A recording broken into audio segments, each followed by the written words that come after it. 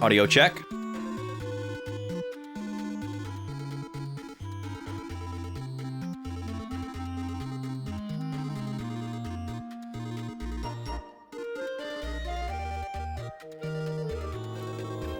Welcome in, everybody. How we doing? Friday has arrived. Hope you're all excited. Or at the very least, indifferent. God forbid you're dreading that it's Friday. But in some lines of work, that is definitely a thing.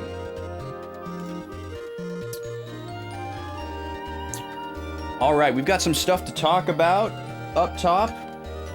Some chatting to do. Matcha's on.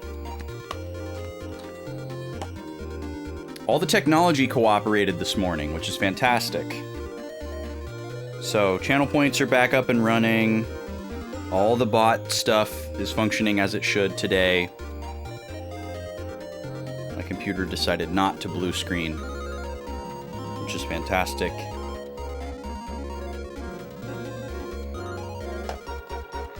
I did refund the channel points from yesterday as well, for anybody that cashed in alerts that didn't get them. I don't believe it. You should. I promise I did, Shane.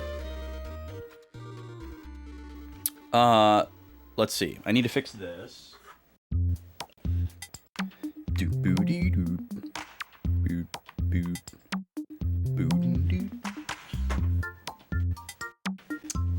Bless you, welcome in. Other early bird lurkers, welcome in. Nice to have y'all. Let's go right over to the layout. Just need to turn this music down a little bit.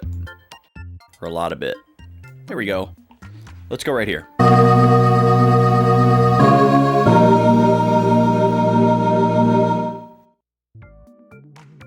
How we doing, folks? Nice to see ya. It's Friday again. I'm looking forward to it today. So, let's see. First off, housekeeping. Today will be... Today will be the last stream until the 18th, because there will be no streams next week, is kind of the more simple way to say it, I guess. This is normally the last stream of the week anyways. There will be no streams next week. I will return not the Tuesday upcoming, but the one after that, which is the 18th. When I come back on the 18th, we're going to be trying out a new stream start time. That is quite different from the current stream start time, but today will be the last time that I go live at 11:30 a.m., regardless of what happens. So when I come back on the 18th, I'm going to go live at 3 p.m. for that week. And I think that's going to work out really great. I think that's going to be the permanent new stream time. If for some reason it doesn't work out well, or we decide there's another time that might work better, we'll try that out. But in the scenario where the 3 p.m. start time doesn't work for us, the answer definitely won't be going back to this stream start time. So forever and ever, we will be done with 11:30 a.m. after today. If the new stream time doesn't work better for you, I'm sorry. I'm certainly concerned about that. But hopefully it works better for more people than it doesn't. People who couldn't watch during work in the US will definitely have a better chance of seeing some of streams. This is much closer to the time that I used to stream. I used to be a nighttime streamer. I used to stream at 5 p.m. Central until 9 on Tuesdays and until like 11 or 12 on Fridays. And I was only streaming 2 days a week at that time. And then I started doing 3 days a week after the little guy came home and I wasn't working. And we've been doing that ever since, but we switched to the early time, which I like. I like the mid-morning thing, but it's not good for the little guy anymore because he doesn't sleep as much as when he was really little. He needs more engagement, he needs more enrichment, and he also needs help eating because he's eating real food. Can't just hand him a bottle. So the new stream time will be better for him because it's going to be less overlap in the time where both me and the lady aren't available. Now that the lady's home all the time, she's working, but that way I can hang out with him the first part of the day. He's very good at entertaining himself, which is great, and we want him to learn that. We don't want him to expect that he's always going to be looked at or attended to every single second. That's not a good precedent to set. And despite what you might hear, it's not necessarily what babies need at this age. Maybe for the first couple of months, don't let them out of your sight, but they need to figure stuff out.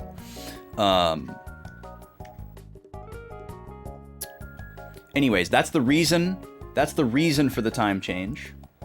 The stream time start change, not the time changes in daylight savings, which just happened in the US. But I'm excited about it.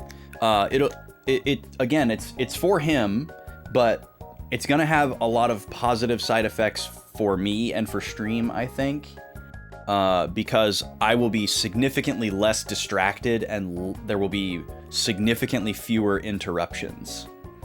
There will be a much lower likelihood that I'll have to just randomly step away, which is very, very high likelihood right now. So I think it'll be nice in that regard. But there are other things about it where we just kind of won't know until we try it out. So we'll see. We will see. You were watching yesterday's VOD. The 3 NPCs on the Durandal are 80s action movie references. Okay. Got it. Yeah, I didn't know who, God, what were they? They were Axel and Riggs. They sounded vaguely familiar, but I didn't know what movies they were from. I mean, I know there's Axel Foley from Beverly Hills Cop, but that's not spelled that way, but I guess it could still be a reference to that. But I have a feeling it's more of an action hero type thing that's more along the lines of John McClane. Is Riggs somebody from Alien? Sounds kind of like an Alien crew member last name. Oh, Riggs is from Lethal Weapon. Okay, got it. That makes a lot more sense. Which one from Lethal Weapon is Riggs? Is that Mel Gibson or Danny Glover? I haven't seen a Lethal Weapon movie in such a long time. That's Mel. Good old Mel. I don't think I would describe him that way, but Danny Glover was Murto or Murtuff? Murto? That's a weird surname. So it's always interesting to me when a fictional character has a surname that is both not phonetically or aesthetically pleasing, not a reference to something. And I guess the third thing, I said both at the beginning, so that doesn't work anymore, but the third thing would be that it's not just a common surname that people are familiar with. Usually when you make a fictional surname, it's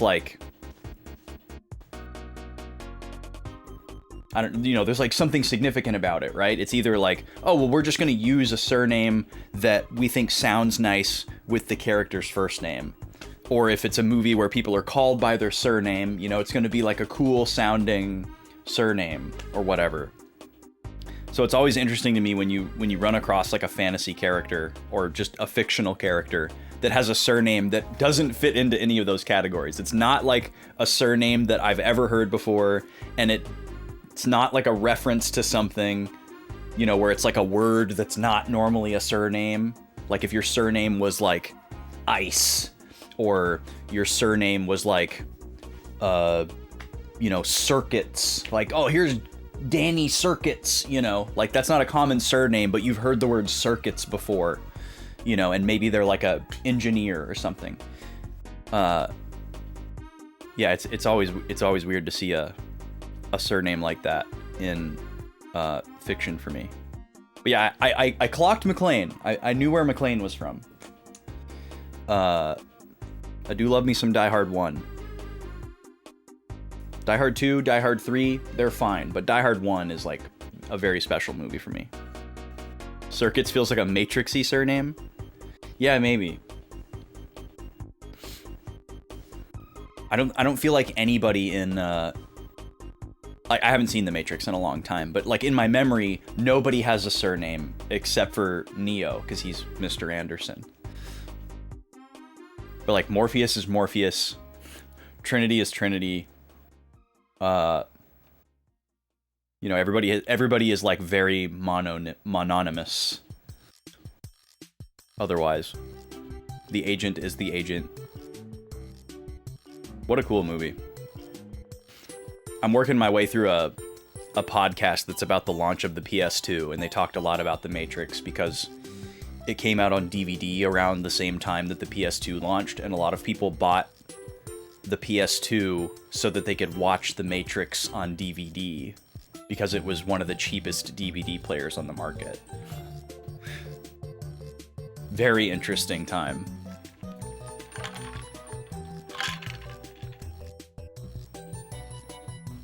You only saw the first Matrix and the first sequel. So you saw the first two Matrix movies. What a weird way to say that. You didn't like the second Matrix movie? I mean, I can see why people think the first one was better, but I still think the second Matrix movie is a perfectly good movie. But I guess if your argument is like there didn't need to be a sequel, then that's a valid point. But if your argument is like, I wanted a sequel, but this wasn't the sequel I wanted, I would be very curious to hear that person's idea of what the sequel they wanted was.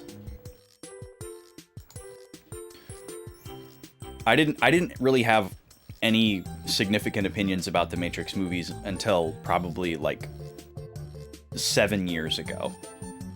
Like, when I saw them, I was pretty young, and I looked back on them fondly as just like fun action movies. I didn't have any like thoughtful, like I wasn't thinking about like the allegories and like symbolism and all that kind of stuff. It was just a surface level fun action movie with like cool visuals and stuff. Until I was like 27.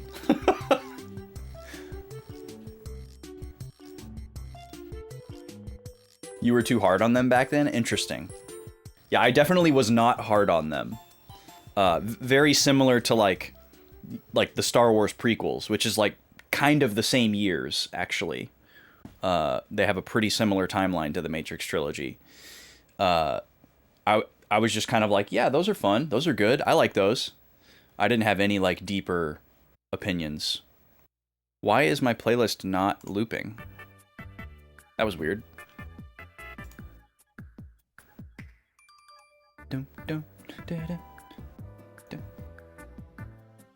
You're a slasher movie fan, so an unnecessary sequel is not a deal breaker for you. Okay.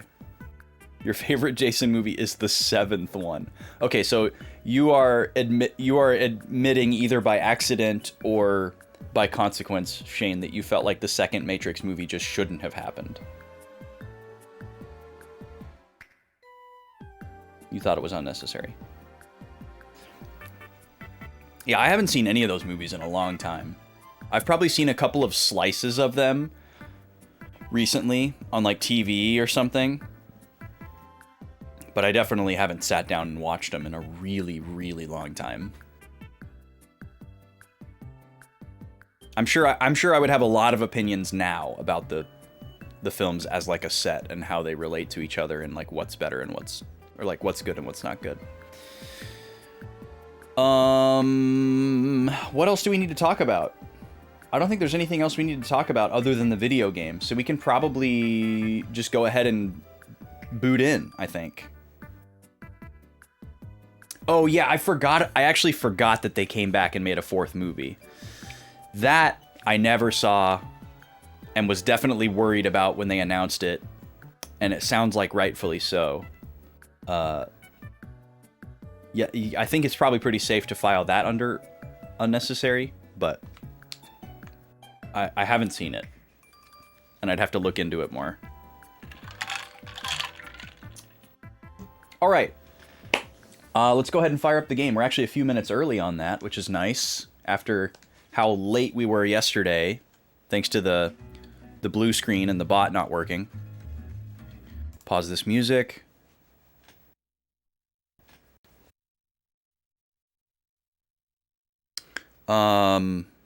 So we are gonna do a recap of yesterday, like we normally would.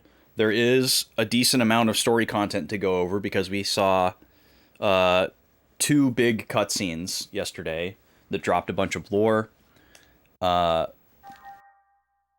then we're going to talk about what the game plan is for today, because we did a lot of stuff yesterday that wasn't story related, that is going to heavily inform how we approach today. So we're going to talk about that too. Oh, interesting, Blushu. Yeah, that sounds rough.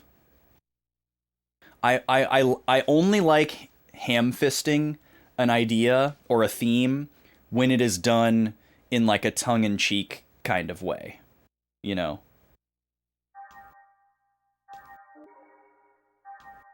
Or when it's done with humor, with a self-awareness. But when you're trying to like make sure that the viewer doesn't miss how deep your piece of media is, or that the viewer knows how like allegorical your piece of media is, like a wink wink to something else, you know. Not a big fan of that. But there's definitely a fine line between like an obvious theme and a ham-fisted theme. And I think sometimes it's a matter of interpretation. Like some people would see a movie like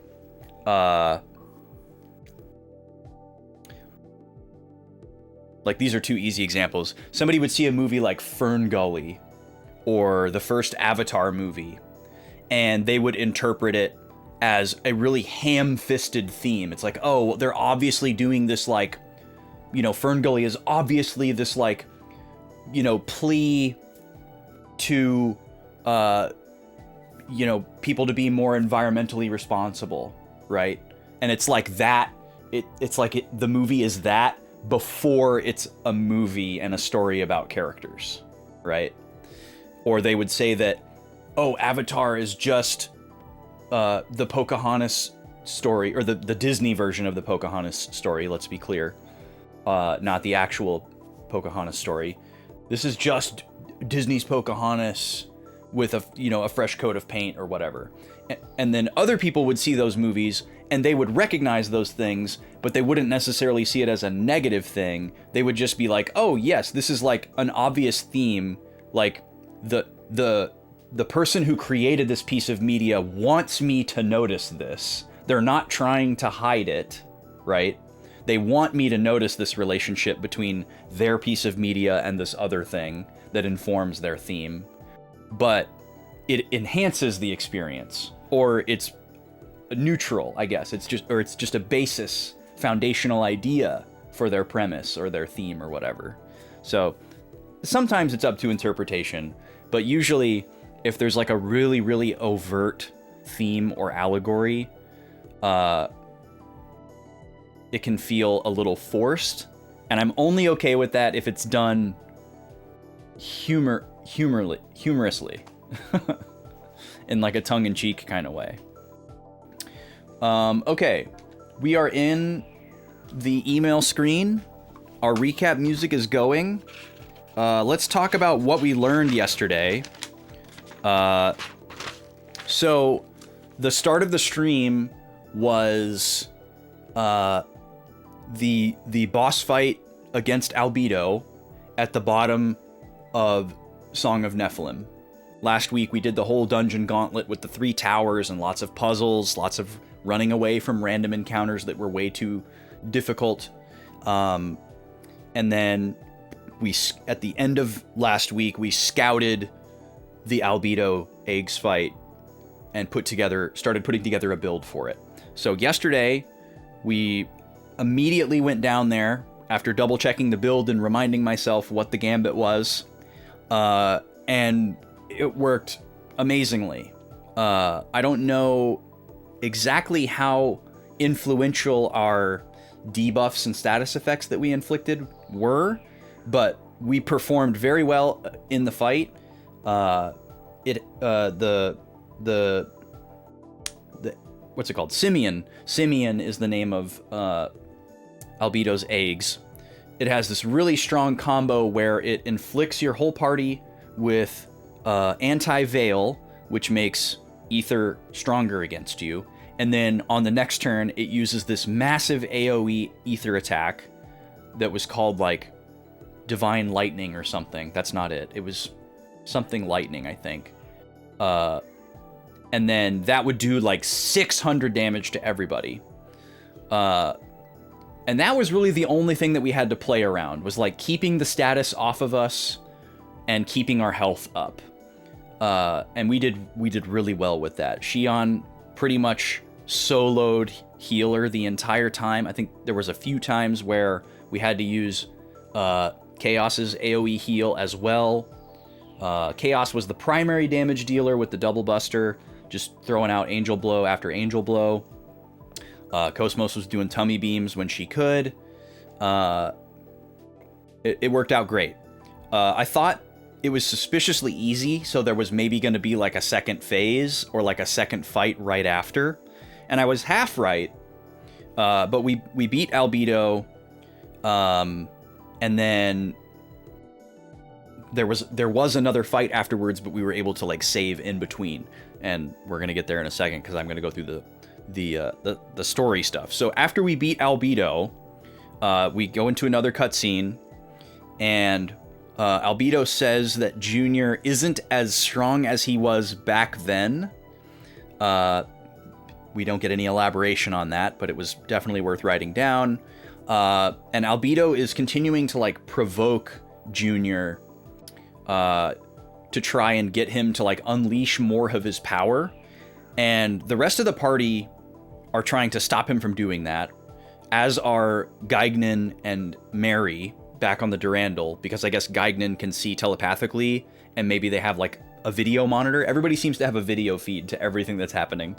And Chaos especially is trying to dissuade him. And I'm assuming it's because they know something that we don't. Like, it's not just like, oh, don't push yourself so hard because it's not going to work. There must be something more to it. Like, Albedo is going to be able to, like, absorb his power or take advantage of him in his weakened state. Something. And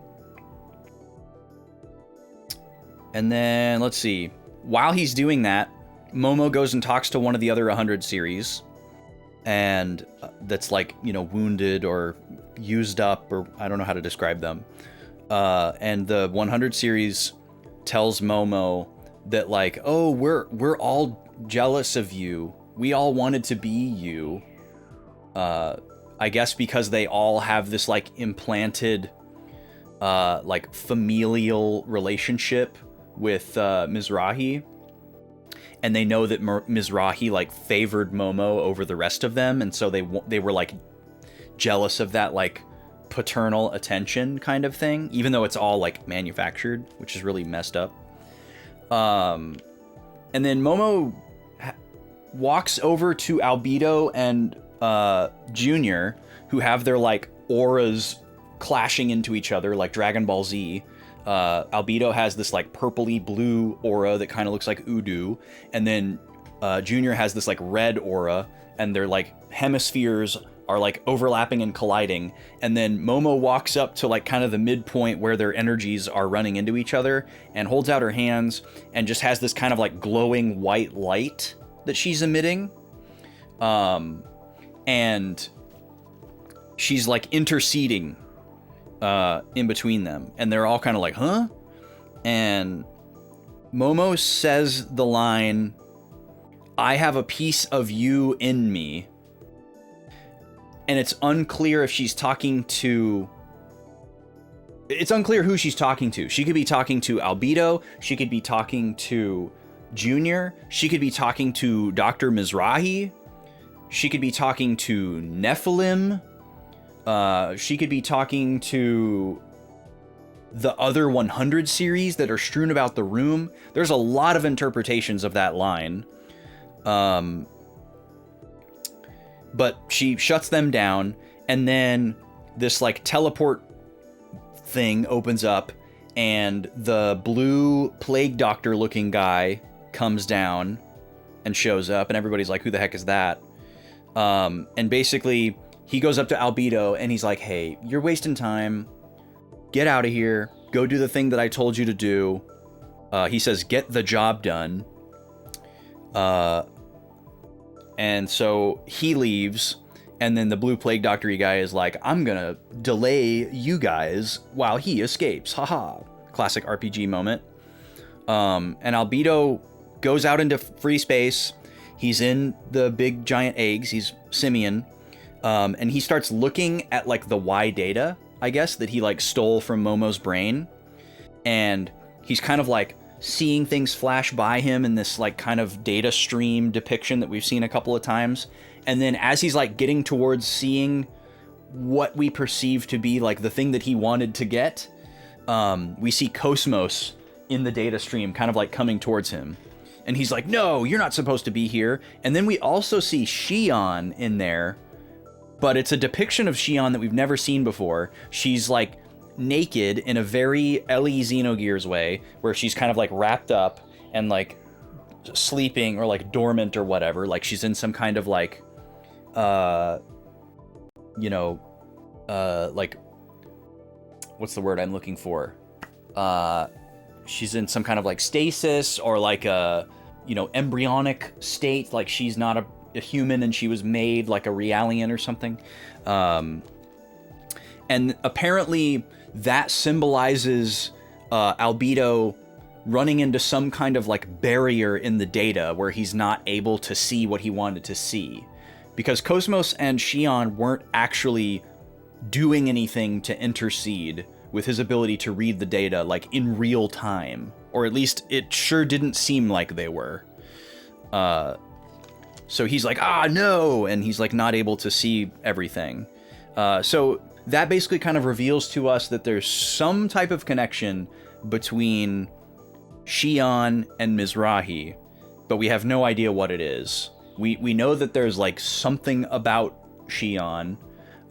We've known that for a long time, but nobody has really given us a clue as to what it is, other than that she's just not as ordinary as she seems. She's not just some lady who's smart and works for Vector.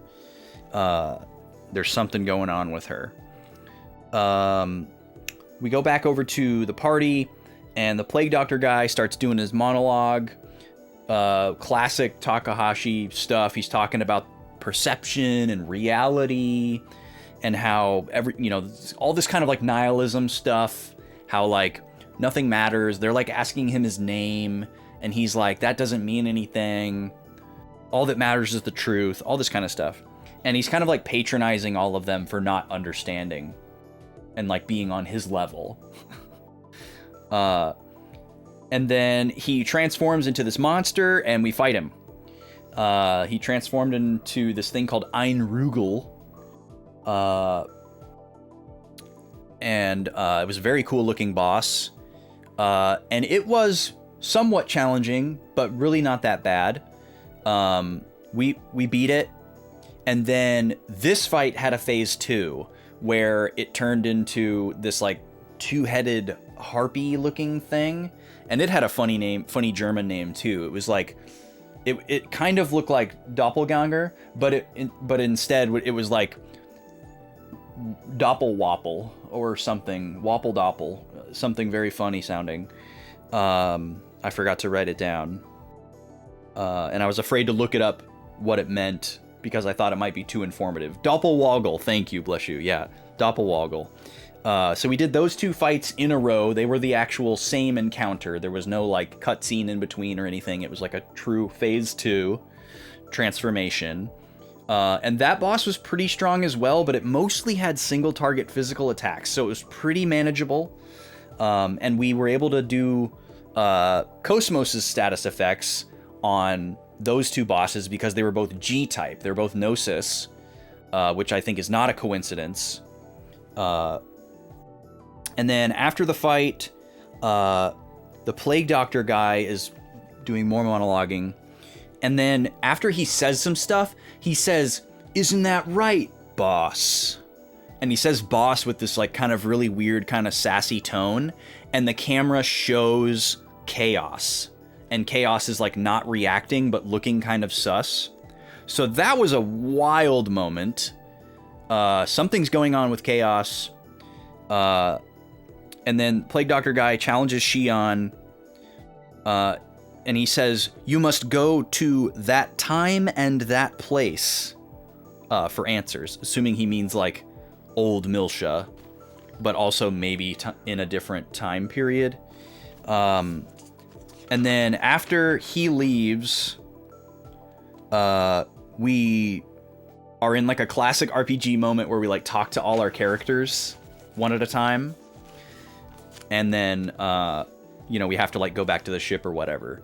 And Chaos is very quiet, even more so than usual. He's definitely holding something back, and we're supposed to be very obviously realizing that there's something he's not telling us at this moment, and it's much more obvious than it has been so far, even though it's been pretty obvious. And then Cosmos confirms to us that the Song of Nephilim has ceased all function. Junior is like, we got to go back to the Kukai Foundation, and we got to use the big giant Kukai cannon to destroy this whole thing.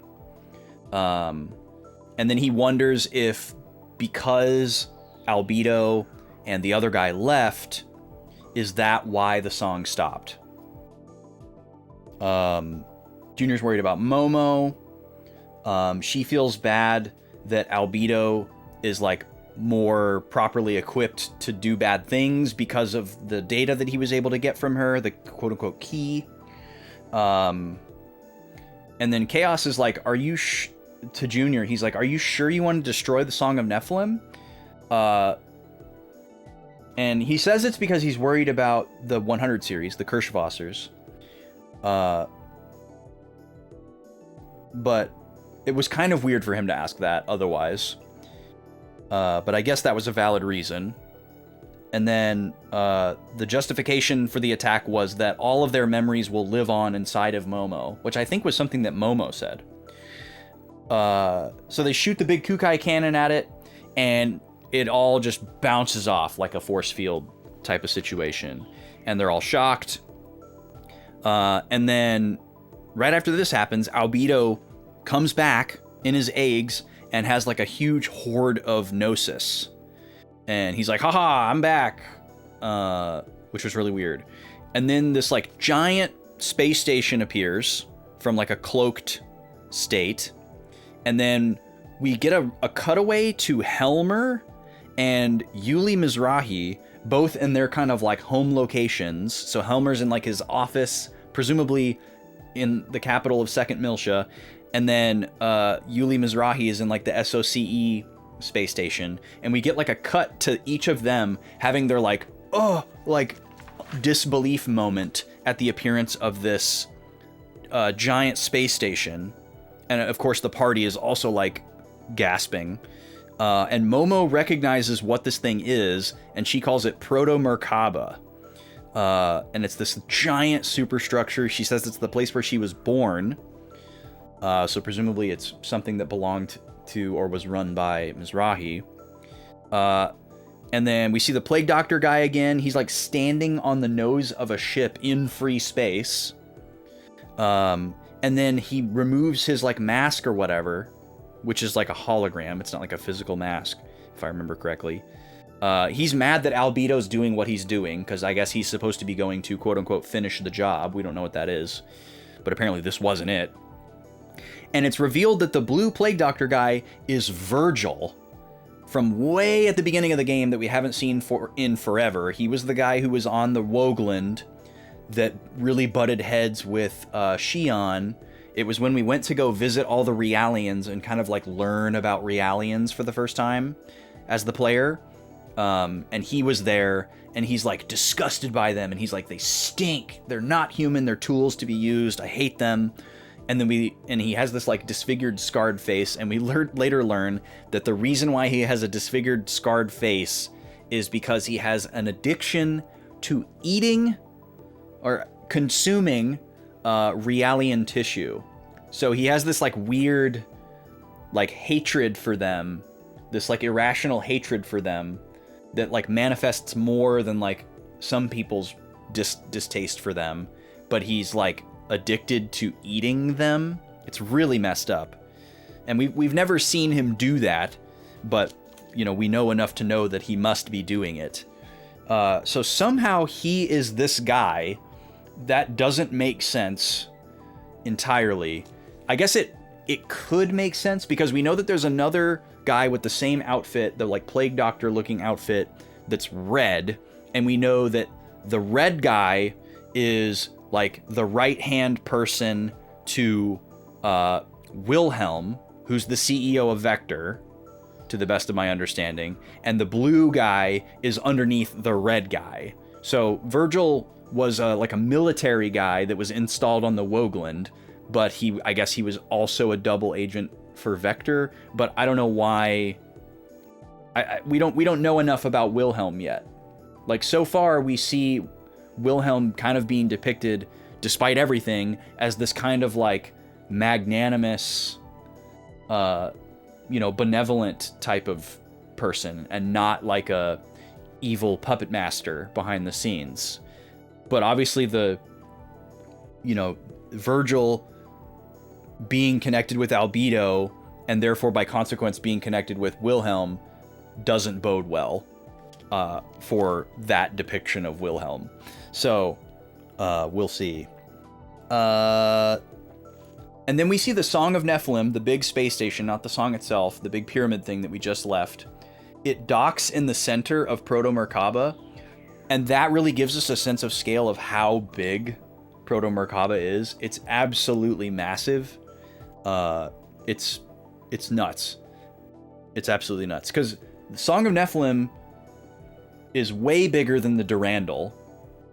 And the Durandal is like this giant skyscraper-sized ship that's like a city that docks inside of a floating space station that's also a city, the Kukai Foundation. And Kukai, I feel like Kukai is like roughly the size of probably like the Mass Effect Citadel. Maybe the Citadel's a little bit bigger, but it's very similar vibes. And Song of Nephilim is bigger than Kukai, as best as I can tell, or it's similar in size if it's not bigger. And it was like tiny compared to this Proto Merkaba thing. So this thing is absolutely gargantuan. Like, you can't really call it a space station because it's like the size of a planet, but it's not a planet. It's like a man-made structure that's floating around in free space. I don't know if it can move around, but it probably can. Then we see the SOCE committee, which we haven't seen in a long time. They're kind of talking about what's happening. They're like really dismayed that Mizrahi's like plans are coming to fruition, even though he's not alive anymore to move them forward. Or at least we don't think that he's alive. It's been really driven home that he's not alive, but maybe he is alive somehow. They're worried about what will happen if they're able to get the Zohar, because apparently something really bad will happen if Proto Merkaba, the Song of Nephilim, and the Zohar all like link up. They're worried about the original Zohar on Milsha. And then Proto Merkaba like turns sideways and shoots this giant beam that looks like it's made of Udu. And they destroy the entire Federation Navy fleet that was chilling outside Kukai. Really bad stuff. And then Albedo is like, this is only a fraction of the power. Get scared, scrubs. And then Proto Merkaba sends out these like strings of light to all the Gnosis that Albedo showed up with. And they all get kind of like yanked into Proto Merkaba. And we later learned in the database that they were like absorbing the Gnosis and taking their power. When I saw it happen for the first time, I thought it was more like a Pokemon going back into its Pokeball. Like they were like recalling them to imply that they're like using the Gnosis or controlling the Gnosis. But I guess they're just like, they figured out a way to like take their powers and use it for their own. It's like it's their fuel source or something. Albedo starts telling us that originally Proto Merkaba, Song of Nephilim, and the Zohar were one apparatus. So that's calling back to what the SOCE was talking about. They're worried about them getting back to that state. And then Albedo starts telling us kind of like what he learned from invading Momo's mind. And the key like through line here is that like the Gnosis, for whatever reason, always will seek the Zohar. They'll go wherever the Zohar is. And we know that the original Zohar is on Old Milsha. We just don't know how to get there because we don't have that Y data that's inside Momo. But I guess basically they figure out, well, we can just follow the Gnosis and they'll take us there. I don't know why they didn't think about this before, but Albedo's like, thanks to Momo, I now understand this and I can operate Proto-Merkaba based on the data that he was able to steal. And Momo's very sad. She feels bad that she's kind of like responsible for this. And then Albedo's like, I'm going to go fire my giant laser next at the capital of Second Milsha, which we know to be like the concentrated hub of like all government in the galaxy. So he's basically just trying to plunge the world into chaos by just assassinating like all of the galaxy's leaders in one fell swoop, and probably like a ton of civilians as well. So that has some horrible implications, obviously. And then Yuli Mizrahi calls us on the Durandal and tells us some stuff about the Proto-Merkaba and like how it works. She gives us a map. She tells us that there's like a reactor that we need to shut down, and that will give us the ability to like destroy it, I guess, because it will lower the shields, or it'll just debilitate it so that it can't function. And it's reasonable to assume that she knows this stuff because she used to be married to Joachim. So there's a little bit of a worry that maybe she's like setting us into a trap, or maybe she really does just realize that this is bad and she should use the knowledge that she has to try to give us an advantage. We don't really know, but nobody seems to be suspicious of her in that moment. And then we also learn that historical record says that Proto-Merkaba was like kicked into a double black hole so that it would be banished from space and never come back. But it's possible that that historical record is not what actually happened, and that somebody with different designs hid the space station, or whatever we want to call it, and put it in its like cloaked state to lay dormant until the time was right, and then just told everybody, oh, yep, we destroyed that thing, we're all good, so that everybody would stop thinking about it. And that was the bulk of the story that we got yesterday. We did spend some time in the database and learned some cool stuff about Junior, Albedo, and Geignan for the most part, and URTVs, I guess. And then we spent about an hour playing the drill minigame, which we're going to talk about in a minute. I am going to go ahead and run the first ad and go check on the little guy.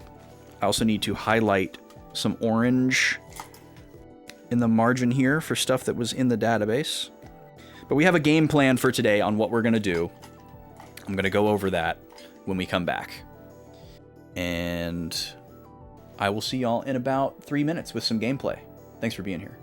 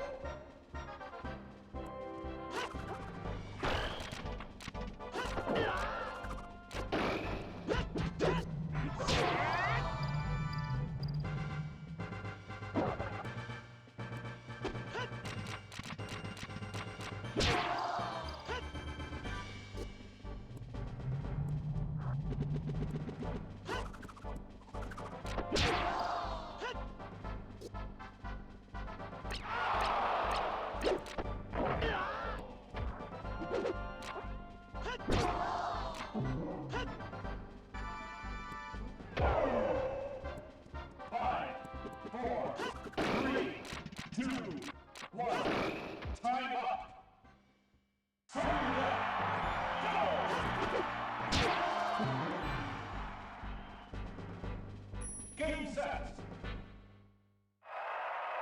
This game's winner is Ba-ba-doo-bee. All right, Link clinches the matchup. I believe that's the first one that's gone to sudden death here. So DK did have a shot at it. He does have 1 point on the board, but it may just have been a fluke because we were on Zebus. Or Zeebs, if you prefer. Let's see here. We'll get our stats updated. There we go. Still 4 more rounds to go with this matchup, and then we're going to switch over to Samus versus Ness for the next 11 ad breaks. Shane coming in with a character selection here of Fox. That is a spicy one. That is going to be the opponent for Captain Falcon in round 56. So that's the number 2 and the number 1 ranked character facing off against each other. Highly likely to be our 2 finalists when we do the big bad tournament early next year. That'll be cool. If you were hoping to pick a character, or if you'd like to pick a character, you can still do so with 1,000 channel points. We can stack up these matchups all the way into the future until we have them all figured out. Just know that they may not happen for a while, because these take a while to get through. But we're now open for selections for matchup number 57. You can pick anybody you want, except for Link and Jigglypuff, because they've done all theirs already. Captain Falcon and Mario are behind the other characters by a little bit, so I definitely would float Mario as a suggestion. He's got quite a few matchups left, and they should be some pretty interesting ones. He has a pretty tough remaining schedule for our number 3 guy. It's going to be tough for him to hold on to that number 3. Anyways, let's go back over here. Wait, what? Oh no. The ad didn't run? Ugh, that's so lame. Alright, well I've got to run it. Let's see. I don't want to run it while I'm talking about the game plan for today, because that seems bad. What can I do while I run it? I guess we could just yap and talk about Smash Bros. Alright, I have to run this ad. It did not run while Smash Bros happened, so you're welcome for free Smash Bros, I guess. I'm not going to start gameplay until this is over. There it goes. Okay. First off, I gotta fix this.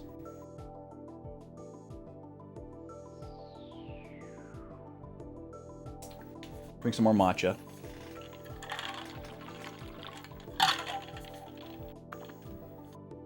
I have a very cool art project going right now, which I'm pretty excited about. I have a speaker cabinet that I've had for a very long time, and it has a a long history that I'm not going to go into of its journey. But basically, at a certain point, well, actually, I'll go back even further. In like 2008 and 9, like my first 2 years of college, I had this cool idea that it would be fun to either make pixel art with, like a giant piece of pixel art, or cover something in Starburst candy wrappers. Starburst was always like a candy that I enjoyed, and I love things that come in like an assortment of colors. Like if you show me a bunch of the same thing but they come in like different colors, I'm like immediately interested. You know, like you got your Bionicles, you got like elements in an RPG, like Pokemon energy types, you know, energy cards, like I'm immediately interested in like a color-coded system. So there was a very aesthetic relationship that I had with Starburst, in addition to enjoying like the flavor and the texture and everything, and like the shareable nature of it as well, I guess. You know, like you open up a pack and there's like 12 pieces in it or whatever, but there's three different flavors and there's 4 of them, or there's 4 different flavors and there's 3 of them, you know, and you can kind of like share them. They're all individually wrapped, that kind of thing. And so for like 2+ years, I would buy as many different varieties of Starburst as possible, and I saved all of the wrappers. I would like fold them out perfectly flat, and I had like a Ziploc, and they were like paper clipped by color, and so I was just saving like hundreds and hundreds and hundreds of these Starburst wrappers to eventually use for something, but I didn't know what I was going to do with them. But I knew I wanted to do something with them. And then at a certain point, I decided, okay, what I'm going to do is I'm going to cover this speaker cabinet with them. And I'll do like a gradient, like a rainbow gradient over this whole speaker cabinet. And it ended up happening where the speaker cabinet was in a state where it didn't work, but I had already started the art project. And so I was like, what do I do? Do I just like abandon this idea? Do I try to take the wrappers that I still have and use them for something else, and this is just lost to time? Do I try to salvage the cabinet as a way to salvage the art project? What do I do? I ended up going with basically the third option. So I continued to use the cabinet in its like semi-complete state, but because I didn't complete it, like I covered it, but I didn't use all the colors. I didn't like plan out the coverage before I started doing it. I just kind of like winged it and like arbitrarily started putting wrappers on and like creating the gradient. And then I realized, oh, I'm not going to be able to use the full spectrum of colors here. So I'm just going to have like 2 ends like run into each other that don't overlap cleanly. Because I basically had like a full Roy G. Biv, especially like pinks and reds. There's so many different shades of pinks and reds, but it was going to go all the way, and there's like greens and blues and like cooler yellows and warmer yellows, and they were all going to seamlessly, you know, and the blue was going to tie the cool to the warm. You know, the green was going to go into the blue, and then the blue was going to go into the purple, back into the red, you know, and it was all going to like cleanly link together. That's how I imagined it in my head, but I didn't plan it out well enough, so it ended up just being like on the bottom, the green runs into like the light purple, really uncleanly. And I was like, well, it's on the bottom, you know, you won't see it as much. And then I was like gigging with this cabinet, and I had planned to like cover the whole thing in like layers and layers of sealant to like protect it, you know. But I needed like special equipment for that, and I lived in an apartment. I didn't have like a garage, so I didn't have like a fumigated area to do that. So I didn't know how I was gonna do that. Plus I was just like a much less knowledgeable person back then, just in a general sense. So I had like the sealant, and I had the brushes, and I had like the respirator mask that I needed, but I didn't have like a place to do it because I couldn't just do that in my apartment because it was like a carcinogenic risk for my roommate, you know, and me if I didn't leave the respirator on for like a stupid amount of time while the place like fumigated or whatever. So I just never did it, and so as a result, I still wanted to use the cabinet, and it looked awesome, but it got like really damaged and dirty over the years of just like being used and like, you know, like I was very careful with it, but still like inevitably, like we're talking about like little pieces of wax paper that are like glued on to something, and they're not meant to be glued onto anything, you know. So it got like damaged a lot, and then it has just kind of like lived in storage for like years and years and years and never really been used for anything. And I've decided to revive the project and finally complete it. And I'm very excited about it. So I've spent the last couple days going back and like touching it up in all the spots where it's like damaged. And then I've actually also figured out a way to incorporate the colors that I didn't use and like complete the spectrum without just having to like, you know, completely redo it over. Because I still have all the wrappers that aren't already stuck to it. So I'm very excited to finish that up and show it off and have it be in a state where I can use it without risking it being damaged.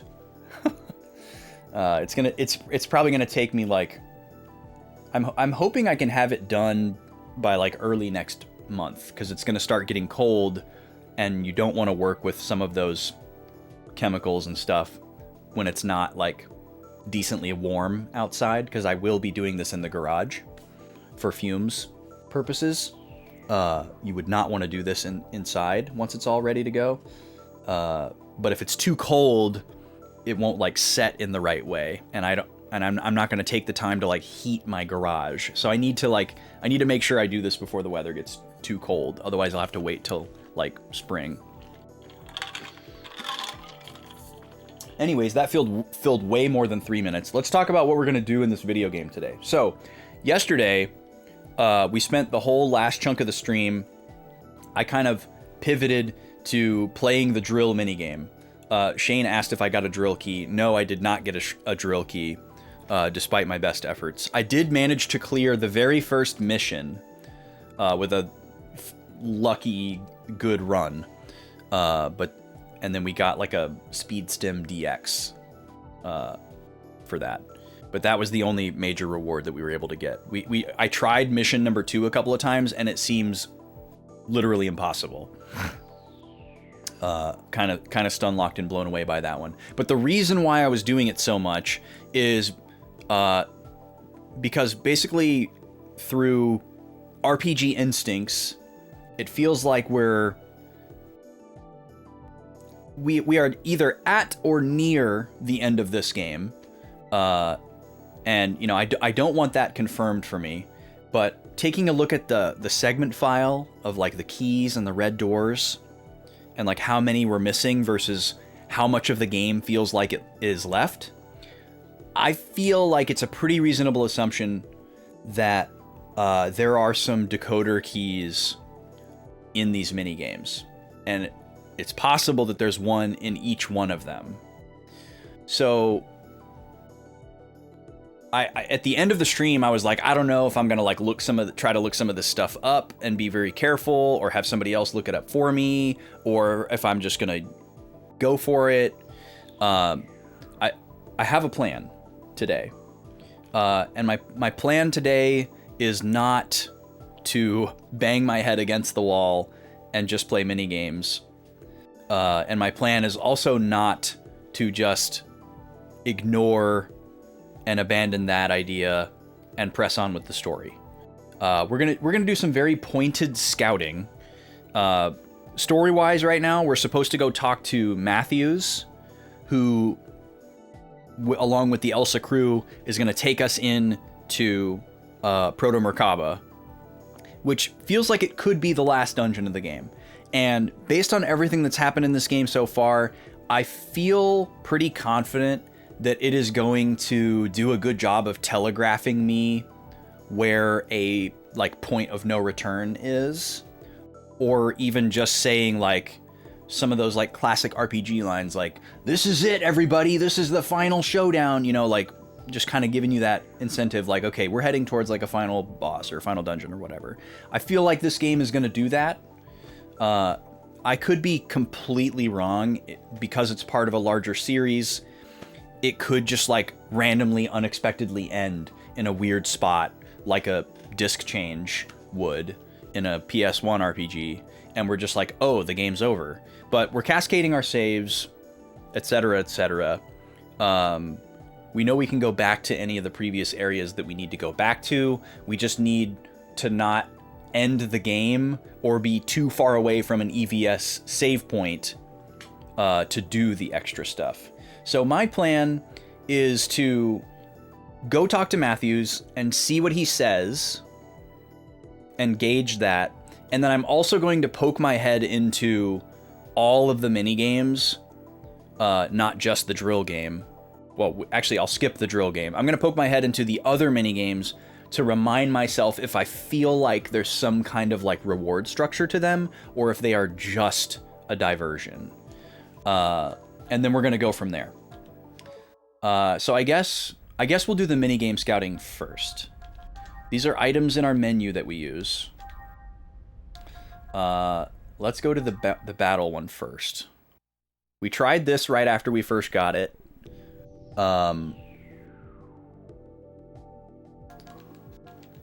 And it was really hard, and I didn't super like it. The controls are pretty intense. It's like tank controls. Every button does something.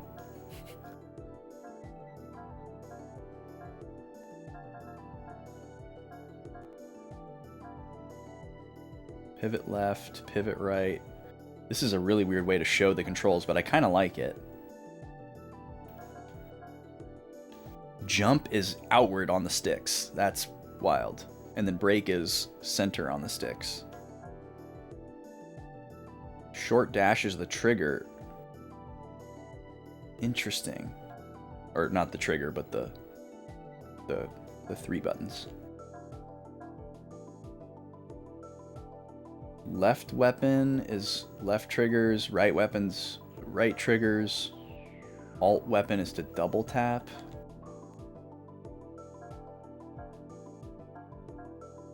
Remove weapons. Weird. Hey. Stop it. So yeah, I kind of feel like if there was some kind of reward structure for this game, that it would say it on here. Especially given the fact that this is compatible with multiplayer.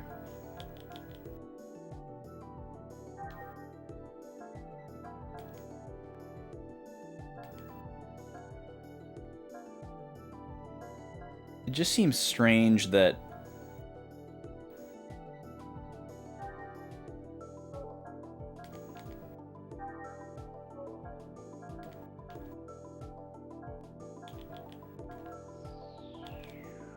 shield seems like a good idea.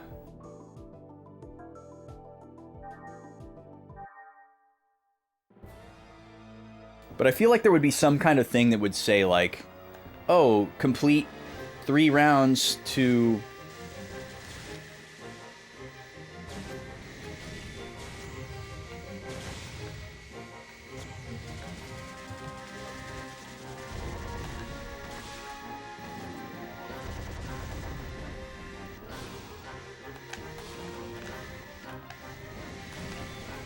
Why is it so hard to turn?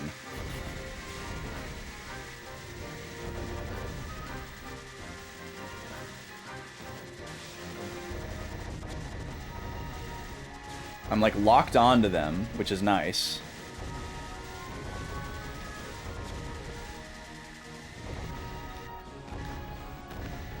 Okay, I'm out of bullets. I win! And then I think you have to win 2 rounds. But the second arena was a huge problem. We weren't able to get anything done in the second arena.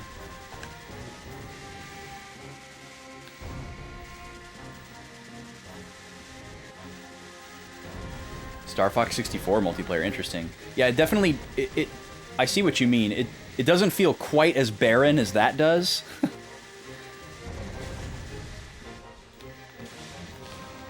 But there are some similarities.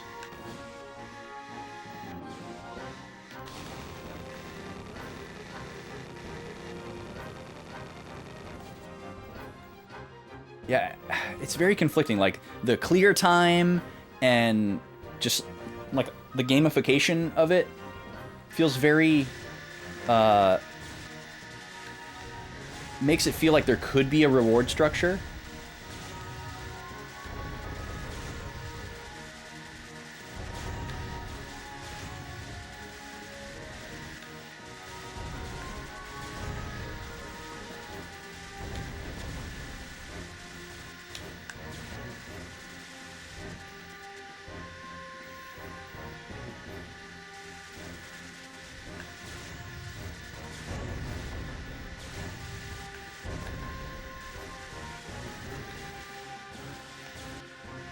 Alright, and then we move in. Corner up. Whew, just barely. We got devastated on this one the last time.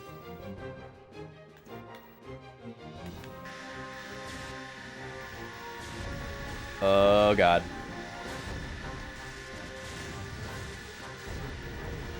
No, it's happening again. Why? Why am I just spinning? I don't understand.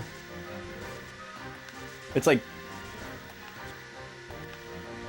sometimes you're locked on and sometimes you're not. I don't know how to... I see this. I have no idea why this is happening.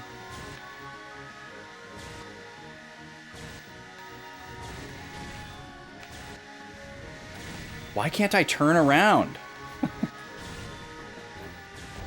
I don't understand how to turn around.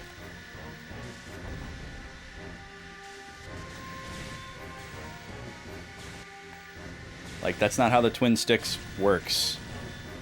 It's not actually tank controls.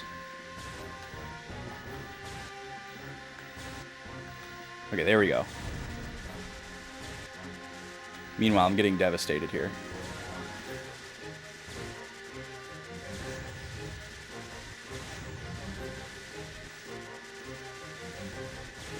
You're in the corner, though. That's kind of good.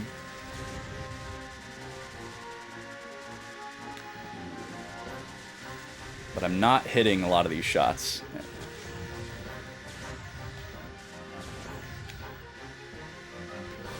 So we're probably dead here.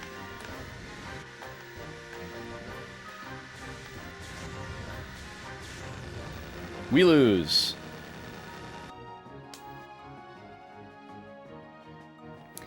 But yeah, I'm torn. I could very much see it being a thing where it's like, oh yeah, this is how you get one of the decoder keys, and the game doesn't need to tell you that. Definitely doesn't need to tell you that.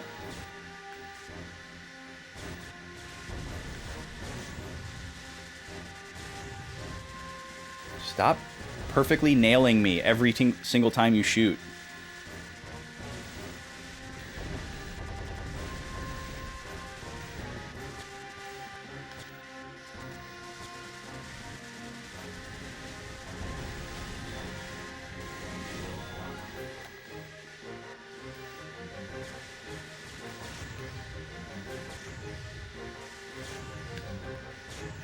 The shield is so slow that it's like unusable.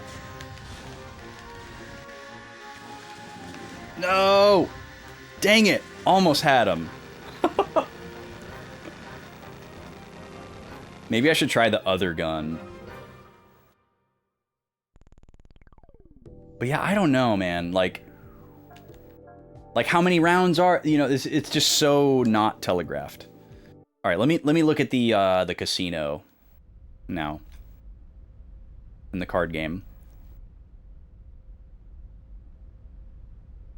It just seems very not coincidental that there are 4 minigames, and we're actually, I think we're actually missing 5 keys.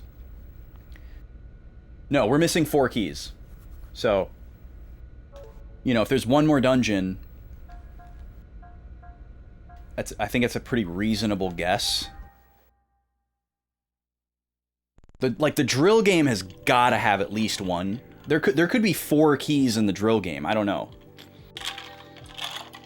Here we go. Prize exchange.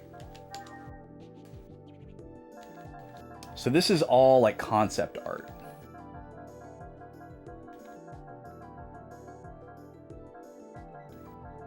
Cards. Okay, so I feel like we can definitively say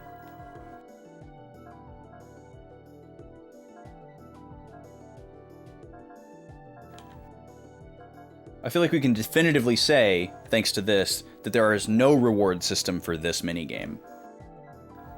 Or, sorry, we're literally looking at the reward system. We can definitively say there's no decoder key hidden behind this minigame. Which is good. This is just a minigame. There are rewards, and they seem okay. And we could technically just buy all the rewards in this game without ever playing the minigame, if we had enough money. So that's actually good information. Let's look at the card game really quick. You're a poker fan, Shane? I only like Texas Hold'em. I like Texas Hold'em a lot, but this is like old school, like 5-card stud.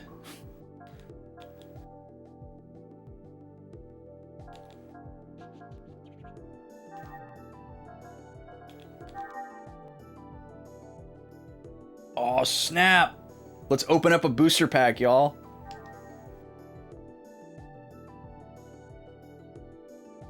Bunny. Are these all the same? When the E mark is removed from this card, all the cards on the field are downed. What? So what? There's one card in every pack? What's going on here? Why do we see these 3 different things? So confused. Oh, these are the promotional cards. Got it. We got the level 10 Chaos card.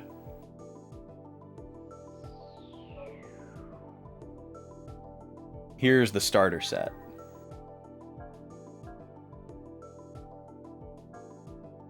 Civilian Child. Sick card.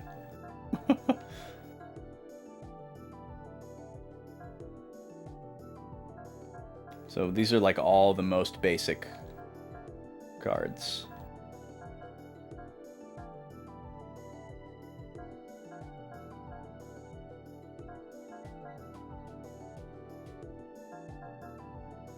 Federation Cruiser. Cool. Okay. You can only hold up to 3 identical cards. Oh, it just automatically sold my duplicates. Okay. Now we're opening a pack.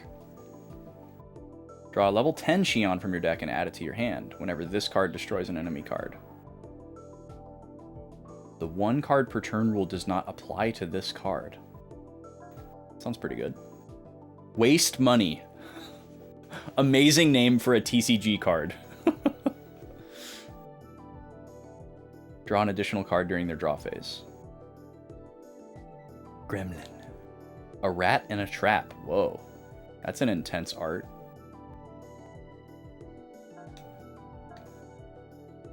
Retreat.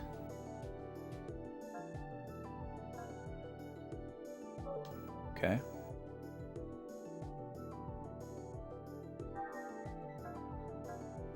So is this just showing me... I can't tell if I'm picking a card to discard or if it's just letting me look at the cards before I sell them. Ooh, Dragon Skull. Cool. Revive. Goblin.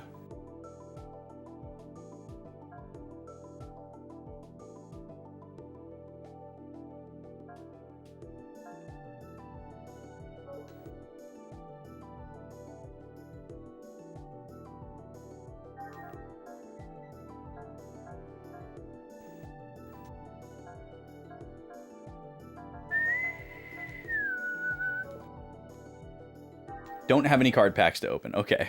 Thanks. View cards. So this is like the index of cards. There are so many. How many are there?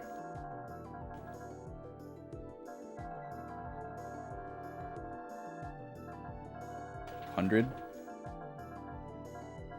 More than 100.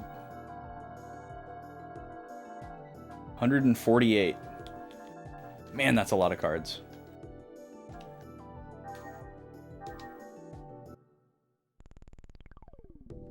You've never played real poker because you don't gamble often. Yeah, I played a lot. Like, poker got really... Texas Hold'em specifically got really popular in, like, the mid to late 2000s. And I was like a teenager at the time. So a lot of my friends and I got into it. You could play for free, like for not real money at all in this app that was really popular on Facebook at the time. And we were all playing that like all the time. And it even had like a ranked system where like you would have a ranking based on how many like chips you had across all, because you would like take your, it was really dumb. You could play the game and you would like earn chips, and then when you played the game again, you would still have those chips. It wasn't like a realistic setting where like you play a table against a specific set of players until that game is over. You could just like drop in and drop out at any time. So it was very like exploitable. You could get like a bad hand and you could just leave the game, you know. That would happen all the time. But we would play and game the system and get to like a really, really high level of chips, and then it would only like put you against other people that had like the same numbers of chips. So then the pots would start getting like really, really large, and that would get really exciting. And you would think that you would perceive it as if you were playing against people that were like higher level, but it was really just like people who played more often and people who understood how to like kind of cheese the game. But we played that for a long time. And we would also play like in real life with real cards. And we did it a few times for real money, like amongst friends, but it was never anything like, you know, super high stakes. It was like, hey, everybody pay $10, you know, and the winner gets like $70, you know, whatever. And then like second place, third place gets a little bit less. There were a couple times where we did that. There was one time though where one of my friends had a poker party. And I can't remember if it was his birthday or if it was like a graduation party for like our senior year. But they went all out. Like this company came to his house with actual tables and dealers and like set it up. And there was no money, so it wasn't like actually gambling. It wasn't like illegal or anything. There was no money whatsoever. There were like arbitrary prizes that were like related to the event. You know, like the first prize was like, it was probably like an iPod, like a current gen iPod or something like that. You know, it was like some type of like electronic device that had like a couple $100 value. Like they were good prizes, and they were like video games, and I think there was like 12 players or something like that, and like top 5 got something, so like your odds were pretty good, and we're all friends, and that was really cool. I can't imagine what they must have spent to make that happen for that party, and like, you know, they were a wealthy family, but that kind of felt like a different level at that moment. They like really went all out for that. That was probably the most legit poker thing I've ever done. That was the only time I've ever played poker where there was a separate human that was a dealer that could be like the check and balance to everybody's play. You know, because there's like, when you're playing like friendly, there are things that can happen that are like against the rules that people might not realize, because you're like, you know, somebody might try to slip something by, but it also can just happen like non-nefariously, where like it's like, oh shoot, you know what, we didn't move the blinds last turn, and those two people did small blind big blind in the same spot 2 hands in a row because we forgot, because we were yapping, you know, or somebody got up to get a drink or whatever, or like somebody accidentally saw somebody else's cards and, you know, you have to like reshuffle, you know, things like that. So it's like a little bit more legit to have like the extra human dealer, because they're also a referee. Like these guys were like legit. It was pretty cool. I don't think the card game has any prizes either. I could be wrong, but given the fact that we can definitely confirm that the casino minigame doesn't have a decoder key, I'm feeling a lot better. Even if that means that there's like more than one key in the drill game, at least we could just focus on the one drill game. Like, as hard as it is, I'd rather be focusing on the drill game than the card game, because that seems like way more of a time investment. And the robot fighting minigame also seems like kind of a crapshoot as well. The casino near you used to give you free soda. They don't anymore. You miss your free ginger ales. Yeah, I wonder if that was seen as like a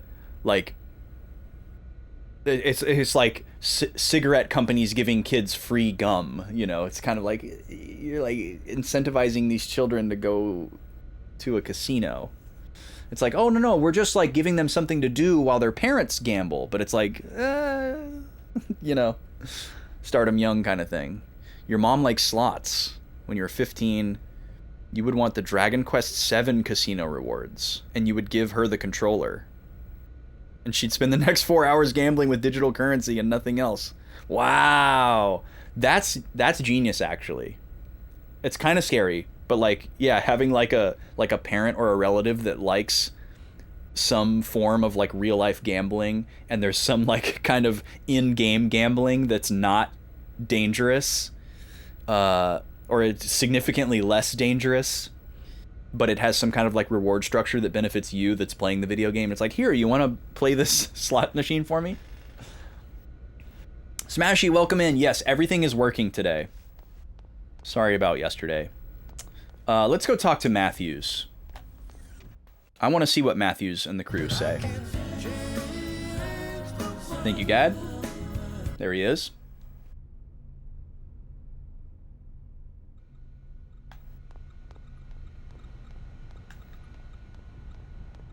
So I'm assuming he's going to say something like last time. Leave it to me. There's nowhere the Elsa can't go. I'm with you all the way now. Thank you for Frozan. Classic. We're ready to go anytime. I can take you to the Proto Merkaba right now if you want. Okay, so this is very unceremonious. So this tells me two things, potentially. I feel like this means this is not a point of no return, and that we will be able to freely come back and forth between Proto Merkaba and the Elsa, similar to how we were in the Song of Nephilim. I feel like the game is doing a very good job of setting a precedent that like nothing is missable. We're never going to lock you out of anything. You're always going to have access to, you know, everything, basically. Like, I can go to the Dock Colony right now. I can still go to Kukai. Nothing is blocked off from me. Like, I can get to everywhere via the EVS. I have an access to an EVS save point. Everything is open. And it seems like they're going to try to carry that forward all the way through to the end. even if this is the last dungeon. So I feel pretty good about that. Corn on the Proto Merkaba. That's amazing. Thank you for sneaking one in, Gad. Yeah, that sounds pretty scary, Shane. That sounds pretty scary. I would not... I wouldn't want to go to a casino for, like, any reason, really. But I especially would not want to go with somebody who was, like, a really active gambler. I think it would scare me a lot. Even if they were just, like, an acquaintance and not, like, a close friend. You don't understand. The 1-2 right to Mark Griffin's gut.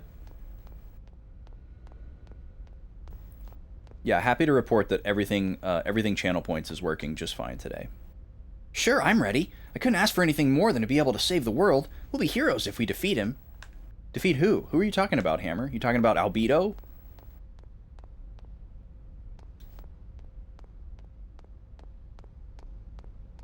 Alright.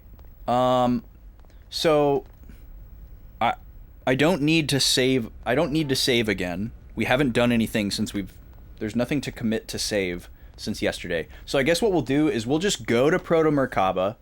I'm sure there'll be a cutscene and some lore and stuff, and then we'll get confirmation of whether or not we still have access to come back here to the Elsa. If we're not locked out from EVS save point access, I'll just start doing the dungeon, I think is going to be the answer here. So let's see what happens. Let me get my notes page ready, because I haven't done that yet.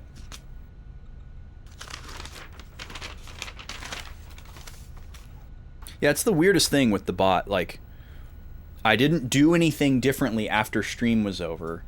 It was just like a certain amount of time needed to pass, and then the WebSocket like figured itself out, and it's like, oh, the settings are indeed correct, and things have been reset.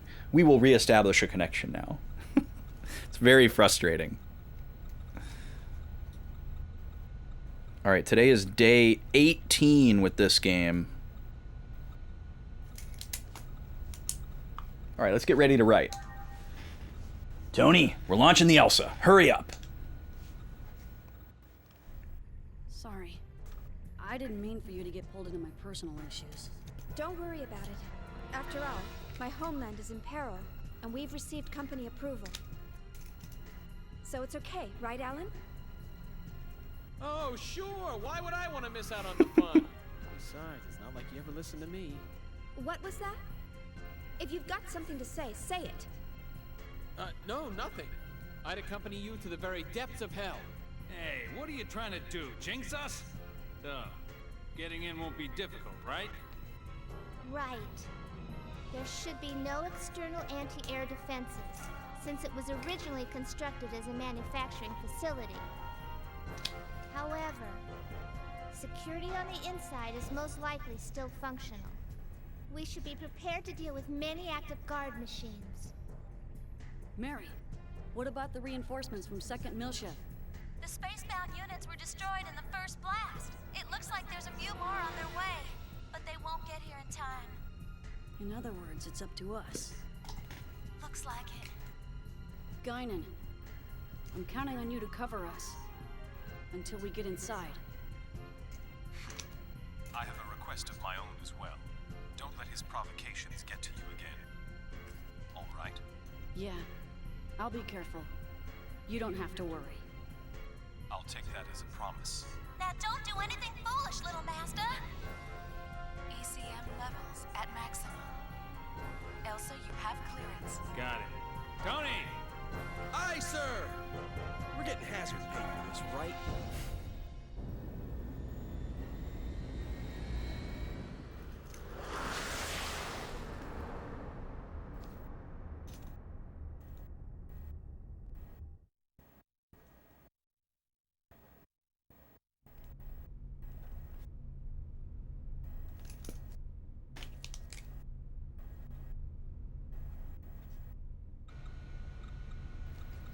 Oh, and we're just right back here. Okay, I have a lot of things to write down. There was a lot in that scene that I liked.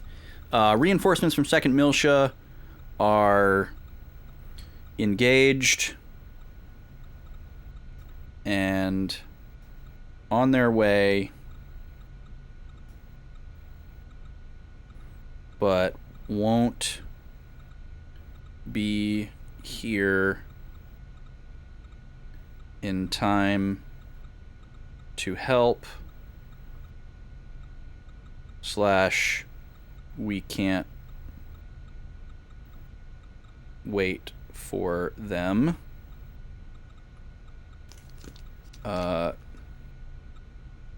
Geignan will cover our approach and tells Junior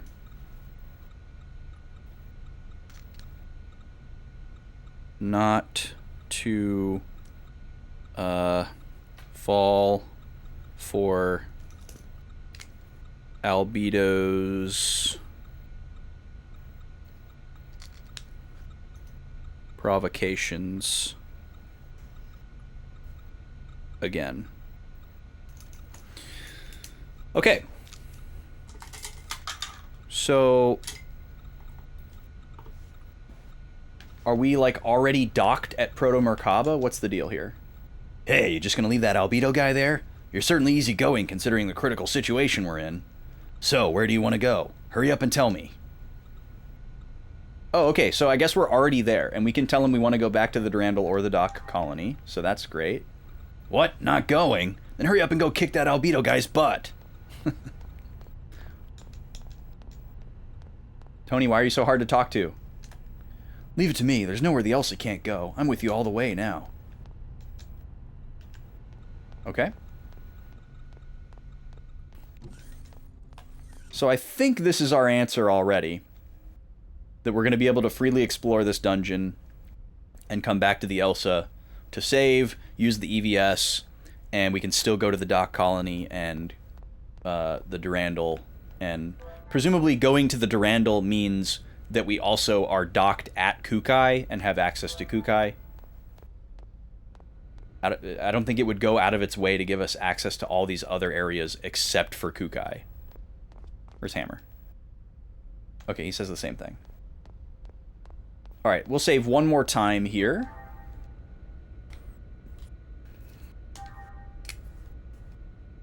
I think we're on 19. Yep. And we're just going to call this one docked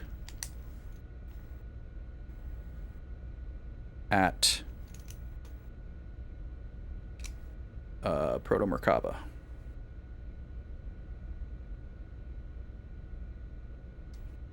So who knows? Maybe this place is so big that we're just going to find 4 decoder keys here. I feel like we're guaranteed at least 1 key and at least 1 red door here, because that has been the structure so far. But there have been a few places that have had more than 1 red door. But I don't think there's been anywhere that's had 3. Let's see here. The Wogland has 2 doors.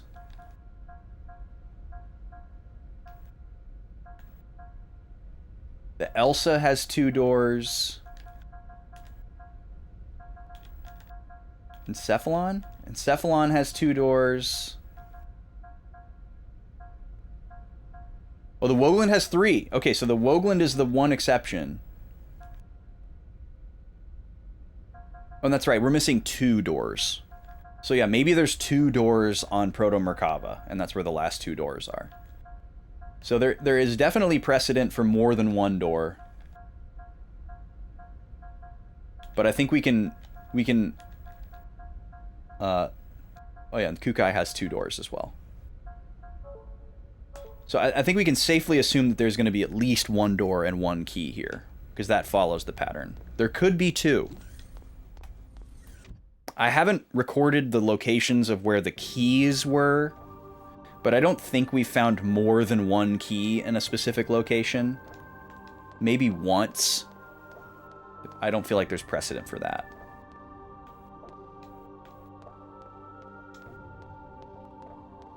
Spooky music. Oh, that's going to be like an enemy eggs. Okay. 2 dungeons in a row with music? Yeah, wow.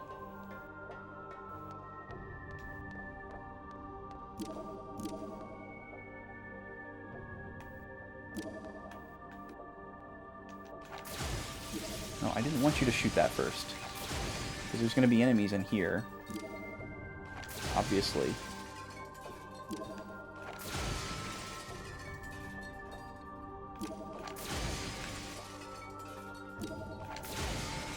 There he is. Right at the end. Oh, he's coming this way.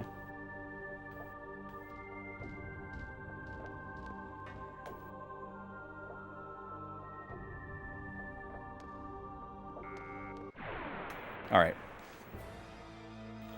So let's see if this is like the last dungeon where the random encounters are super strong and annoying and we end up just running away from them. So we got a Gnosis type enemy.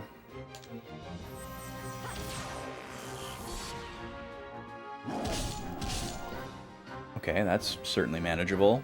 Let's scan you.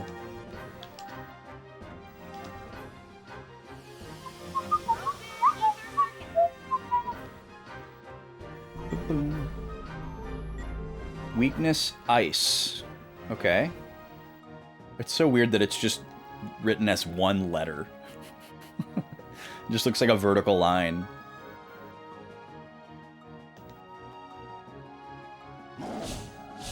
Nice. Let's see how much this ice does. What if it does 2,000?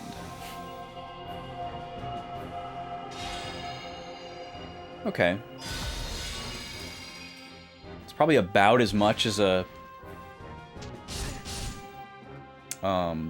tech attack, but we'll see. Let's see how much Tummy Beam does. Might be time to bring our poison immunity back. I bet this will do more.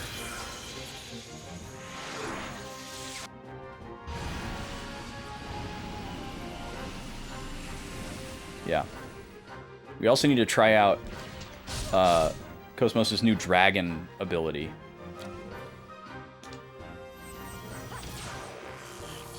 We don't have that equipped right now.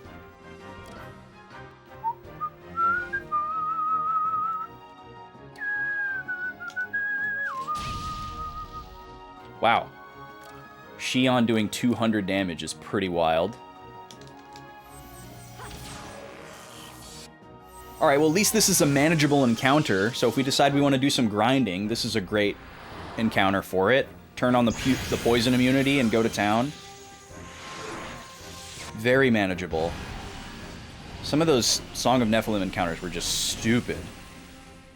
Like 4 or 5 enemies that are like really fast and all have some kind of like AoE that does like 200 damage. I don't know what they were thinking. I was like, is this just a huge difficulty spike for the last dungeon? But then the bosses were easy and it's not the last dungeon. Okay, poison doesn't persist. Great. Love that.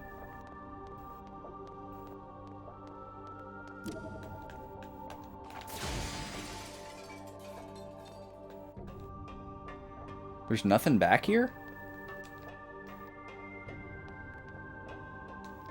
Okay, it was a tarp.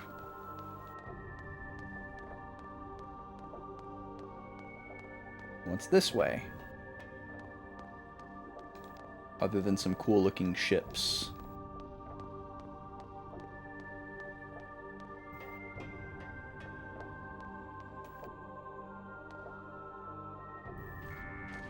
Okay.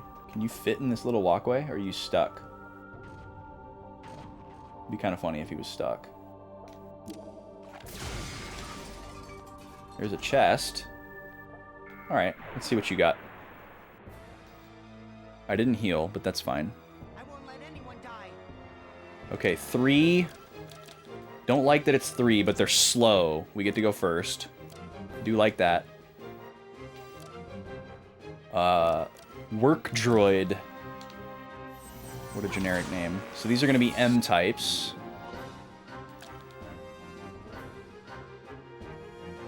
Let's go ahead and do the AoE heal. Make sure we're topped off. And then I'll boost her in as well.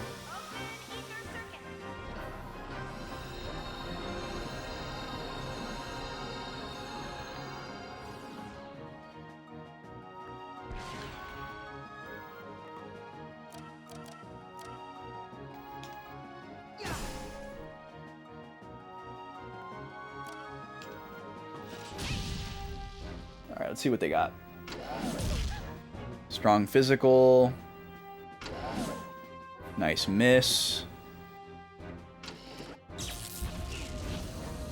And some weak ether. Okay, definitely manageable. How about a tummy beam?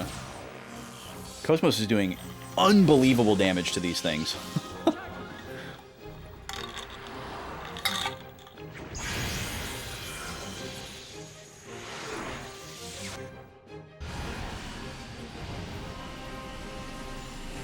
Woo! 800! That's one of the biggest damage outputs we've seen in the whole game.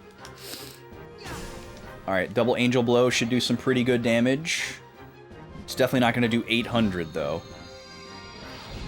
So I wonder if M-type enemies resist spirit at all. That would be an interesting relationship. If there's kind of like a triangle between like spirit, mechanical, and gnosis. Alright, really good damage. I don't know what Xion has for attacks. Oh, we got a new thing that we dropped Spell Ray for. Let's try that. Rainblade. Man, this is some of the most damage that Xion has ever done. Pretty unbelievable to see her putting out numbers like that, even on a critical. Whoo! Okay, Rainblade. Okay. Yeah, we got some good data for sure on that, Xion. You're right. Chaos is up to level 31. Oh yeah, we never checked out those accessories we got from the boss. Let's do that while I'm thinking about it. We got two different things. Let's see if I can find them. One of them was a repeat, I think. Yeah, Samurai Heart. So now we could give somebody 20% counter rate. What was the other thing that we got?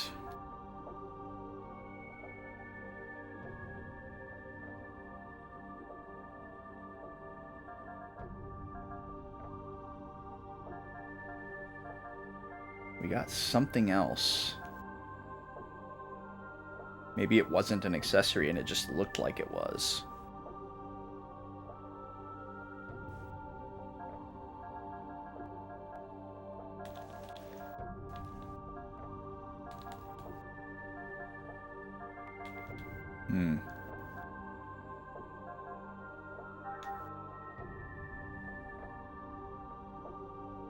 Oh yeah, we could switch Cosmos' weapon as well.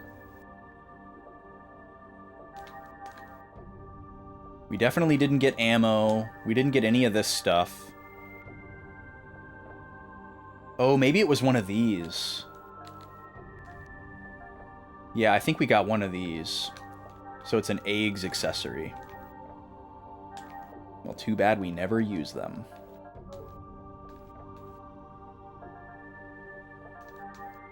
Let me look at my other characters here. Ziggy and Junior are at level 29. Momo's at level 28. I want to revisit my party. I want to look at these ether trees that I wrote down and see if there's anything I want to go for.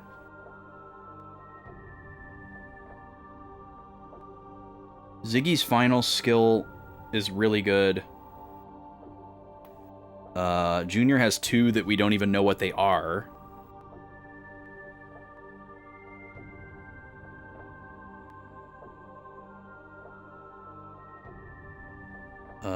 He has a speed boost ability as well that would be pretty good to get. Momo has a ton of abilities on her ether tree that we don't know how to get to.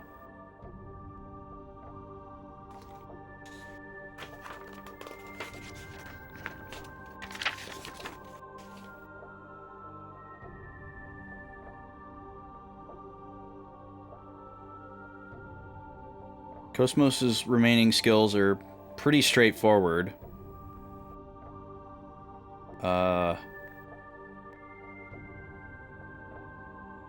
Shion's got a speed boost.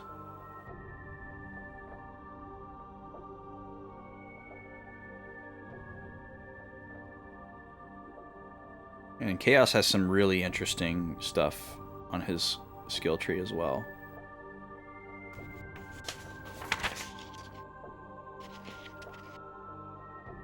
So yeah, I don't know. I could be missing out on some amazing stuff on Junior and Momo by not knowing what some of those remaining skills are. But with what I know, I'm kind of inclined to stick with my current party.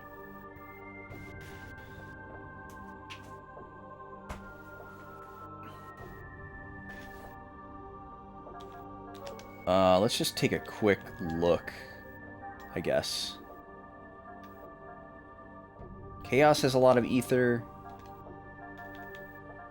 Cosmos and Shion have nothing. Peanuts. How about tech points?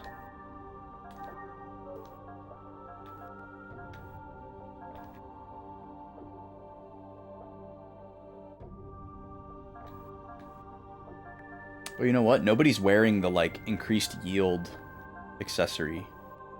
Momo has so many tech points. Probably because we've never used any on her. Everybody's doing pretty good on tech points, actually. So that's not that much of a concern.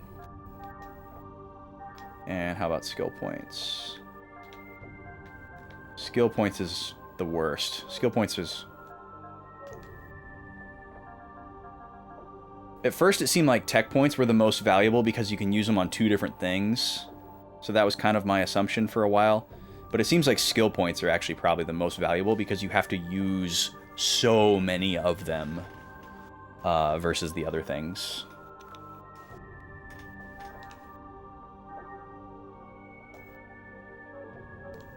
What is that accessory that gives us the higher yield?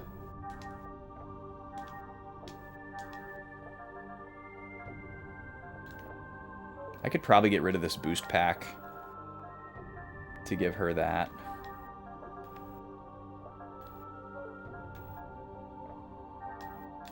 We don't really need that right now.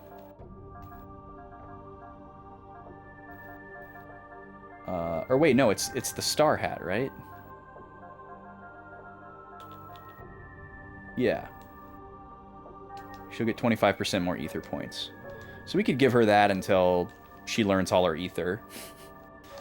And then give it to somebody else. Alright, what is this? Another defibrillator vest. Pretty sure that's some kind of status immunity.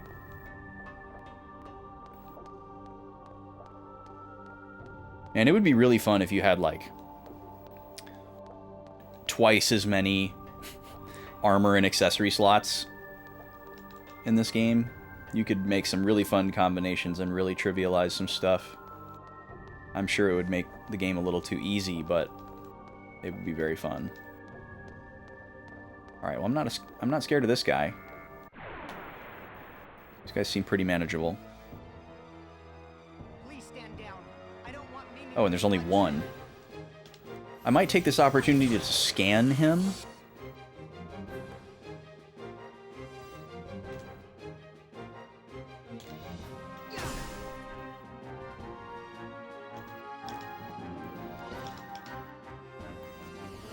If we're gonna fight a whole bunch of them, it might be good to know if he has a weakness or something. Weakness B. I'm assuming that means beam. That's probably why Cosmos is doing so much.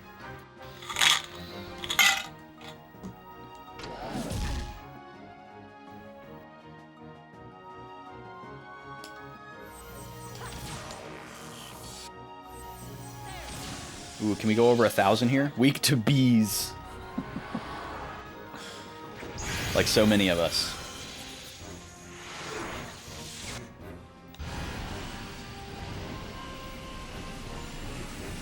No, not quite 1,000. I actually don't even know if the damage limit in this is 999 or 4 nines.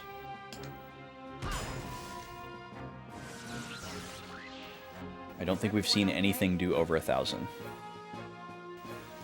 I think 8 something is like the highest numbers we've seen so far. It kind of seems like the damage cap is going to be 3 nines.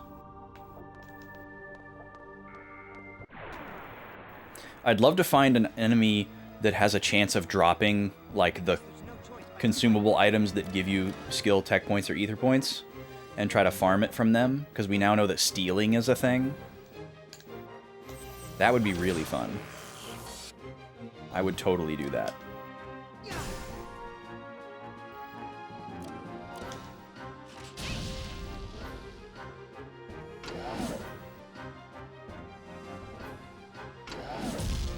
Boop, boop, boop, boop, boop, boop, boop. Ba-dum, ba, boom, ba-dum. And I guess there could also be a world where, oh yeah, we need to give her the dragon skill. We need to try that out. There could be a world where we give Cosmos the double buster, since she's doing so much damage in here.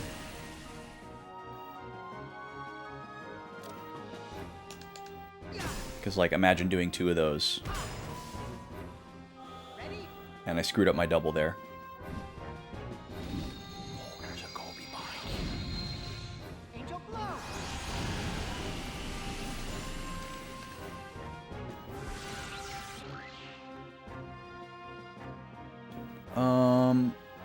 Let's just do this.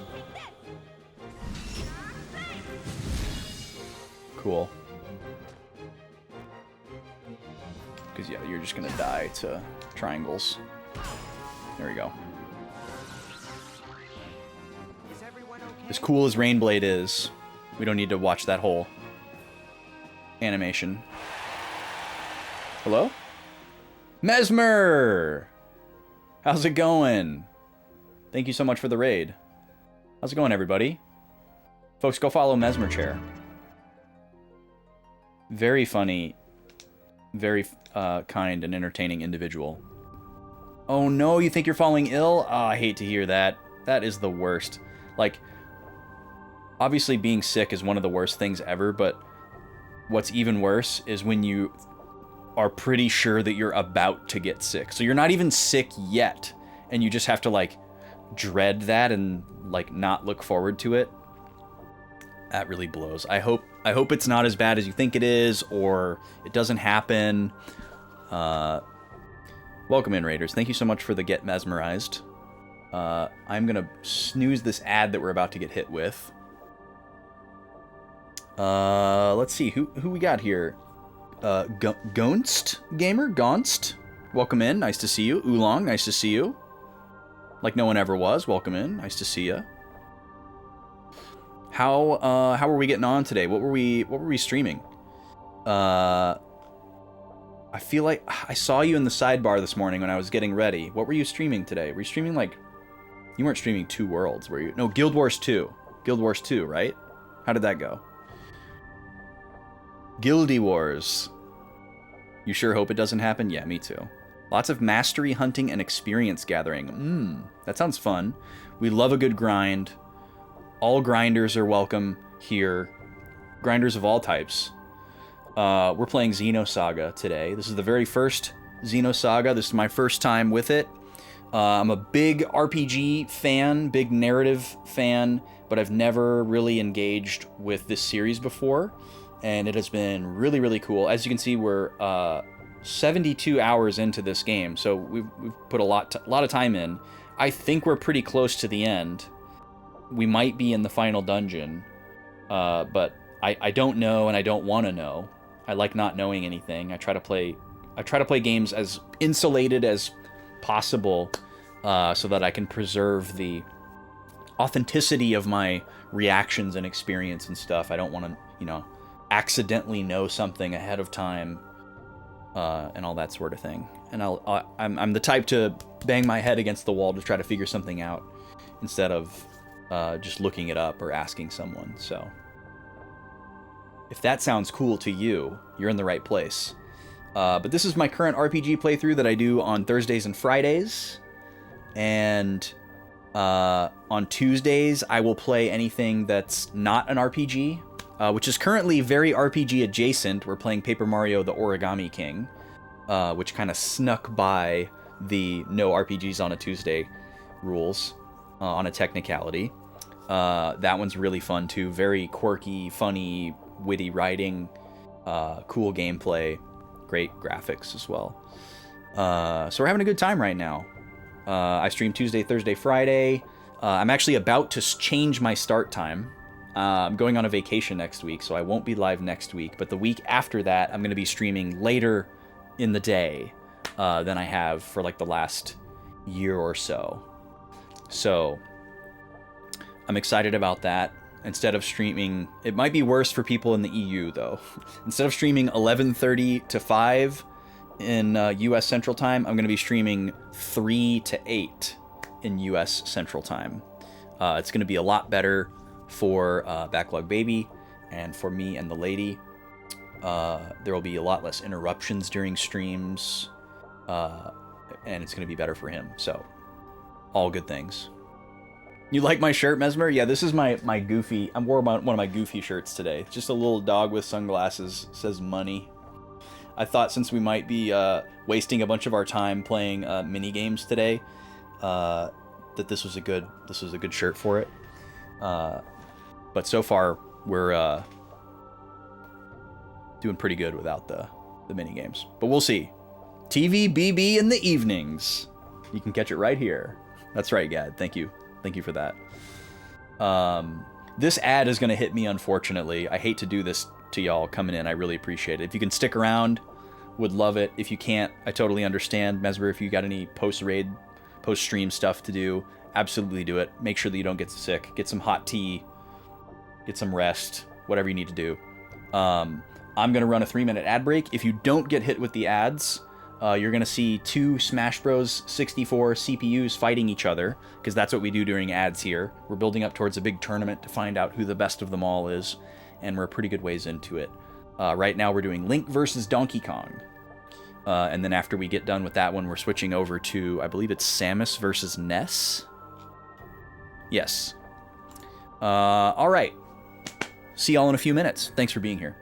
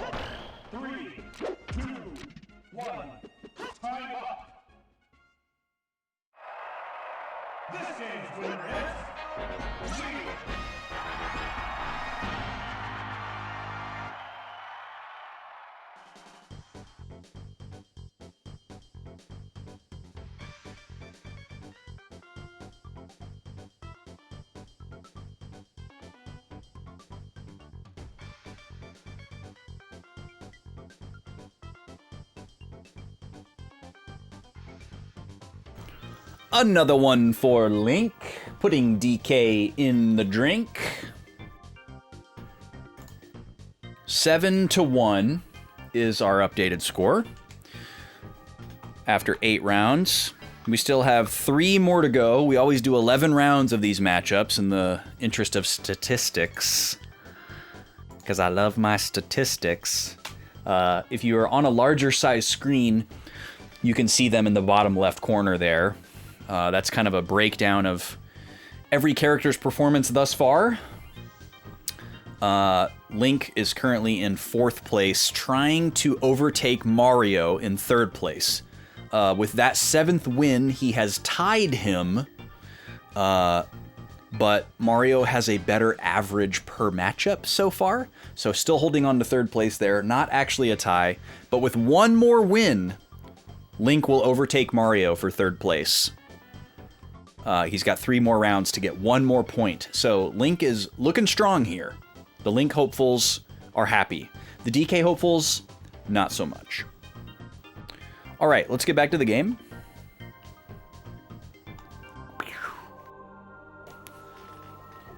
All right, I'm gonna top up really quick here.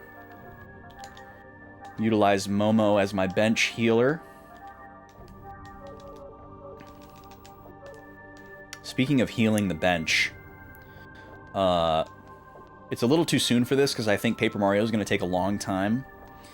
But I'm pretty sure the next Tuesday poll is going to have Pokemon TCG 2 on it because I've been thinking about it. Just letting y'all know. I played the Game Boy Color Pokemon trading card game a couple of months ago, and it was a really good experience.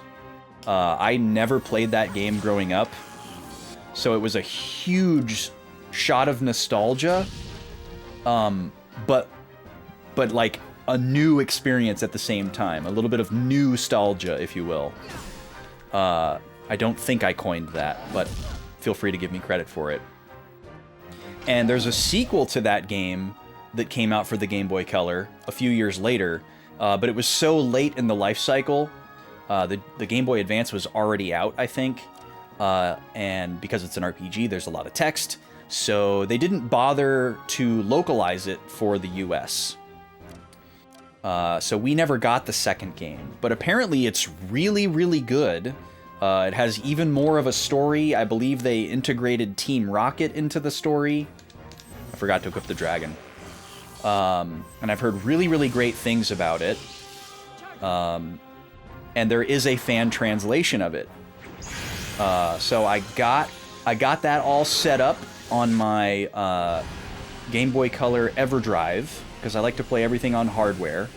So now I can play Pokemon TCG 2 in English on hardware on stream. And I would very much like to do that. So that's going to be on the next poll for sure, because it is one of my current brainworms. Pokemon TCG is the only TCG you actually enjoy playing. I like the old formats a lot, bless you. Like, just like the really simple, basic, slow-moving format. I really, really like. Like the way that the first video game plays, where it's just like base jungle fossil. Like if I could get a bunch of cards of like just base jungle fossil and play that with like a group of people, that would be super fun.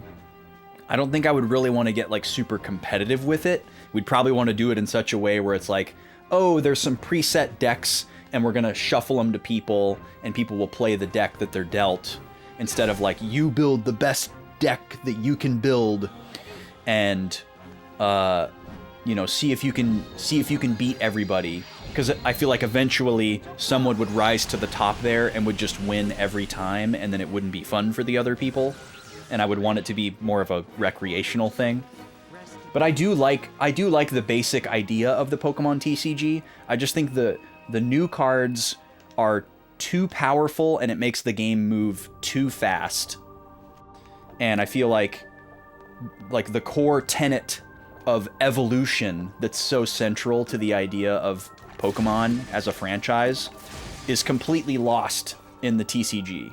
Like if your deck is based on evolving Pokemon, you're going to be left in the dust. Because that's just not a core tenet of the TCG meta anymore. And it kind of makes me sad. I like the more slow play of the early games where, like, if you wanted to get that really powerful monster out, you had to get really lucky or really work towards it or, like, survive long enough to, like, you know, build it up and back and that kind of thing. And I really like that style of gameplay. It's very cool.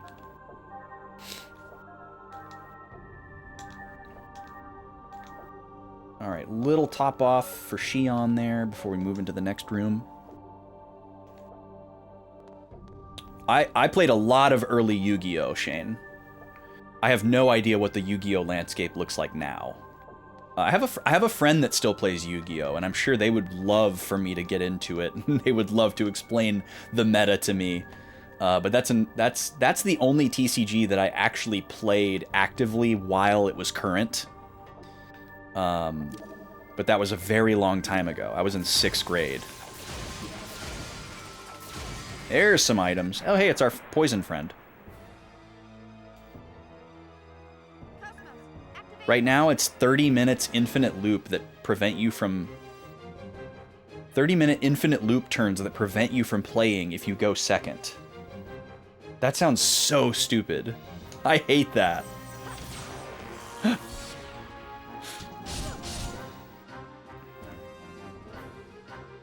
Waiting for the next meta decks to take over. Yeah, that blows. That just sounds like bad game design.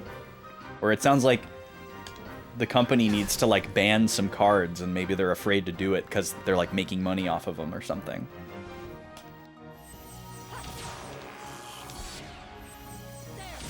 You're a big fan of alternate win cons. Oh, okay.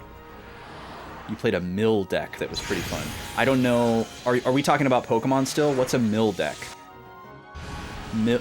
Does mill... Is that like the concept of like reshuffling and searching your deck for a specific card? Is that milling? I don't know a lot of TCG terminology. Despite being somebody who's trying to design a card game on the side. But it's not a TCG. Milling is getting your opponent to discard until they can no longer draw. Oh, okay, that is a fun... I like the idea of alternate win cons, but am immediately frustrated when I am put up against them. There were a couple of decks like that you had to play against in the TCG video game, and they were pretty frustrating. Even some of them weren't even alternate win cons, they were just like very frustrating, like kind of cheesy strategies, and even those are kind of annoying. I guess that's just the Gen 1er in me. You know, like, Pokemon Gen 1 players want to believe that the video game is just, like, about overpowering your opponent. It's like, oh, well, if I'm stronger than you, I can't lose, because the only way that you can beat me is by being stronger than me, you know? Until, like, the later iterations of the game introduced more balancing elements, like status and stalling and walling and all that kind of stuff. Healing.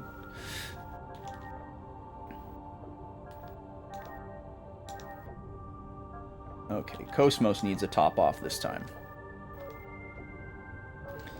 But yeah, that's kind of an interesting one for Pokemon, because you have to draw every turn, and if you run out of cards, you just lose. Gen 1 boys unite. I don't consider myself a Gen 1er, but I definitely have some Gen 1 tendencies that I have to keep in check as I play the non-Gen 1 games. I could definitely embrace being a Gen 1er if I really wanted to. Like, I think Gen 1 is still my favorite gen, both like for like a litany of reasons, not just like for the gameplay or for the monster roster or whatever. Like, for a whole bunch of reasons, Gen 1 is probably always going to be my favorite because that's where I started. And I think there's a lot of cool and fun special things about it. But I've played and will continue to play every mainline generation of Pokemon until they... I don't know what... I honestly don't know what they would have to do to make me not play their game. I would know it when I saw it, to be sure. Like, there's definitely a world where they push me away completely, but I don't know what that looks like.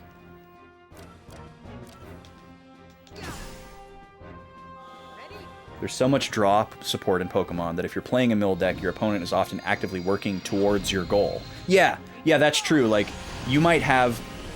Like, there's a certain type of play that was what I was describing when I was guessing what milling was, where your goal is to constantly draw and shuffle your cards to get through your deck as quickly as possible to find your, like, core card or cards that your winning strategy is based around.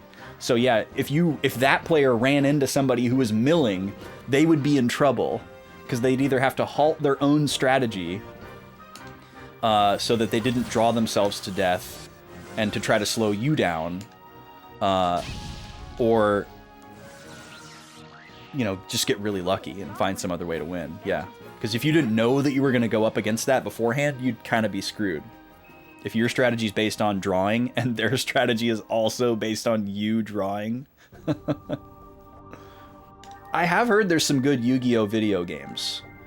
I know the PS1 one is popular. One of the GBA ones is popular. I haven't heard about the DS ones before, though.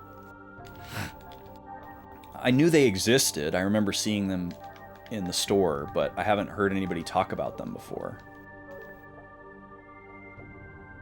I think I would only enjoy a Yu-Gi-Oh! Video game if it featured cards from the era when I played the game. So it would need to be one of, like, the earlier video games.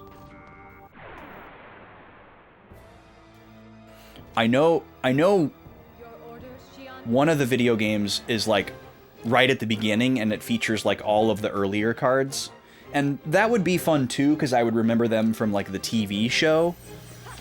But when I actually played the card game, it was like a few sets after that. And I don't know if any of the games are focused on that particular era of the game. But that would be really cool to see, like, a lot of my old cards in the video game, and I could try to, like, recreate my old deck. Because that was the only TCG that I ever played where I was actually in tournaments. Like, there was a big mall near our neighborhood. It was like a interconnected strip mall type mall. It's like kind of a cross between a traditional American mall from the heyday and like a indoor strip mall, if you can imagine that. So instead of there being like, you know, like a traditional American mall is pillared with department stores, right? You'd have like your JCPenney and your Dillard's and your Sears or whatever that are all like the big stores on the outer edges of the mall, and those are like the different entry points.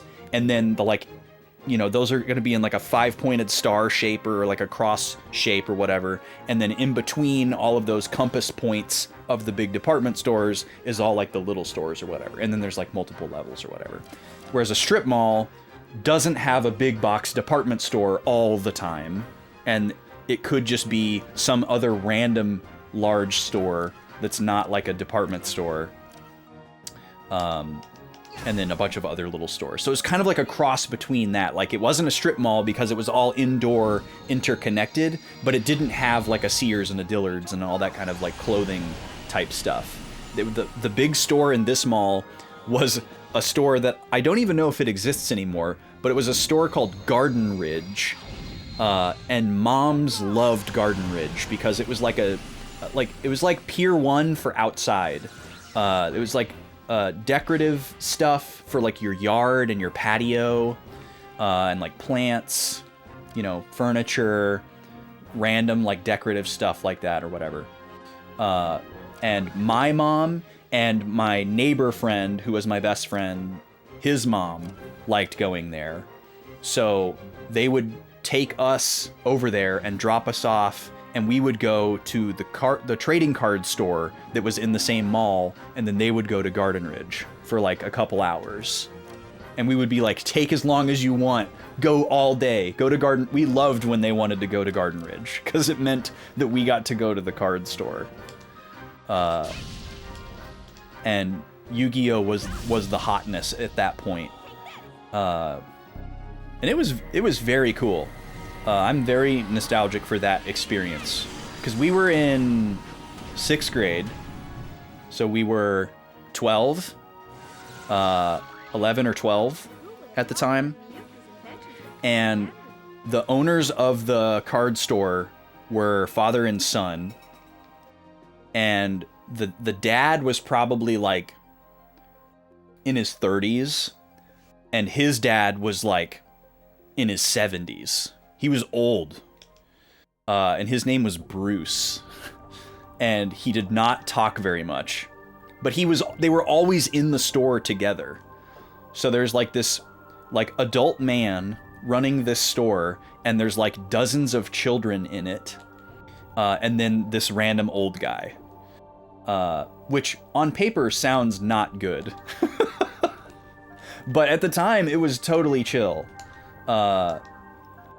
And it was cool because they actually knew all the cards, they knew how to play the card games, and they would hang out and like play with us. Which also probably doesn't sound great retrospectively, but it was totally above board in 2002, 2003 when we were doing this. So they'd go drop us off at the store. Yo, Ricky, welcome in. How's it going? And we'd have like our decks and maybe a little bit of like scratch money to like try to buy some packs or some singles or whatever. But mostly what we would do is we would go in there and we would look at the singles case because they'd have all like the hot new cards for sale single. And a lot of them we'd never seen before, you know, because we didn't have internet. We didn't have like magazines where we could find out what the new cards were. So that's how we would find out what the new cards were. And then we would play against. I wish I could remember the other owner guy's name. I can't remember the son's name. His dad's name was Bruce. I'll probably never forget that. But I can't remember what the other guy's name was. And he would play against us, and you'd be playing against him, and then he'd flip over a card or like play a card from his hand, and it would have like the little price sticker on it. And he had clearly like taken it from the case. And he'd give you this kind of like snide look, like, haha, you'll never beat me because I have access to all the best cards. But he was like very friendly about it because we got to see the cards in context, and like really see how they worked and like learn how to play against them. And he would like help us, you know. We'd be like, oh, come on, you're going to use that card. And he's like, okay, so what you got to do is you got to, you know, and he would like really try to give us all the tools to like win against that card. He was really nice. It was really cool. It was like such a enviable environment to be in. Like I don't know how easy it would be to find that kind of an environment today where like a kid could go to a trading card store and play against the owner of the store and like get to see a bunch of really cool cards in context and like learn against them. That probably exists somewhere, but you know, how do you find that? You can't Google that. card store with friendly owner who is nice around kids and not problematic and uses the cool new hot cards, playing against them and shows them how they work. Like, you know, you're not going to find that with SEO. You're just going to find that with like luck. That was a cool time. And we only did that for like a year and a half. But they would host tournaments there. So sometimes we'd beg the moms to go to Garden Ridge on the weekend so that we could go enter the tournament. And I think the best I ever did was I think I got second or third place in one of the tournaments that we were in.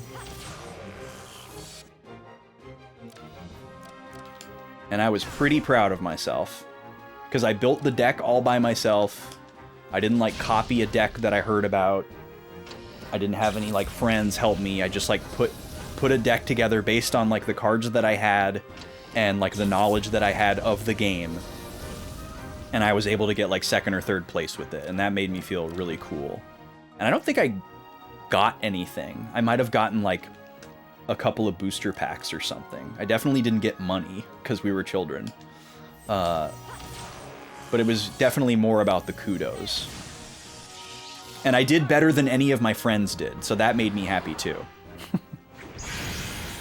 I didn't want any of my friends to do better than me in the tournament. I think my other friend got like 5th or 6th, and he was happy about that too.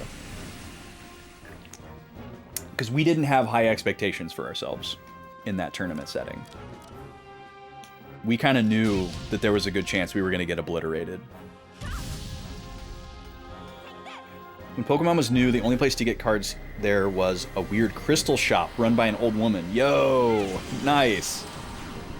Yeah, that's true. That's true too. Like, you would sometimes find stuff in like an unlikely place. Like, when we first got into the Pokemon cards, we weren't playing the game at all. We just wanted to collect them and look at them. And there wasn't like a Pokemon trading card shop. We had to go to this card store that was called Baseball Fever. It was a baseball card shop. I think we got them, yeah. But they had all the Pokemon stuff because they did like other TCGs or whatever. But it was like mostly sports cards. But that was like the hot place to get Pokemon cards, was Baseball Fever. There was and like comic book shops as well. We used to go to Ramalama Comics to get Pokemon cards.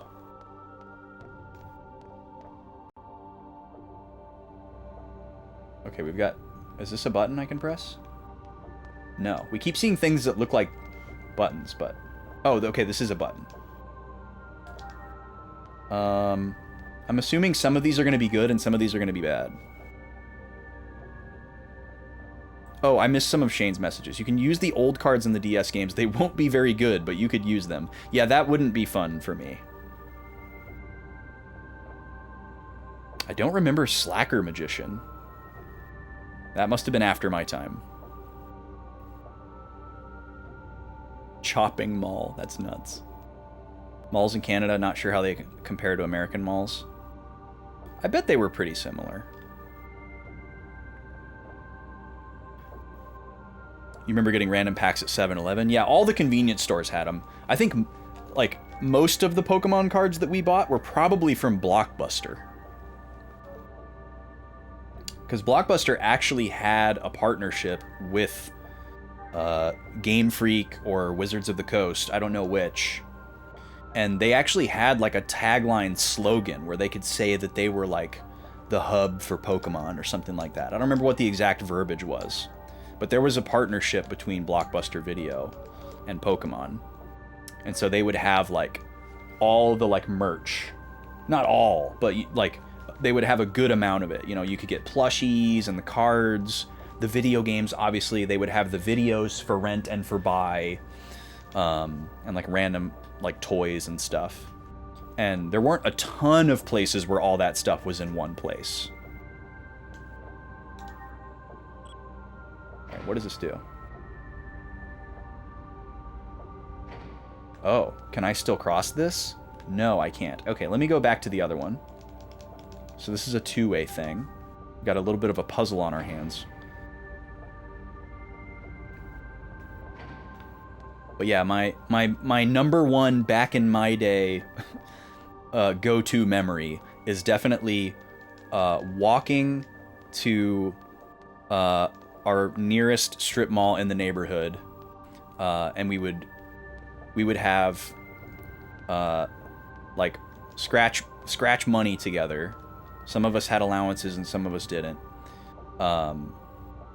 We would scratch money together so that we could go to Blockbuster and buy one pack of Pokemon cards for $3.29 plus tax, and then walk like 2 more doors down to CC's Pizza and eat all-you-can-eat pizza buffet for $2.99.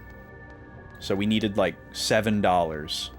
Or maybe we'd, you know, get like $10 and have the rest in quarters for like the arcade games at CC's. We'd go to CC's and open up our Pokemon cards with our greasy hands.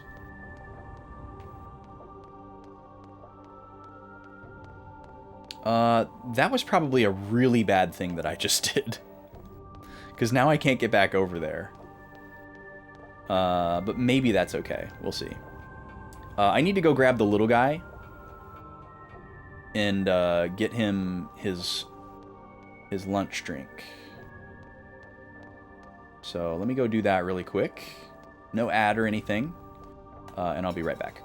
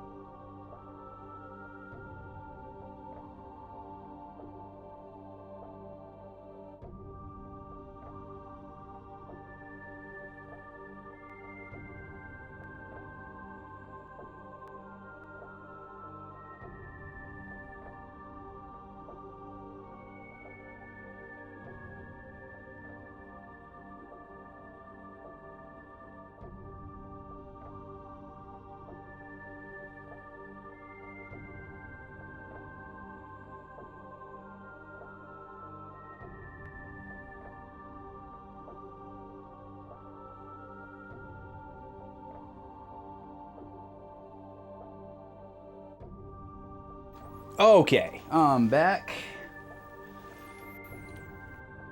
He needed a wardrobe change right away, so that took a little bit longer. Alright, let's see here. Whoa. Oh, okay, this is that lower area. I just wasn't ready for that camera warp. Okay, so the only way I can go now is this way. So let's lock ourselves in here. I'm assuming we're just going to need all of these up, so that when we get to that upper level, we're going to be able to go like all the way around. Kind of looks like that's what's going on here. And this one's already up, but I'm not going to be able to go anywhere if I don't lower it. So let's go put this one down. Maybe this one stays down.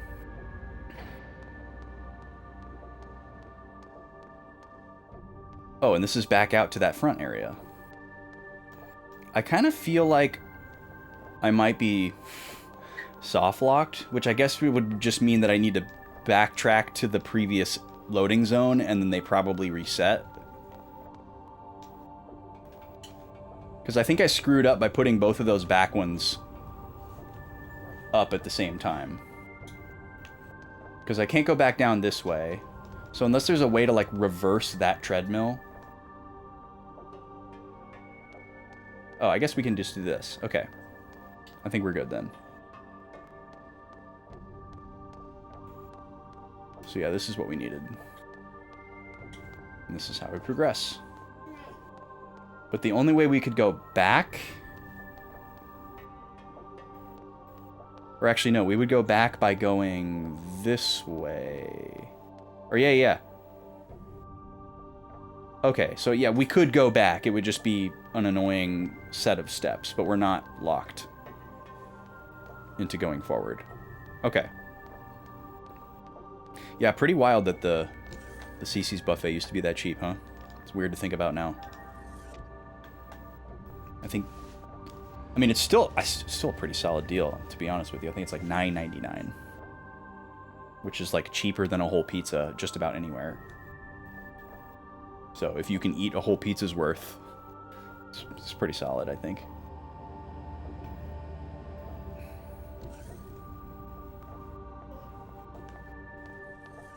Is that an indicator that we're on the 40th floor? Assuming that's what the 40 is supposed to mean. What's going on there, little guy? What's got you so distracted? You had a great start. Yeah, this is 41, so that must be the floor number.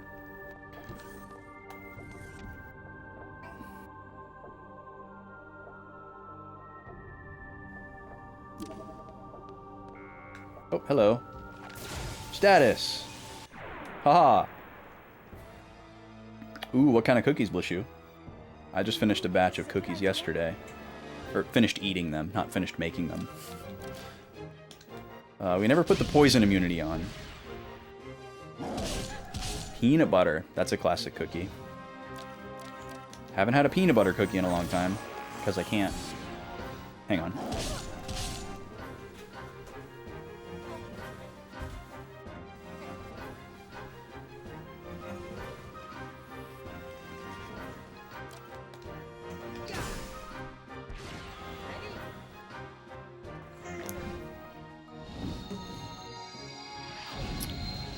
But I did like peanut butter cookies when I was a little kid.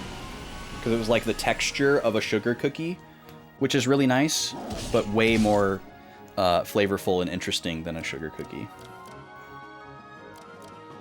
I really like just like the classic texture of like a really, really nice sugar cookie. Just a plain, you know, a plain cookie. But I just need something more flavor-wise. You could eat a whole pizza, but you'd feel sick afterwards. You miss your teens when that wouldn't be the case. Yeah, I wouldn't feel bad until probably like the next day. If I ate a ton of like delivery style pizza.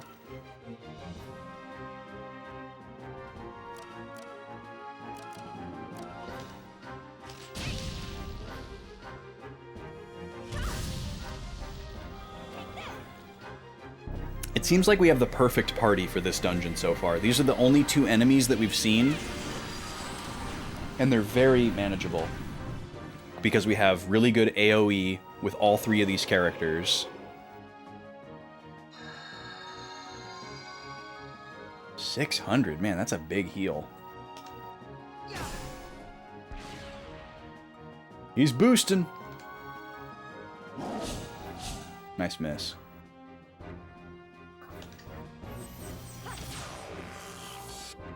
This should do him in. Ugh. My external appearance is down 5%. Shion, I need to be clean.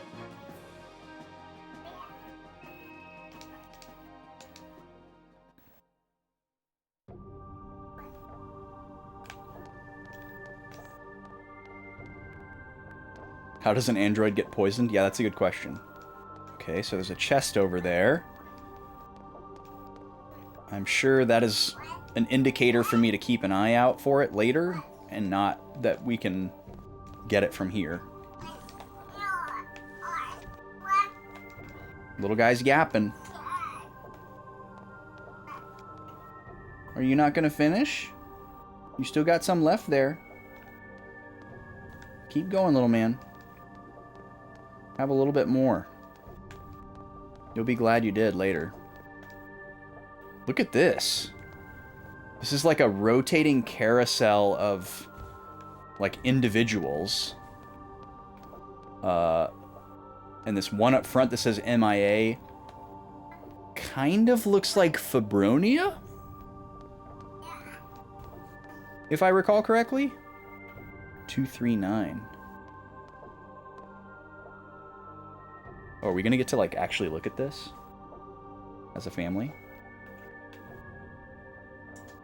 It looks like some kind of data. A Realian? But it's pretty old. The year TC 4474, made by Tyrell, Lamech Model 3. Lamech Model 3? That's the model that was manufactured up until a year before the Miltian conflict. The production year and manufacturer all differ, but they are all older than 4752. It seems all of these Realians were transferred to the Miltia maintenance facility due to some kind of abnormality. But why is that data here? What is all of this data for? Momo, did Dr. Mizrahi ever tell you anything? No, Mommy never. I see. I wonder why she assumed that she meant Yuli and not Joachim. There's a large collection of data on early model Realians stored here. Alright, the little man is insisting that he is done. He needs to get let out of his chair. He does not need to finish his drink. He's had enough.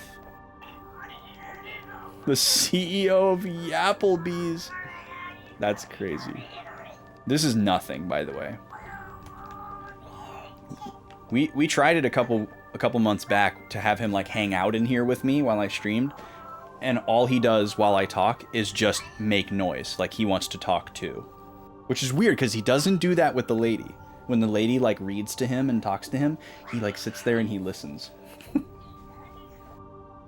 I guess he can, like, tell that I'm not talking to him, and he's like, oh, we're talking to somebody. I want to talk to them too.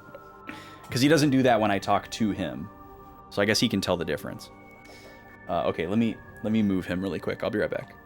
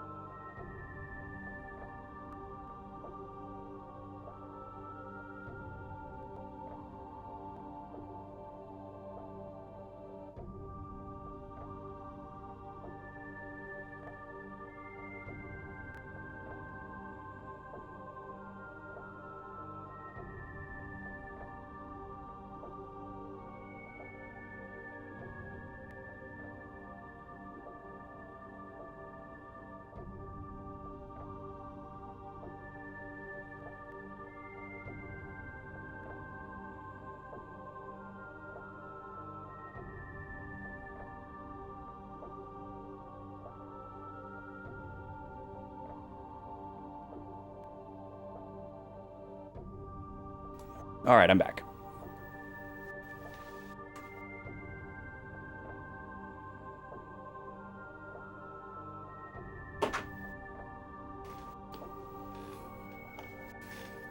The song is very Metroid Prime. Got some Phendrana Drifts vibes going on. How do I get to the other half of this office? This room doesn't go anywhere.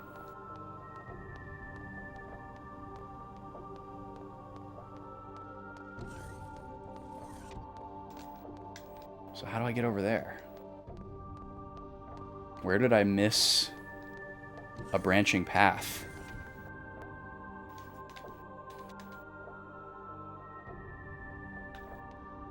Oh, we can continue up. I see.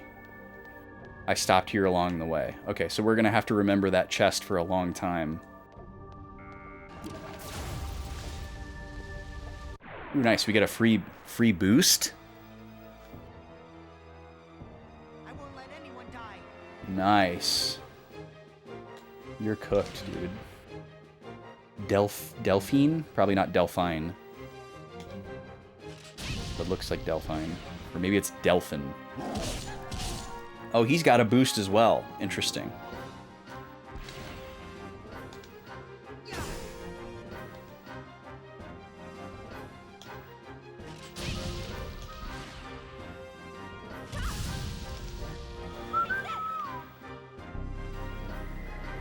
No, not that one, bless you.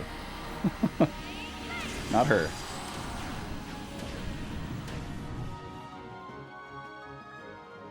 But probably same name inspiration.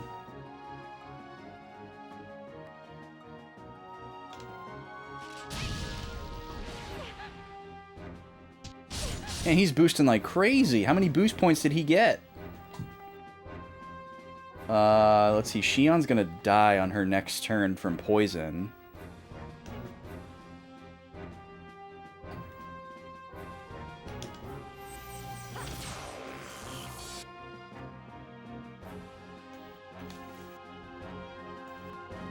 We might be able to take him out. Yeah, we should be able to. Before he gets to her. And we can heal her after.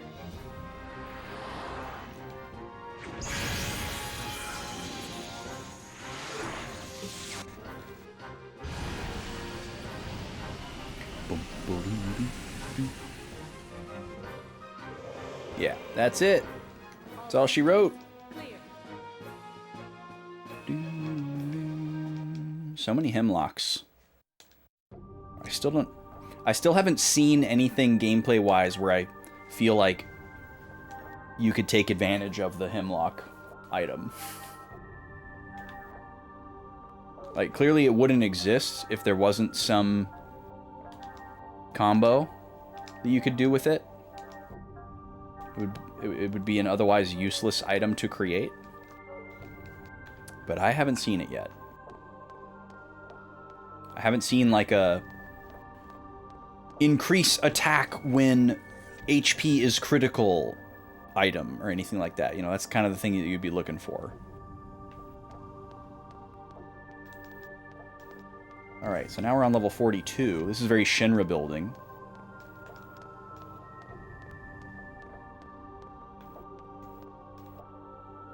Ooh, more stuff. This one's a list of sick and wounded soldiers. Looks like it's from during the Miltian conflict. They were transferred to Miltia for treatment, just like those Realians we saw earlier. An odd coincidence. Those don't look like ordinary wounds. There are only fragments of the dative left, but it looks like something more serious, like mental illness. You can tell all that from these fragments? Yes. The list of medications here are all ones used to treat psychological disorders. I see. I guess there's a reason why you're a chief engineer at Vector. What? Did I say something weird? What? No, it's nothing. And then Chaos is just watching knowingly. Ugh! Are all of these going to be things? Okay, no.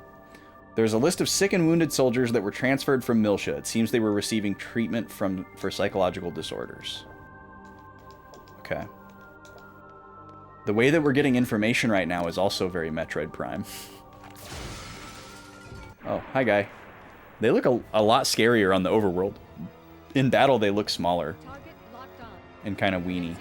Oh, we got 4 of them. This kind of sucks. But we'll do it.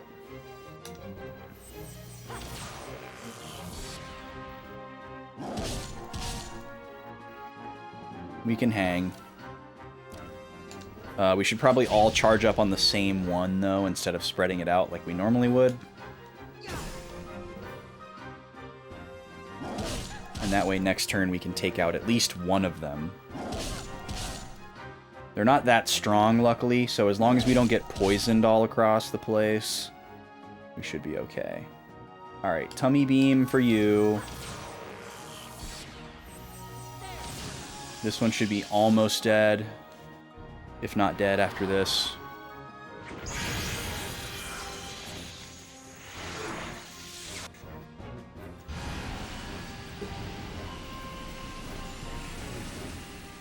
Beautiful. Alright, he's not quite dead yet. There's one poison.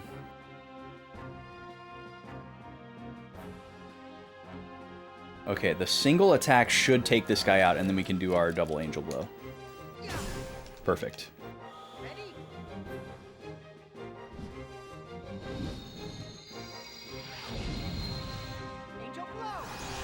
And then Rain Blade after this should clean up.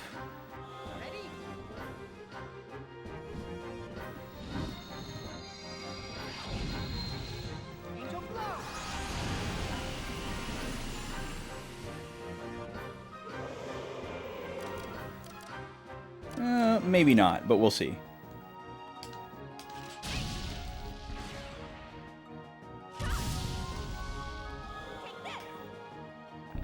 This tea is so good. I'm drinking one of the Liquid Death teas. They had a... yeah, not quite. They had a sale at our grocery store, and we sprung for a couple of the flavors of the little 12-ounce. I hadn't seen the cans. I hadn't seen the tea ones in 12-ounce cans before. I'd usually only seen them as 16s. And I like the tea ones a lot. Well, this kind of blows. I can't split my attack. But that's enough to take out you. Nice miss. And then take out you.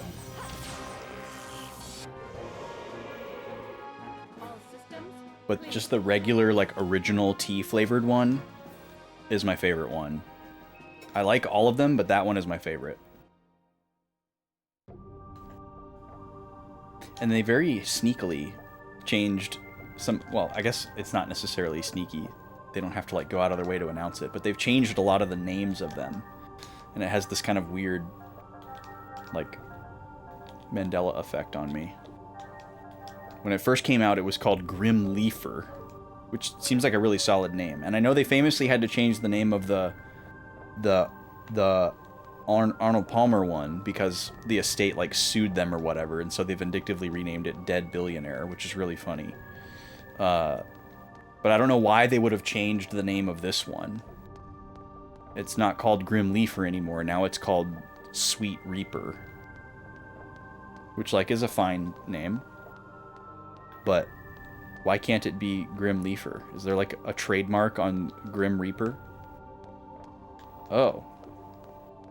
So this is another little preview puzzle element happening here. So maybe at some point we'll be able to open that shield? Or we're just supposed to know that there's a switch there? When are we going to get on the other side of these barriers? I don't know.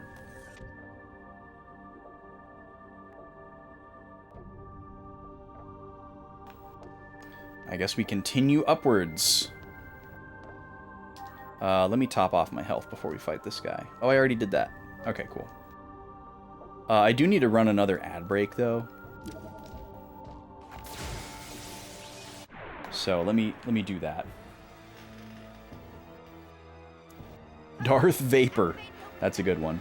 Yeah, see, I don't think Disney or Lucasfilm would be able to do anything about a name like that. I think that they would be perfectly good.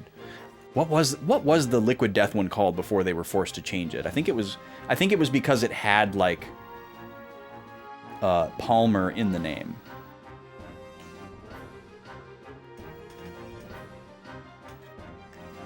But I don't remember what it was called before.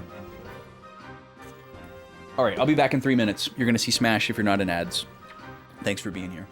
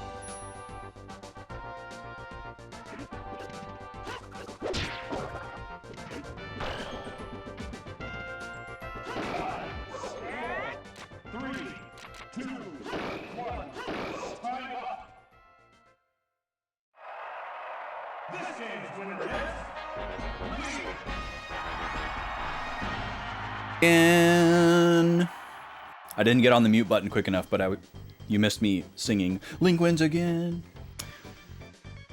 All right, 8-1 now. Link clinching third place over Mario with this win. Big moment. Mario definitely still has a better average score. I mean, technically, Link has overtaken third place because his average is now higher, but I should say Mario has more wins, but also Mario is behind in the number of appearances quite significantly. So Mario has a chance to claw it back, but he has a very tough schedule here. You know, maybe Mario can beat Captain Falcon. Very unlikely that he can beat Fox. He can probably do great against Yoshi, and we really don't know how he's going to do against Pikachu. Pikachu has been a wild card. Pikachu has been a very strong middle-of-the-pack contender, and as far as like Sakurai is concerned, I think Mario is also supposed to be a very decidedly middle-of-the-pack fighter. But we'll see. You know? We'll see. I'm excited to find out.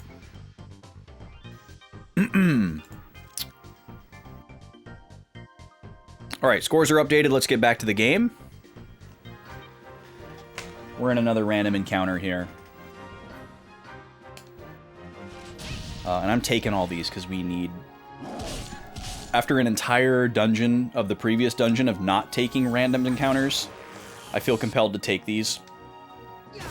And if this is... if this does end up being the final dungeon, there could be something really stupid at the end that we need to prepare for. So, just going to do a little bit of chipping to minimize potential grinding later. When the encounters are manageable like this, I really don't mind doing them. These guys are pretty chill. Who would have thought one of Miyuki's inventions would... We're getting good experience, we're getting item drops, so it's all good in the neighborhood.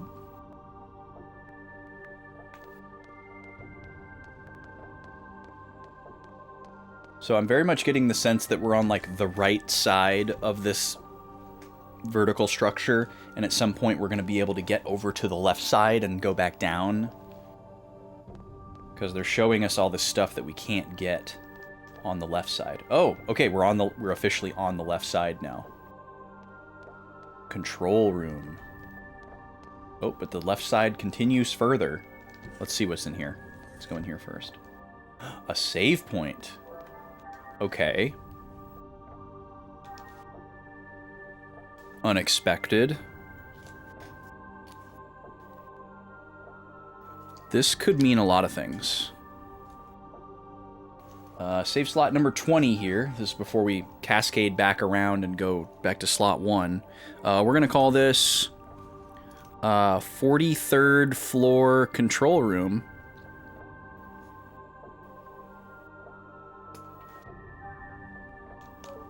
PM. Not promotional, but Proto Merkaba. This looks like a map of the whole place. Pretty cool.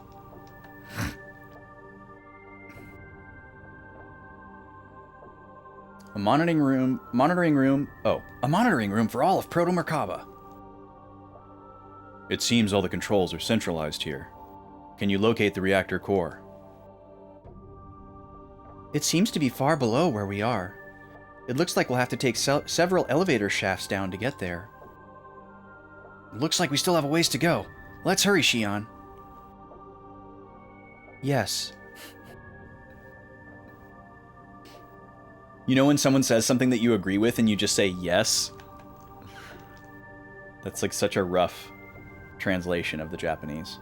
It's a holographic image of the Proto Merkaba. The structure consists of multiple layers, any of which can be purged. Whoa, that's spooky. But yeah, that little tiny triangle in the middle of the Proto Merkaba disc, that's the Song of Nephilim. Which is like a massive superstructure in and of itself. So the Proto Merkaba is like a mega superstructure. Okay, so that save point could just mean that this is like a halfway point. I was wondering if something maybe was gonna jump out after us in that room.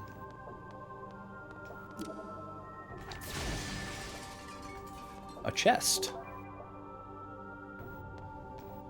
Some eggs items that we'll probably never use unless we're forced to. Alright, so my excitement was short-sighted.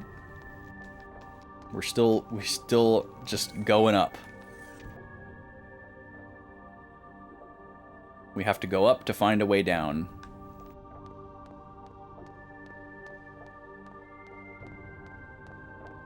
At least there's not a random encounter on every single landing. That would be a little bit lame. Okay, 44 is the top floor.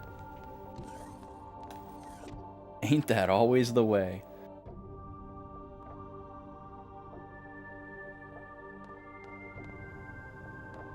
Here's our guy.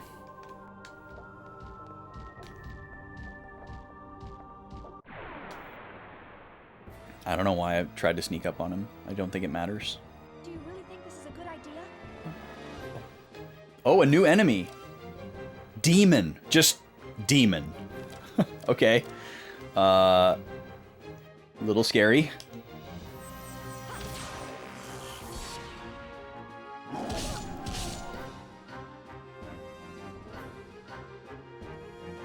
He's got a scythe and everything. Well, it's definitely more damage than the front guys do.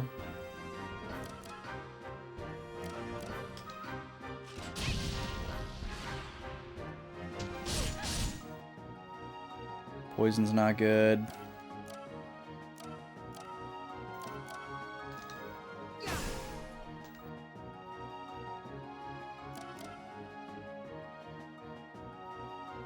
Okay, this is a little bit scary, but we're gonna go for it. We just saved, so that's good. Tummy beam!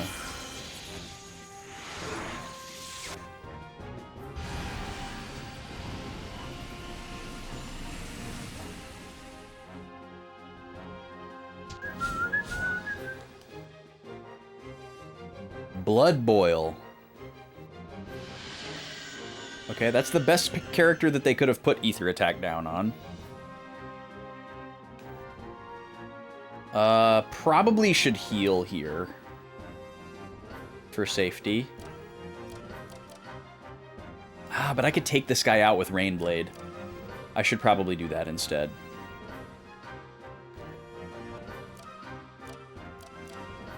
That's the guy who's going next.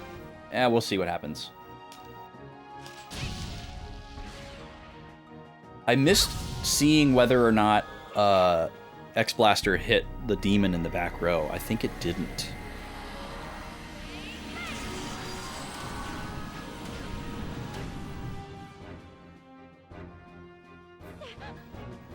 Okay, that wasn't enough to take that guy out. That's really bad. That's gonna be a big heal.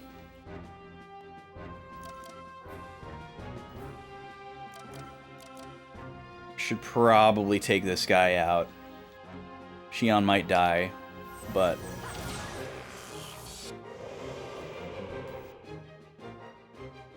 Okay, status is fine. Can deal with status.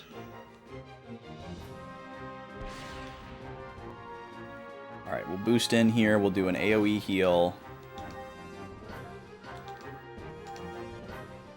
It's going to be nerfed, unfortunately, so we'll probably only get like 200 out of this, but...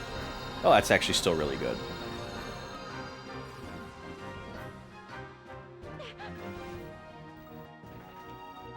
And then... we could do a status heal here, but... double Angel Blow might be enough to take this guy out and move this guy to the front row, so... I think we're okay. Ready?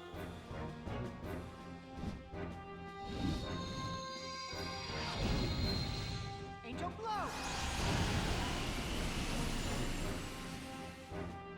Ready?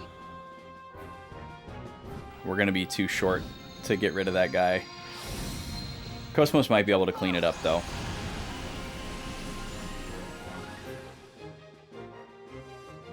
Yeah, she can definitely do that. I think I should just do this and then end so that he moves forward. No, he doesn't move forward. Well, this is still better, though, because now I can hit him 3 times. This guy takes a lot less damage than the other guys.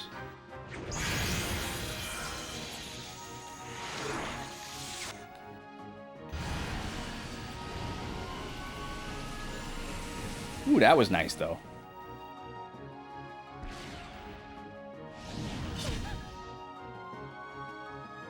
Now he's busting out the regular attacks. Wait, what? I just can't attack you? Why can't I see my stuff? Oh, I forgot that that was a thing that the L2 button did. I was like, what happened?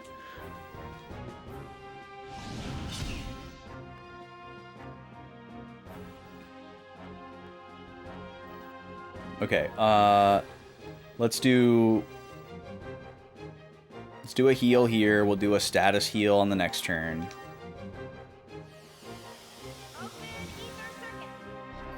Just play it clean here.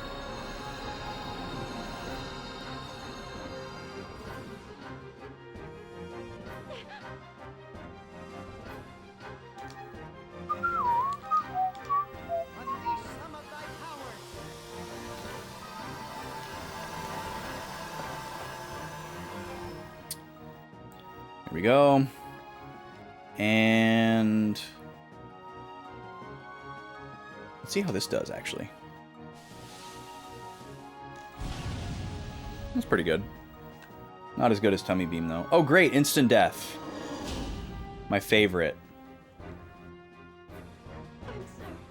After all that healing and status removal. That's so annoying.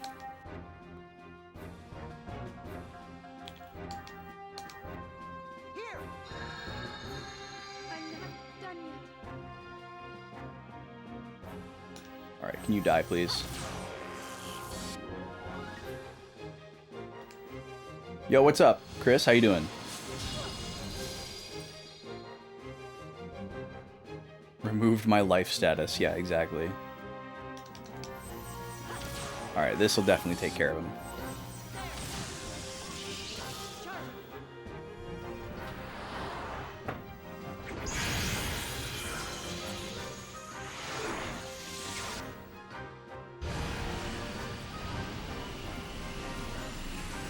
Bye-bye. My external appearance is down 5%. Shion, I need to be clean. Played a bunch of FF8 today. Spent a lot of time drawing magic. That's the classic experience. Hell yeah. Was that just like on a whim, Chris? Had you been planning to play FF8, or did you just kind of get like a wild hair, or... I'm assuming you've played it before.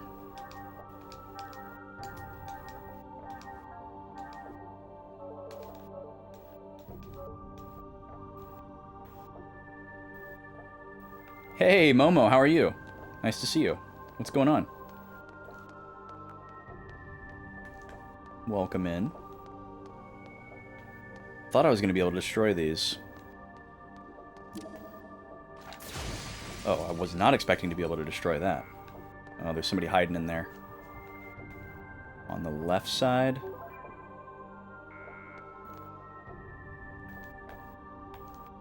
Beat it a long time ago. Watching people play it run, it made you want to play it again. Another demon! Oh, there's two demons. Dragon Rod. Whoa. Okay, hold on. We need to look at a couple of things here. First off, is that another cool weapon for Momo? It is. It's like really good too. We've bought probably 4 rods in a row that have never been used. But that's okay. Final hour of work and your boss is not there. So you're like, who is... So you're a big Xenosaga fan, Momo. Very cool. I didn't know that about you. Yeah, this is my first time with, like, the series at all. Having a great time with it. It's been really fun to just kind of, like, analyze everything and discover stuff and kind of, like, get more acquainted with, like, Takahashi-isms. Because I don't really know like a lot about his stuff. Like I played Xenogears a long time ago, but I didn't really get it because I was like 19. I really don't want to fight this guy. He's annoying. So, it's been cool to kind of like engage with some of his stuff with a fully formed, you know, frontal cortex, and like really dig into like the subtext and the allegories and that kind of thing. Oh, you cosplay Junior. Very cool. That would be a fun one.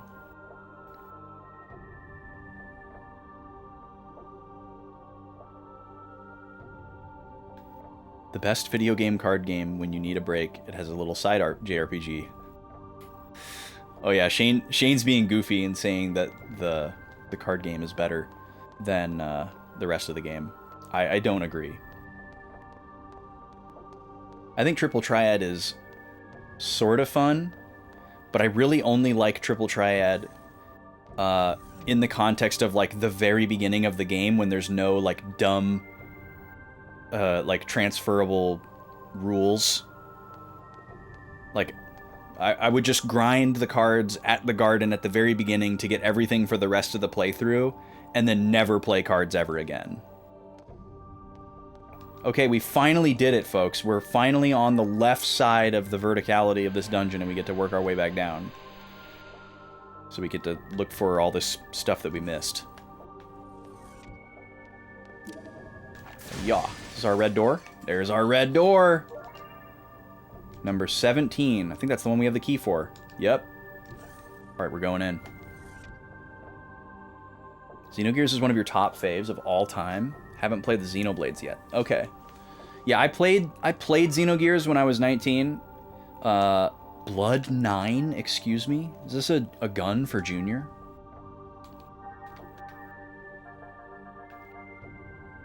Legendary gun hailed as the ultimate firearm. Okay. Sick. We'll take that. Again, another brand new gun that we just got that has like a cool modular thing, but we haven't even used it yet. But I can't resist legendary firearm. But yeah, I'd love to play Xenogears at some point, like more earnestly, and like really dig into it, because there's so much there, but it's just such a big commitment. Xenoblade-wise, I've only played Xenoblade 1 and Xenoblade X. I guess my chat bot is doing my job for me. I own 2 and 3, and I really want to play them. I just haven't gotten to them yet. I will probably play 2 off-stream, but 3 could end up being a stream game if I'm still streaming at the time when I get around to it. But I'm a really big Xenoblade 1 fan. Alright, we're not getting by this guy. If there's like 3 of these dudes, I'm gonna run away. Okay, it's just 1. We'll fight him.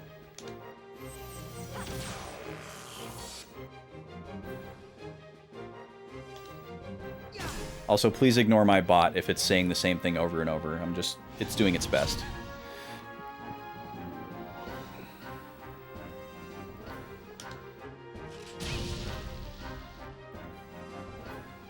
The AI is too good and never lets you get them. Yeah. Yeah, I would agree that it has the same problem, Chris.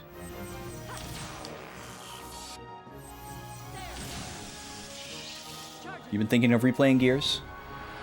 But it'd have to be emulation with codes to speed it up. Oh, yeah, yeah. It would be kind of fun, I guess, to do a replay with, like, some,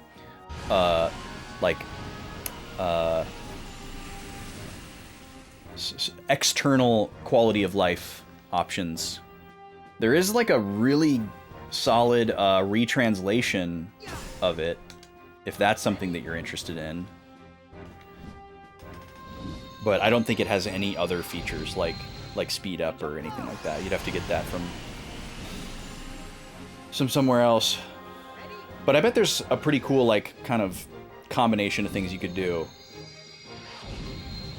Yeah, I think if I were to replay it, I would probably do that too.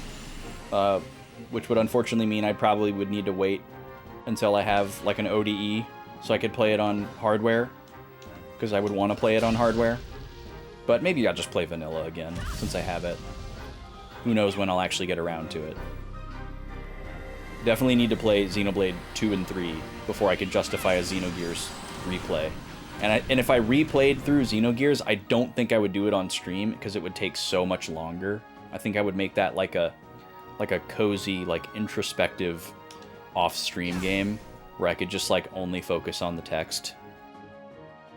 Oh, please not with the instant death. Come on. Can that even miss? Like, what are we doing? It's so annoying. He's about to die, and I want Chaos to get the EXP, so I'm gonna have to revive him here.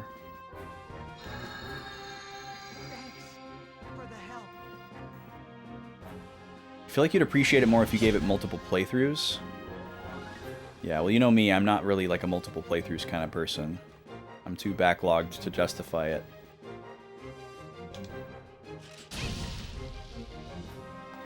Oh, this guy is so much more resistant than the other ones. Alright, there we go.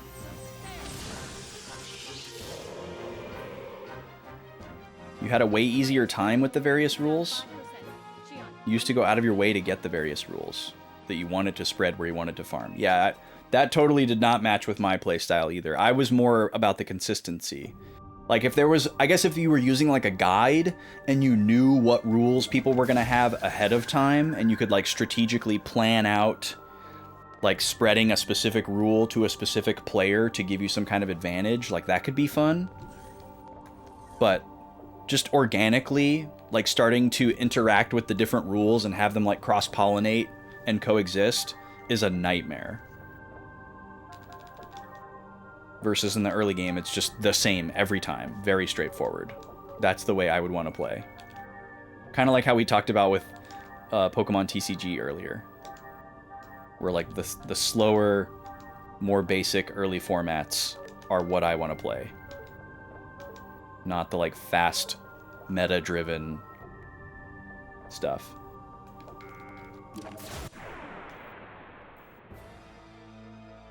You spent a whole hour learning the same rule because you lost some good cards and you needed to get them back. Yeah, I don't even know what we're totally running from this encounter. Absolutely not. These guys are so annoying. I don't care how much whatever points they give me. I'm not fighting 3 of these guys. I think I'm going to start running from single ones too. Yes, are not beloved, exactly. Okay, here's this. Is this gonna open up?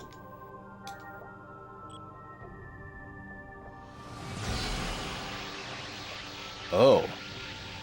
Okay, this is probably some part of some, like, larger puzzle.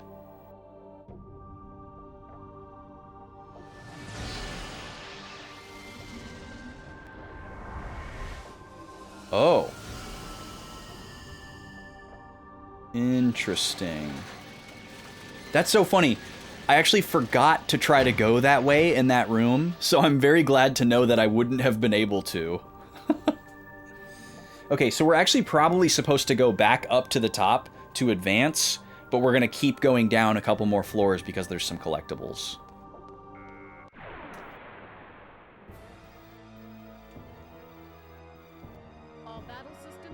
Yeah, drawing out strategies in the notebook would be fun too, Chris.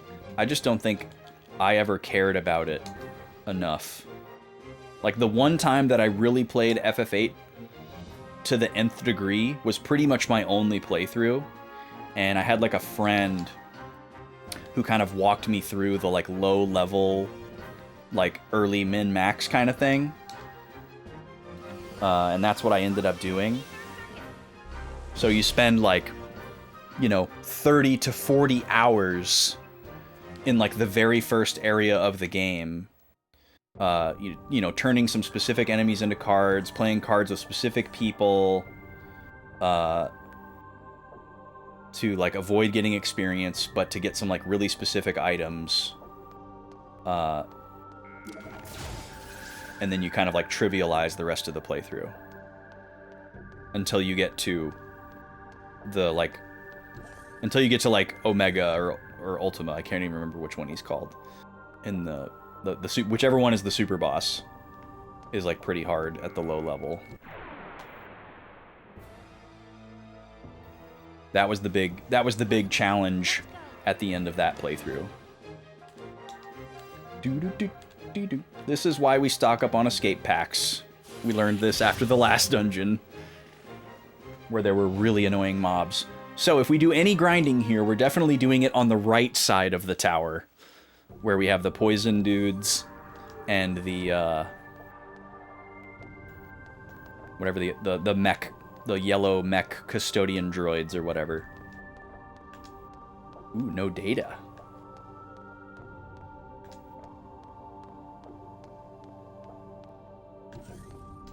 All right, and this is the chest that we saw very early on. M chip guard. Wait, what is that icon? I don't think we've ever seen that icon. Does that mean it's an eggs accessory? Yeah. Prevents wear. Huh.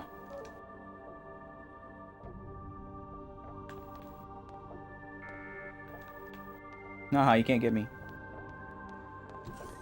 All the way back down the tower just to get that eggs accessory. I thought maybe we'd get some new lore in here too, but nope, only visual lore.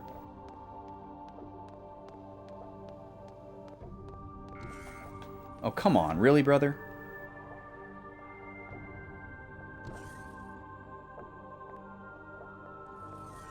Haha. Sneaky. Sneaky walkie. Eggs. Yeah, what a funny word, right?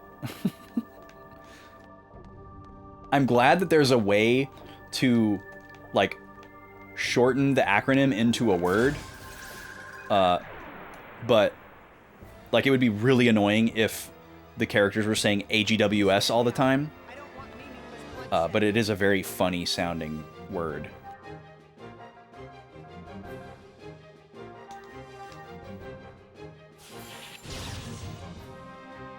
FF8 was your first FF game, so you've played the hell out of it. Your most memorable experience was your first playthrough. Fighting Cerberus and losing. Everyone but Selphie was dead. You'd given up, so you knew you were going to lose. So you were scrolling through Selphie's limit when you saw a spell name that you'd never seen before you decided to use it, and that was your first time seeing the end. That's awesome. That's a cool memory. Okay, so we're going to go all the way back up, and then back down one floor to that save point. And we're going to hit that save point again before we go back to that central room where we opened up that new path.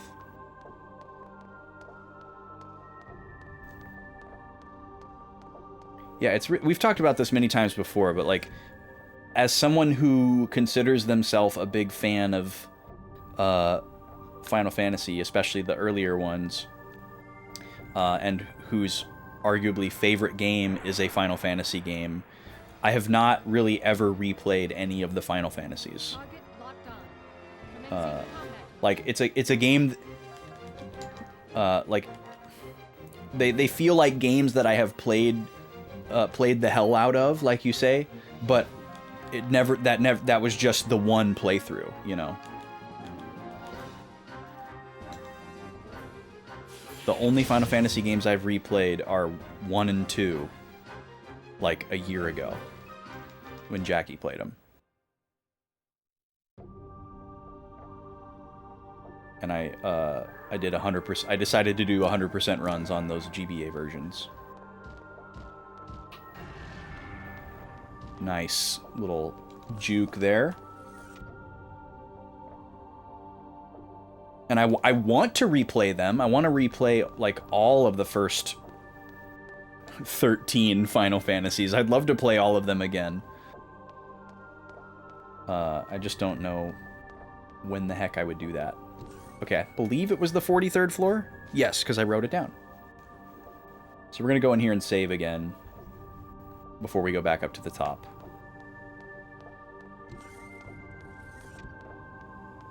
Oh, wrong room.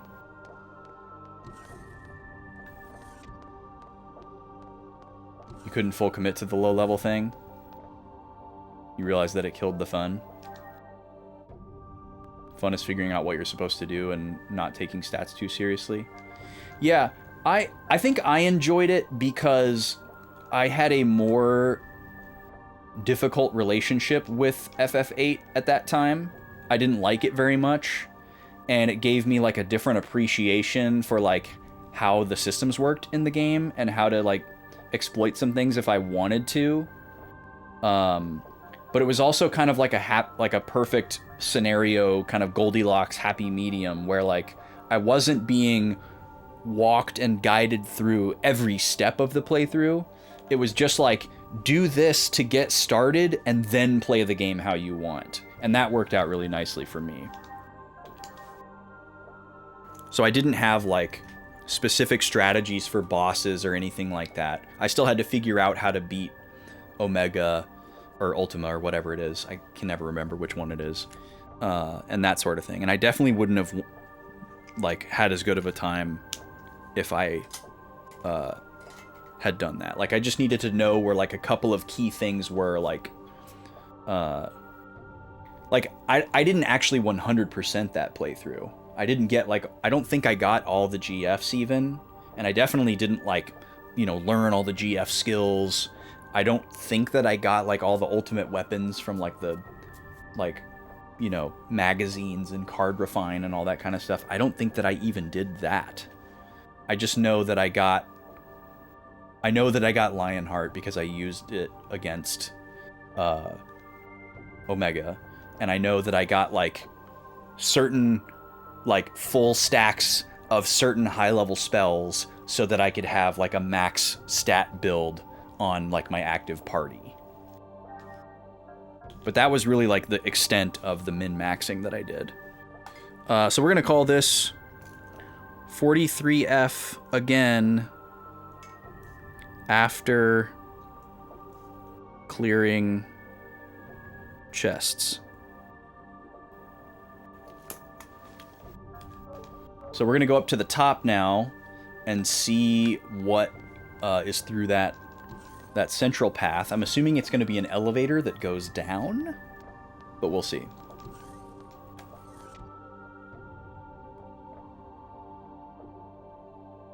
We also might immediately be met with another save point, and it was silly for me to backtrack here. That's happened to us a couple times.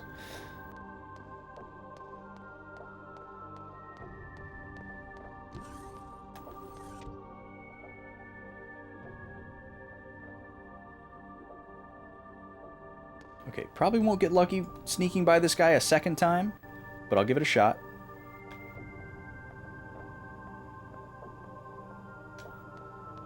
Yeah, I don't think it's gonna work. He turns around the wrong way. Maybe if I go up here and, like, hide right here. Oh, he goes over there. Okay, we'll go for it. Nice.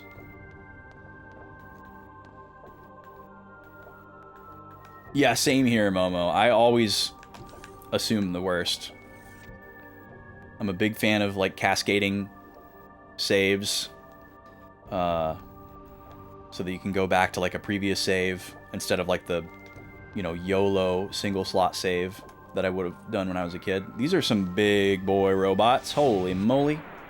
Okay, well, I guess we're gonna find out. We got one on each side. One purple, one yellow. Xanthosis. Alright, well, we did really massive damage to M-types on the lower floors. Let's see if these guys are the same. Doesn't seem like it's quite the same. Yeah, they are chonkers. It's true. Yeah, I don't think that, like, being a single slot save person got me into too much trouble back in the day. I don't think I ever truly soft-locked. But it definitely just feels better.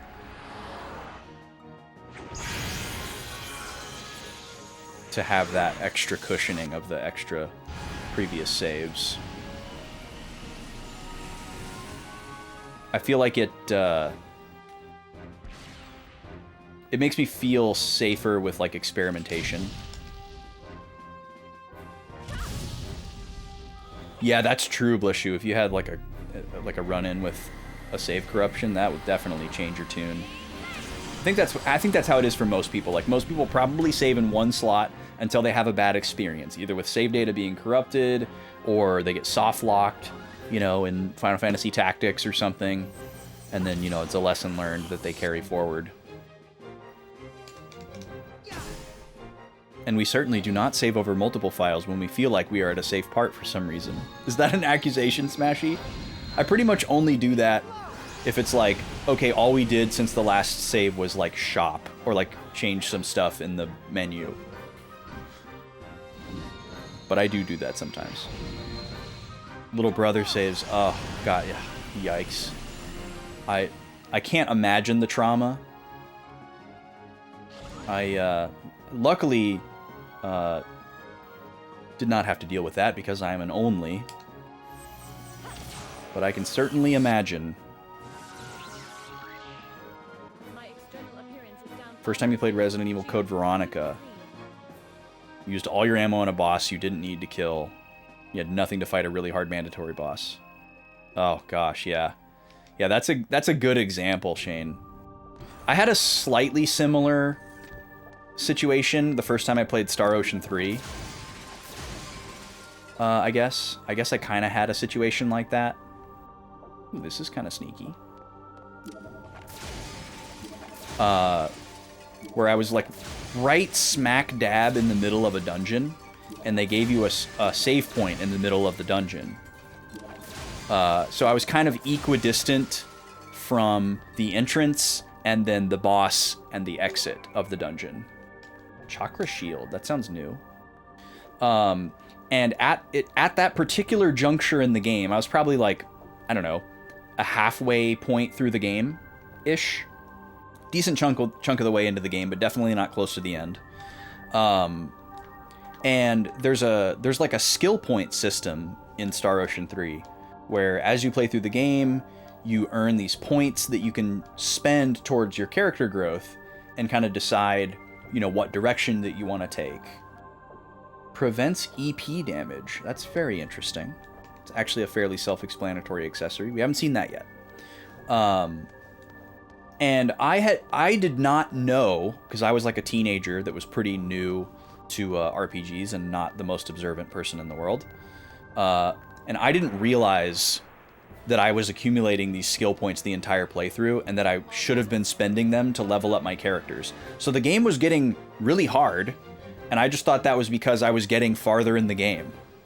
But it was because I was like basically exponentially more underleveled as I went on because I hadn't been using these points to level up my characters. So I got into this situation where I was very low on consumable items to restore my health and then to restore like my, you know, mana points that I can use to restore health.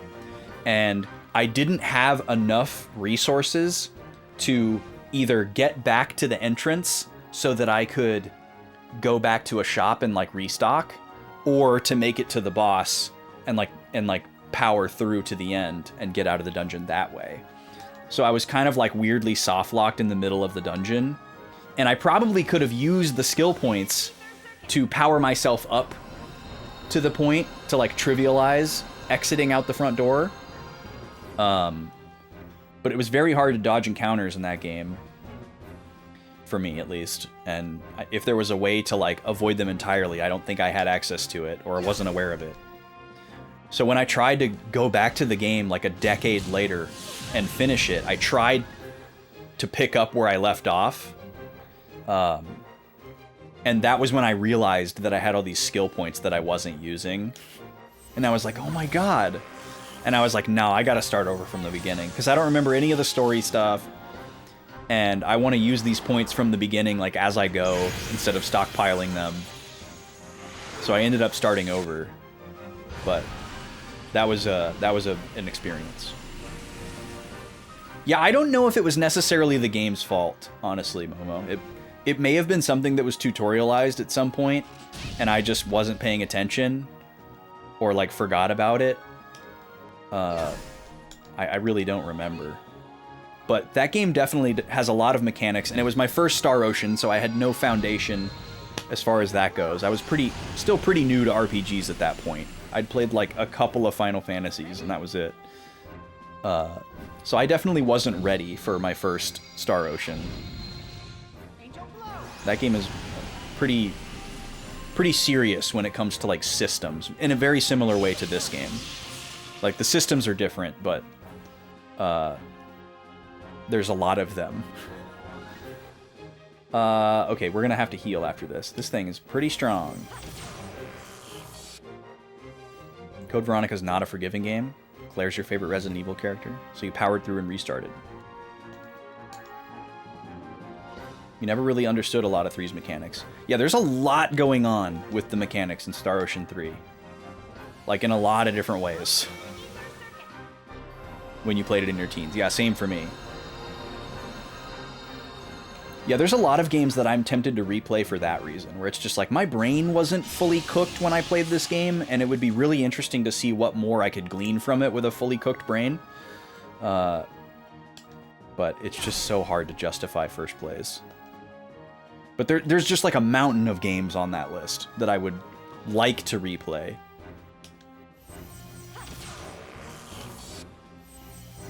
She's so worth it. Alright, Momo's a Claire fan as well. Apparently. You played a bit of Star Ocean 3 as a kid, but you don't remember it much? You want to play them all at some point? The cover was pretty, so you randomly bought it. Yeah, it had the like really nice like foil cardboard box. I remember I was so sad. We had a puppy at the time that chewed up a couple of my games. Like one day, like when my mom was home and I wasn't home, she like had the puppy inside and like left my door open or whatever, and the dog like chewed on some of my game cases. And they didn't damage any of the actual discs. The discs were fine, but I was kind of like mad about it, which is I'm a little bit embarrassed looking back.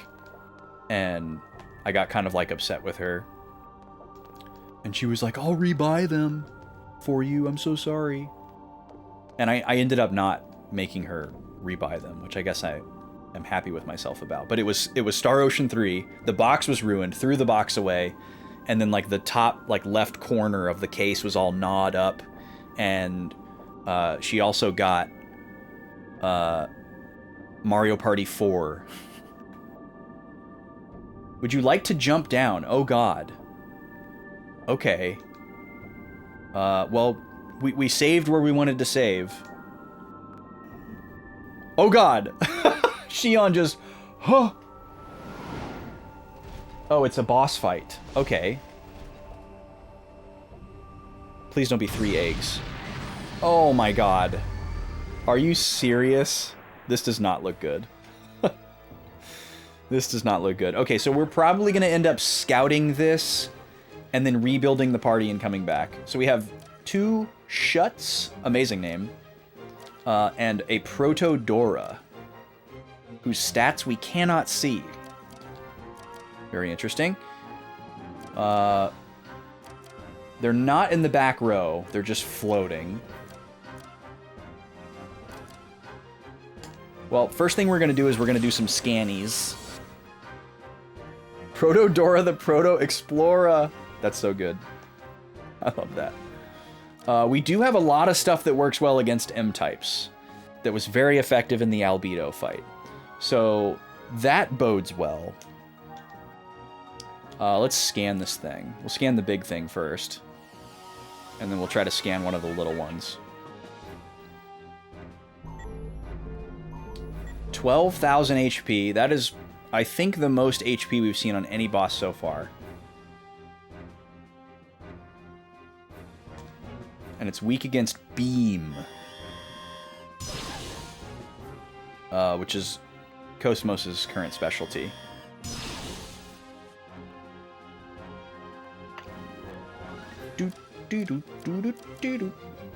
We can focus on one of these units in the meantime while we're charging up. Beam shield up. Okay, so it has a shield to protect itself against what it's weak against. So we might not be able to exploit that. I don't remember if X-Buster is considered a beam attack. But I guess we'll find out here if it does 0 damage or like a really paltry amount of damage. Yeah, that jump that Shion did reminded me a lot of actually how jumping in Xenoblade 1 feels. Yep, 0 damage. Okay. So we're going to have to watch out for that. We won't be able to exploit the beam weakness. Let's scan one of these smaller units now.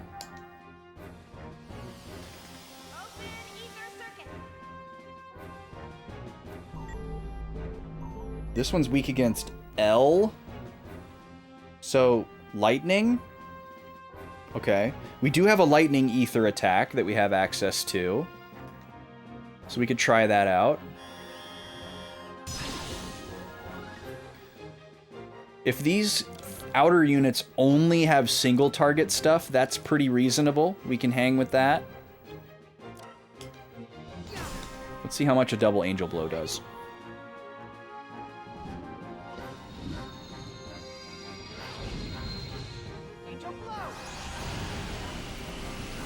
Pretty solid. So we probably wouldn't want to focus on beam type attacks. We're going to want to focus on stuff that's good against M types and that just we know can do a high damage output.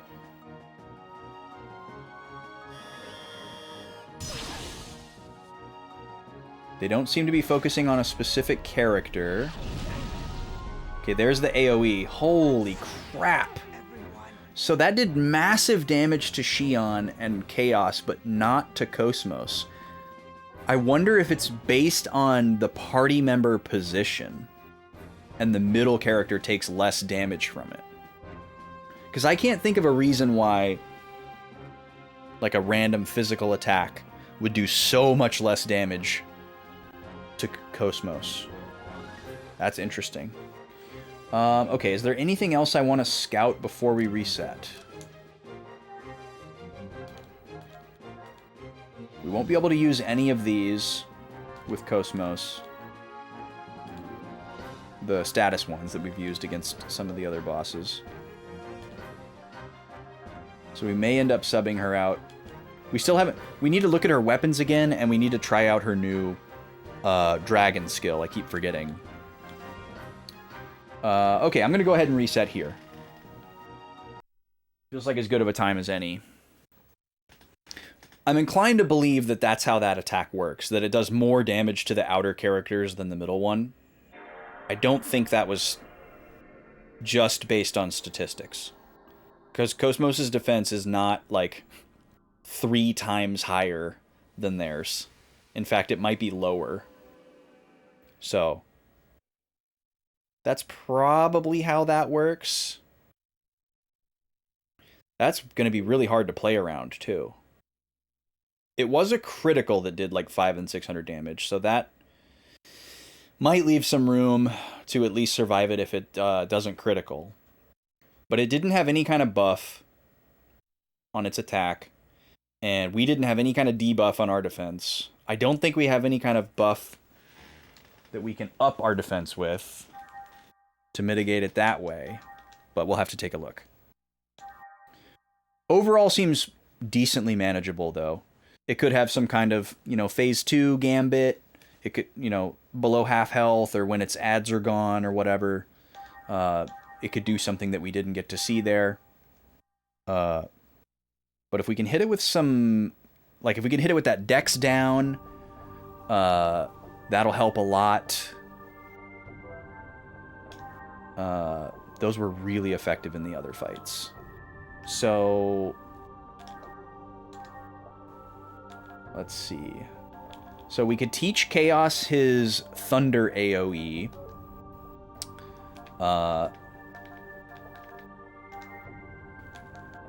Xion has the jamming here. We'll definitely want to use that on all 3 of them. Pretty sure it lasts the whole battle, so that's totally worth spending her first 3 turns on. I need to remember that she has a revive spell now too. I forgot about that. And we do have everything set except for her strong attacks. We've got her fully committed to the support role. So Cosmos might not be our choice here. Let's look at her weapons again. So we have an air, we have a pierce. Ether attack 300%. And then this one is also pierce. So this one doesn't count as a beam, which is good. The scythe could be interesting, though, if we're, like, hitting all of them. Alright, let's take a look at the dragon tech attack. What is it? One enemy near. Okay. So, let's see. How much would it take to make this high speed? 400? We could afford that. We could also just make it the square. It's very similar to our hammer. I'm assuming it's better since we just got it late game. So we can put that there. We'll try it out a little bit. See how it does. So yeah, Tummy Beam is a beam type attack. So that's not going to be useful in this fight. Or its utility is limited. Everything else, though, is fine. We're not using our cannon. None of the rest of hers are beam.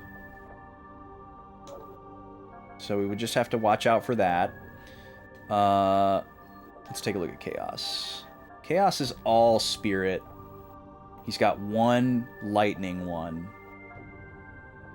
which is also good.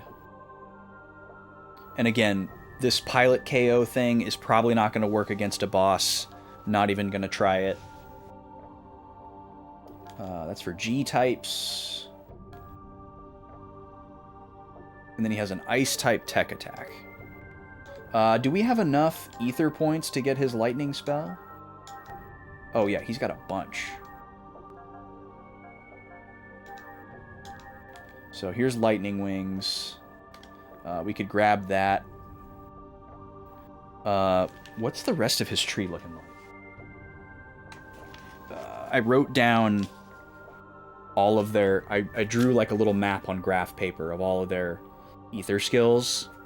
And I did a little save scumming where I used some of the consumable items that give you more ether points to use to like scout ahead on everybody's tree.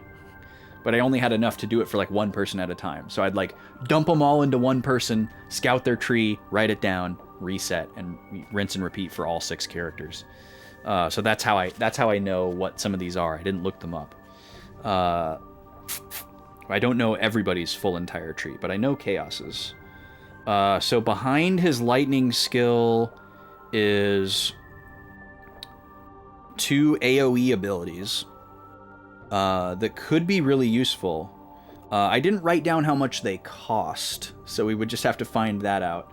But we'd only be spending 280 to get lightning, and then we'd have like 620 left over, which could be enough to get Cataclysm or Light and Wings. And those could be huge for this fight. Cataclysm is an AoE attack spell that resets their like wait time, so maybe like bumps them back to the end of the turn order. So anything that increases speed and gives us more actions is very powerful. And then the other one, Light and Wings, is like a damage attack, and it removes negative status from the party. So that's a really cool dual effect. Cosmos also has an AoE ether skill for lightning that she can learn. So that is something that we could try to really double up on getting rid of the 2 cronies. How many skill points does she have? Probably not enough. Because that's back here. Yeah, she needs 620 to get one of those. So we won't be getting that. And the only other ability that she doesn't have is a beam type attack, so we're definitely not interested in that. For Shion, we do have a status heal. Do we not have that yet, or did I forget to write it down? Oh yeah, we don't actually have that one yet. We don't have Refresh yet. What's behind Refresh? Behind Refresh is a live on HP status, which is cool, and a speed plus 25%, which is huge. Very huge. That could be really, really good. Or we could go for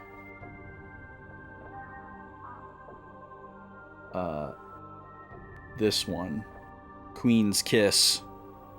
That's probably not going to be useful in this fight, though. That's the one that we would want for farming the consumables. Okay, let's look at our 3 characters that we're not using.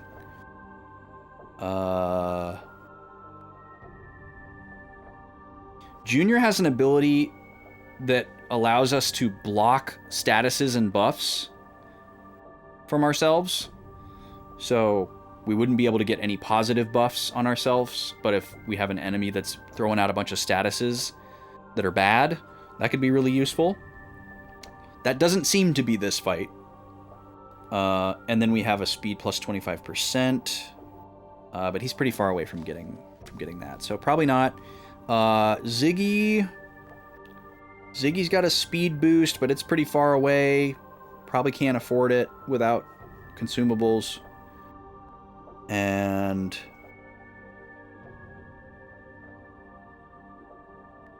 okay, this is interesting. He has one skill that gives him an 80% crit rate against M types. That could be useful. And then Momo has a bunch of stuff that we don't know what it is. But one of the ones that we do know what it is it lowers the action frequency of an M type by 50%. Which is really good. But once we got that on all 3 enemies, I don't know what Momo would do. We don't know what her prayer skill does yet. But it only targets herself. She has a revive.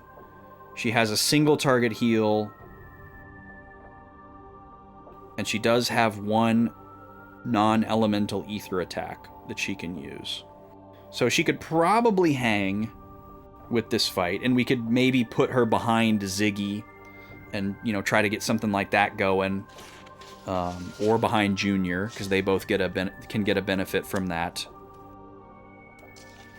So that could be interesting. Because we tend to approach these fights with only 1, maybe 2 attackers anyways. We usually have a dedicated support character. So I'm not averse to the Momo back row thing at all. We just haven't run into a situation where it's really benefited us a lot. Because Xion and Chaos are just such capable healers and supporters. Plus Chaos is a great attacker. It's really looking like the character that would be most likely to sub out would be Cosmos. But there's not really a great alternative presented. Unless we can get that really good attack on Ziggy. But again, we haven't seen our dragon yet. So we may very well just be sticking with the same party here.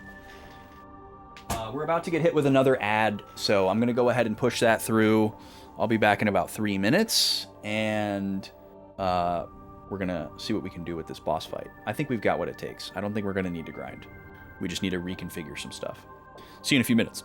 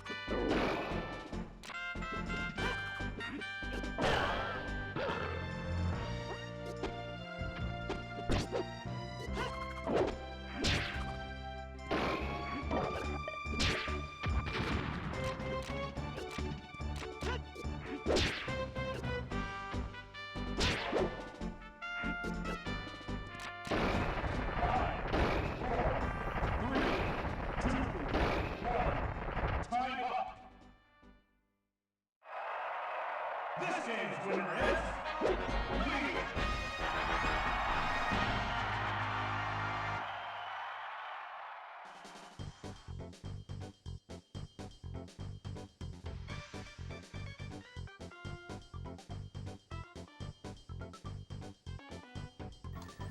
Okay, we're done with the ads. They ran this time, even. Were they just goofing around, Smashy? Just hanging out at Silphco? Goofing?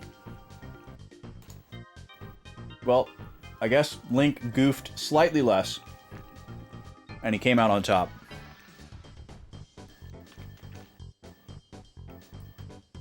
(9-1) here, going into the final round of this particular matchup.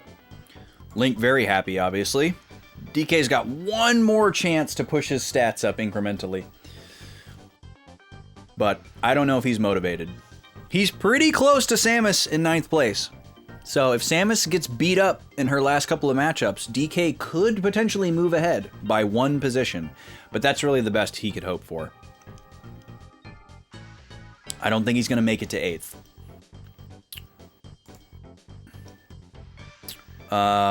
So yeah, one more ad break of Link versus DK, and then we're going to switch over to Samus versus Ness for 11 ad breaks. After that, Captain Falcon versus Fox. That's going to be a spicy one. That's basically our Super Bowl preview. That's the number 1 and number 2 ranked character.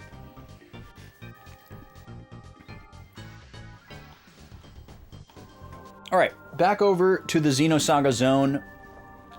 We're putting a build together for this boss fight. I think we're going to go in with the same characters. I want to do one random encounter to see what Cosmos's R-Dragon is like.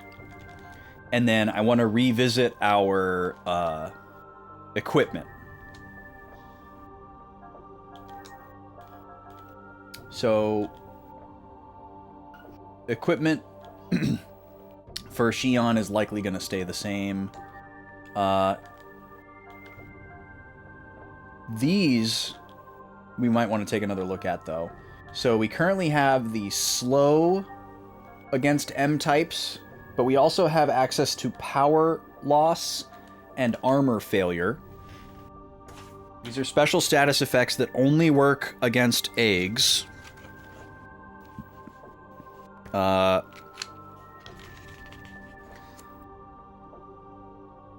So, let's see. Power loss is 25% less attack. Armor loss is 25% less defense. Slow is 50% speed decrease, though. So I think that's a higher value. than the power loss and armor failure. So I think we have the right one equipped. But I need to remind myself of the button combination for Shockblade. I know we did it earlier, but... let's see. Shockblade is... Oh, it's our high-speed square attack. Okay. Got it. So we have to start with square, and then it's right there to do Shockblade. That's probably worth going for to get slow on them. That will help a ton. And then in addition to that, who has the dex down? She also has the dex down. So yeah, Shion's early turns are going to be focused on debuffing all 3 of the enemies. And then after that, any turn that she's not healing, she can boost. We could give her that accessory again that gives her 1 boost at the beginning of the battle. It is very helpful, but over the course of a long battle, it obviously is useless. So it's kind of a lot to give up either, you know, a handful of defense points or something that's going to benefit me every turn, like 25% speed or something. Right now we just have the tech point bonus one on her, which I don't hate either.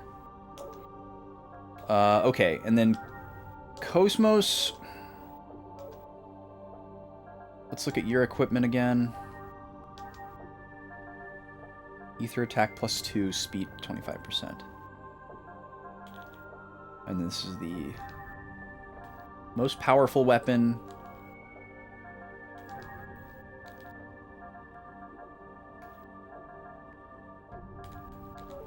So Cosmos might spend a lot of her turns in this fight just like using items. Because like... It depends on how good the dragon attack is. If the dragon attack is really good, then obviously we want to get that set up. But our primary damage dealer is probably going to be Chaos.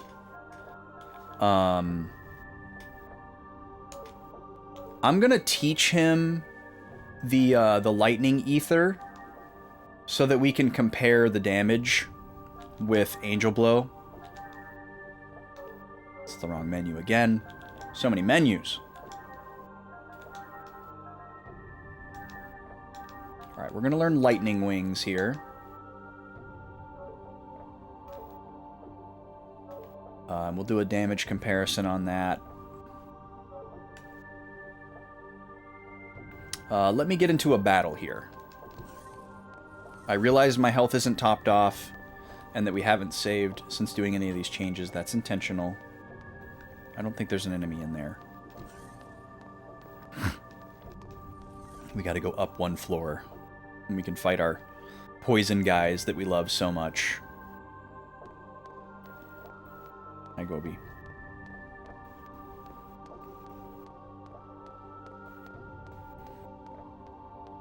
We're leaving to go on a trip tomorrow, and I already miss my puppies.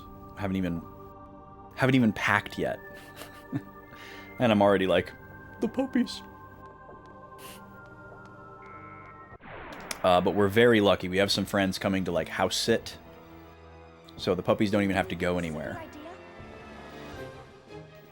Oh, I forgot there's a demon in this encounter too. Okay. So they're gonna have it good while we're gone. We're just gonna miss them. And they don't know that we're leaving yet. So Nima's gonna freak out in a couple hours when she sees us getting the suitcases out. We're just trying out Dragon, right? That's the only reason. Oh, and we're trying out Lightning Wings. Although I don't know if this is going to be a good way to test it out. We probably need to test it out against the boss.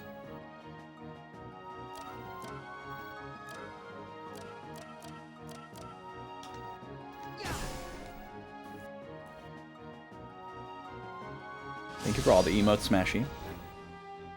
Okay, Shion, please don't die.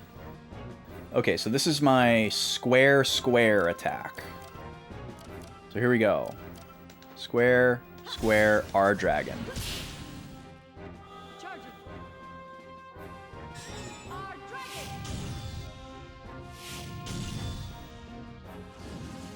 Oh, it's a single target. Okay. Well, it's good damage, but it's single target. I don't know why I didn't realize that until just now. It said that in the description.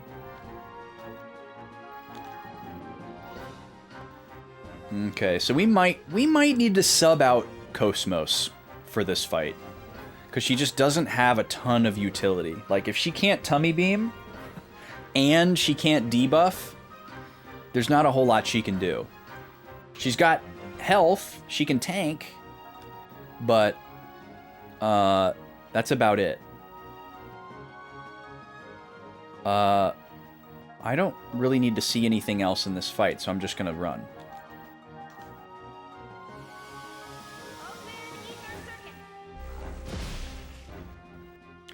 I'm still going to leave that dragon ability equipped, because it's obviously really good. It's just not going to be a great fit for this fight. We want to focus on AoEs. It's certainly something that we could utilize, you know, once the additional eggs are gone and it's just the one central guy. I don't think this is going to be a boss fight where he can, like, bring his ads back.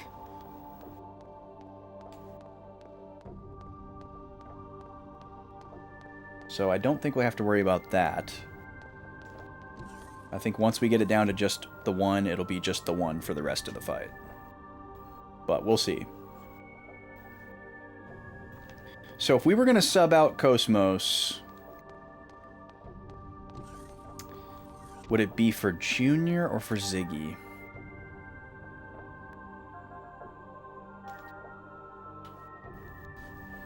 Ziggy has more health. Junior also does very inconsistent damage against M-types. Like, sometimes he does 0 damage against M-types. So that's a huge problem, obviously. If he can't do damage with his regular attacks, that's going to make it really hard. But if he can do damage, he can probably do a lot.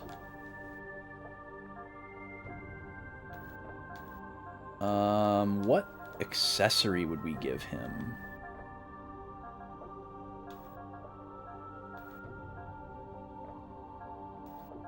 Maybe evade, maybe agility.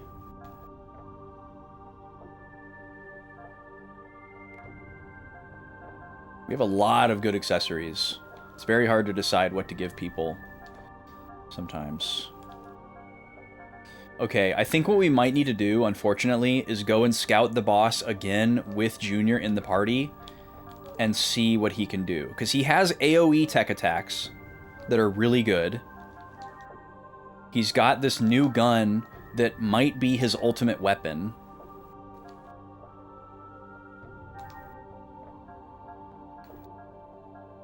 None of his stuff is beam type. But yeah, Mystic Nocturne is really good. I can't circle. I don't have my telestrator today, but what? Here comes a pizza. See it? See it? Oh! Classic. Geez. Highly unnecessary. God, here comes the pizza is such a good one. Such a big fan. Great lore. Oh! Cheese! It's such a good one. It's just, like, the build up to it and everything, and like the way they keep going back to it and replaying it instead of watching the game. It's just a couple of guys having fun on national TV, you know. Must be nice. I'm trying to see here if I think any of these are going to be more powerful than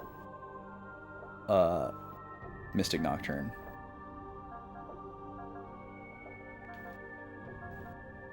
I think the answer is no.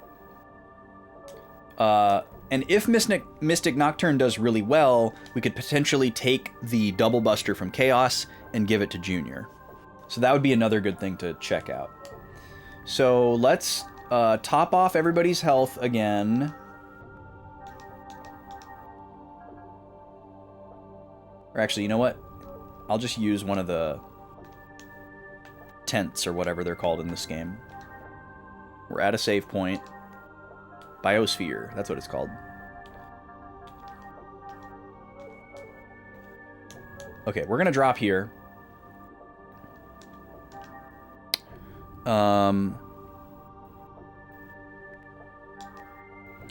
I will do this in a different save slot, but we don't really need to. But just so that I can remember what I was up to, we'll call this 43rd floor scouting boss second time. Oh, dang it. So we're gonna sub out Cosmos for Chaos, or sub out Cosmos for Junior, and we're gonna learn as much as we can learn. We're gonna see what kind of damage Junior can do. We're gonna see how Chaos's lightning spell compares to Angel Blow, and we're also gonna find out if the center party member takes less damage from that AoE.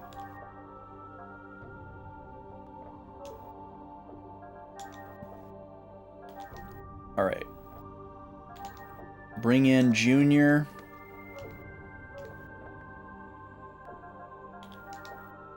Mystic Nocturnus is triangle, triangle. It's like the main thing that we use with everybody. Let me make sure his ether skills are set, because we haven't used him in a while. Yep, he's good. What does he actually have available right now? Coin Lock is the one that prevents status changes. And then we have these three available that we have enough points for. Steal items, evade down, disable spells. Those are both for enemy types that we're not up against. So, nothing that we're going to go after. Okay. Let's go find out. I'm not going to save again because it'll take too long.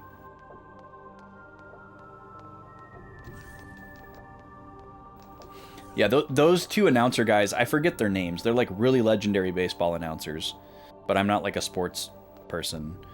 A friend showed me that many years ago. And he knew like all the lore on these two guys. And there was like one night where he showed me like a bunch of their like famous bits. And that Here Comes the Pizza is one of them. All right, let me see if this same exact movement gets me a consistent sneak past this guy. Nope. So he doesn't always go up to that top right corner. I love his little tantrum when he doesn't get you. That's so funny. Okay, so sometimes he goes up there. And then he throws his tantrum. That's very important for us in order to get into this fight with full health. I mean, I guess we could just run, but we might not get to run on the first turn. Oh, we have to dodge this fight? Or run from it? That's dumb. Just to get to the boss? Okay. I got no time for wusses like you. Well, at least they're slow.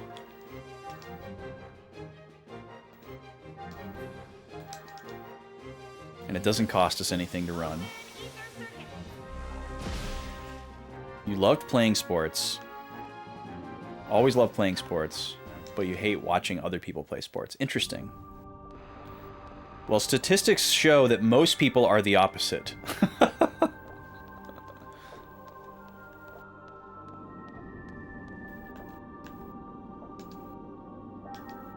I suppose I see the merit in both.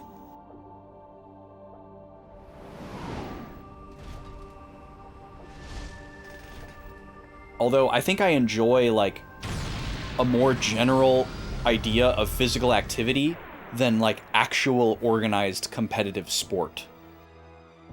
This is no ordinary force. Everyone, be careful. Like I liked sports a lot as a kid, but I never played any organized sports because I was like overly competitive and like kind of a sore loser and like not a great team player. So I like didn't want to be on a team with anybody, but I liked the sports and I liked kind of like things that were adjacent to them, and I liked being like super physically active and stuff. I liked running around and, you know, kicking a ball or throwing a ball and like things like that. But I never wanted to be on a team with anybody. Ah! I forgot to set the stupid lightning spell. Alright. That's annoying.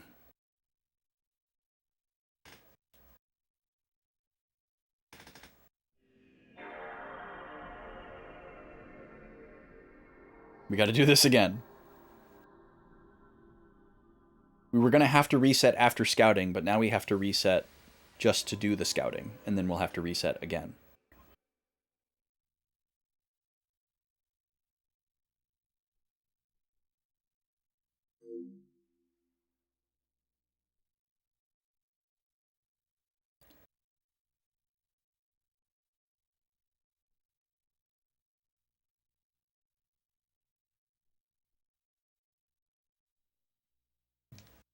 Hey, no barking.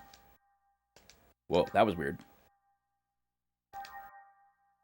I've never pressed start at like that specific moment. That behavior of the menu was kind of strange. Okay, number 2. Gotta remember to set the ether skill, and also I gotta put Junior in my party again, because I didn't save before doing that. Okay. Battle formation. Replace Junior. Junior. Ether. Set. Oh, I have to learn it again as well. Wait, this is the wrong character. Set. Lightning wings, there we go.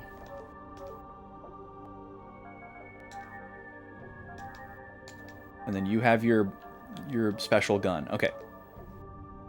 Junior has no accessory equipped, but that's fine. It's not pivotal to this fight. Okay, so we have to see how much damage Angel Blow does versus Lightning Wings with Chaos. We have to see... Hey! Please. We're going to try to get our statuses on with Shion. And then we need to see how much damage Junior can do with his regular attacks and Mystic Nocturne. And then if he does more than Chaos can do, then we give him the Double Buster for the actual factual attempt. Nope. And Tantrum. I guess you can kind of run past him when he's just doing his little tantrum. That's kind of convenient.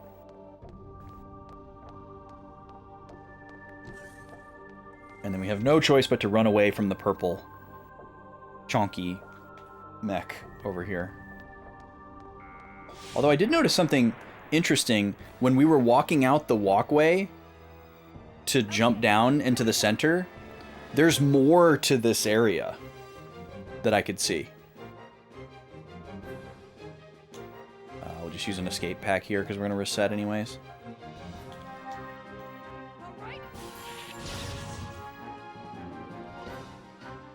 Boom, boom. Boom, boom. So, like, similar to the, like, 2 sections of the vertical tower, like, there's a wall there, but as we walk further out here, if you look to the left, there's actually a walkway over there. And then when we jump down, you can see that there's another one of those purple mechs. So watch when the camera changes. See? There's one of those guys over there. So we're probably going to walk up that little crooked path and go up there to continue on after this. I didn't notice that the first time. This dude is gnarly. His floppy clamp arms are so silly. Okay. So Shion's opening turn is definitely going to be focused on debuffs.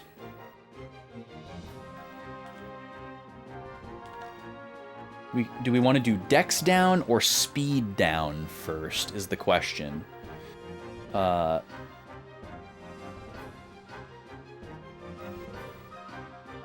Probably speed.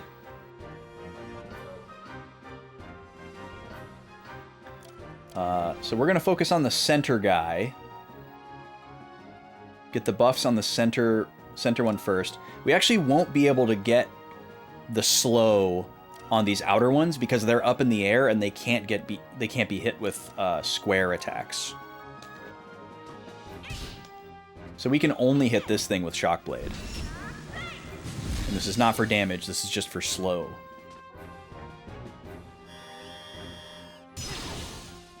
So we'll use her next 3 turns getting dex down on all of them. Okay, so with Junior, we're just charging. No damage. That's what we expected.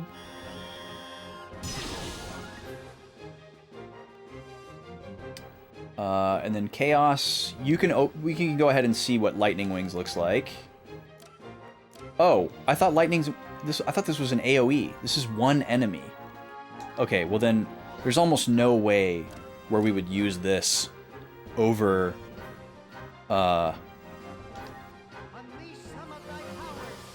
Angel Blow, because that's an AoE. So this would need to do a considerable amount of damage. Yeah, 400. I think Angel Blow is doing like 300 or 350, so I don't think there's a world where we do that. I'd rather do a little bit less damage to everybody. Okay, let's see what Mystic Nocturne does here at 6 AP. We expected the triangle attacks to do 0 damage because that's how it's been historically. Okay, about 260 damage. So he could do that twice if we gave him the double buster, but it's not as powerful as Angel Blow. And even with Cosmos having the chance of doing 0 damage to the middle guy with Tummy Beam, if we just give her one more good skill, that's almost worth it.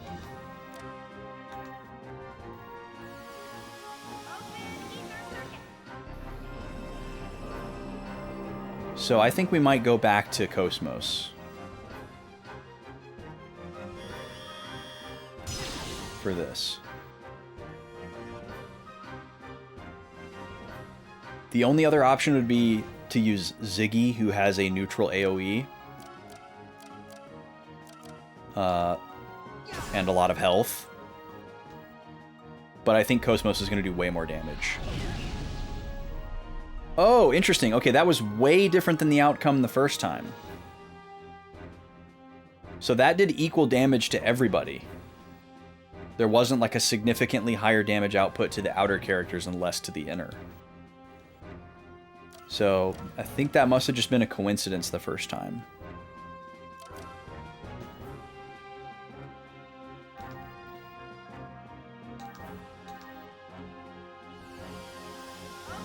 Just kind of getting a sense of what kind of shape we'll be in after we get all these debuffs out. It looks like it didn't work on the main boss because he doesn't have the thing over his head.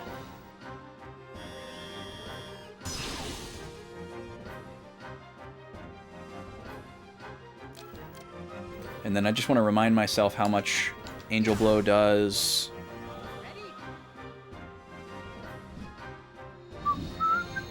But I think the slow definitely worked on the center guy.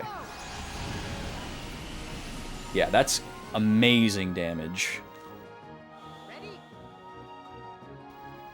We definitely don't need Mystic Nocturne.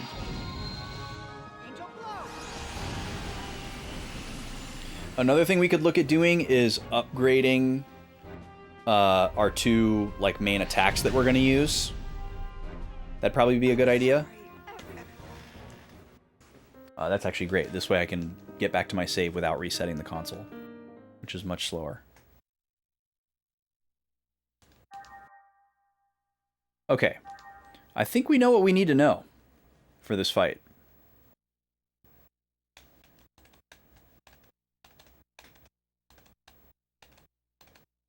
So, back to the PM. It's such a funny abbreviation for this place.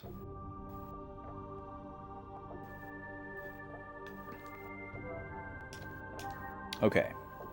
So we're sticking with this party. Let's see if we can upgrade Angel Blow any further. We can. We can make it stronger by 1 level. Our other options would be to use those same tech points on his stats. Let's see where they're at. We don't have a way to increase our ether attack any further. Hello? Yo, Dudson, welcome in. How's it going? What was going on today? How was the stream? Folks, go follow C. Dudson.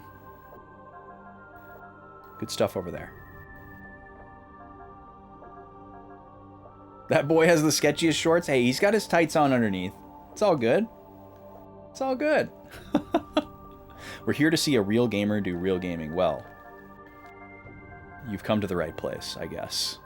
If your idea of real gaming is over-analyzing minutia and menuing, then you're definitely seeing a real gamer do some real gaming. What were you playing today, Dudson? What were you getting into? If you can actually get through this game, you're a true gamer. I guess that might be true, because a lot of people have told me that they played this game, and regardless of their level of enjoyment, they didn't make it. I actually have not really given a second thought to the way that Chaos looks that much. Like, I know we talked about it when he first appeared, and it's definitely weird. But it hasn't really been something that I've, like, continued to notice as we've gone through the game. Because I guess we usually just kind of see, like, the upper half of his body. And, like, the upper half of his body is really not a big deal. That's pretty standard RPG stuff. His shirt's pretty cool. Oh, co-working stream. Very nice. Placid Plastic Duck Simulator. That is a very good time. I have very fond memories of hanging out in B's duck streams. She was doing that pretty consistently for a while.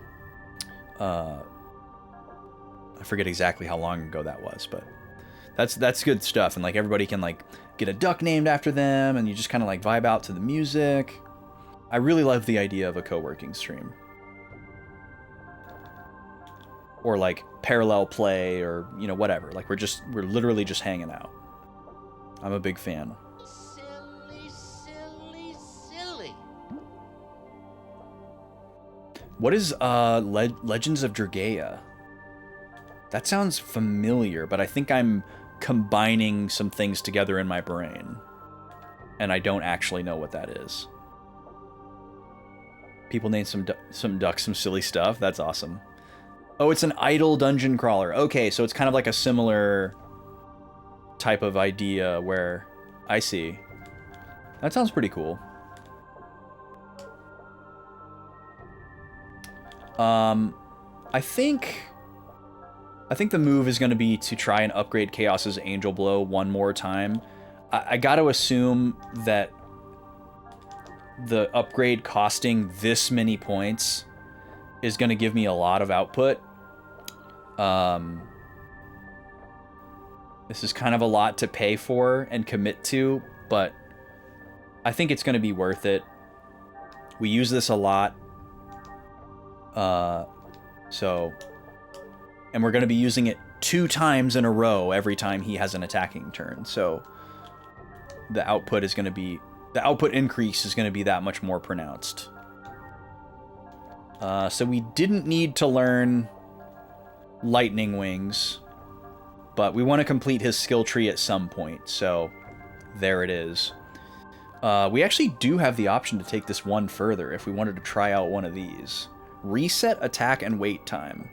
That sounds incredibly busted if it really does what it says that it does. And then this one is an attack plus it removes status changes, which also sounds amazing.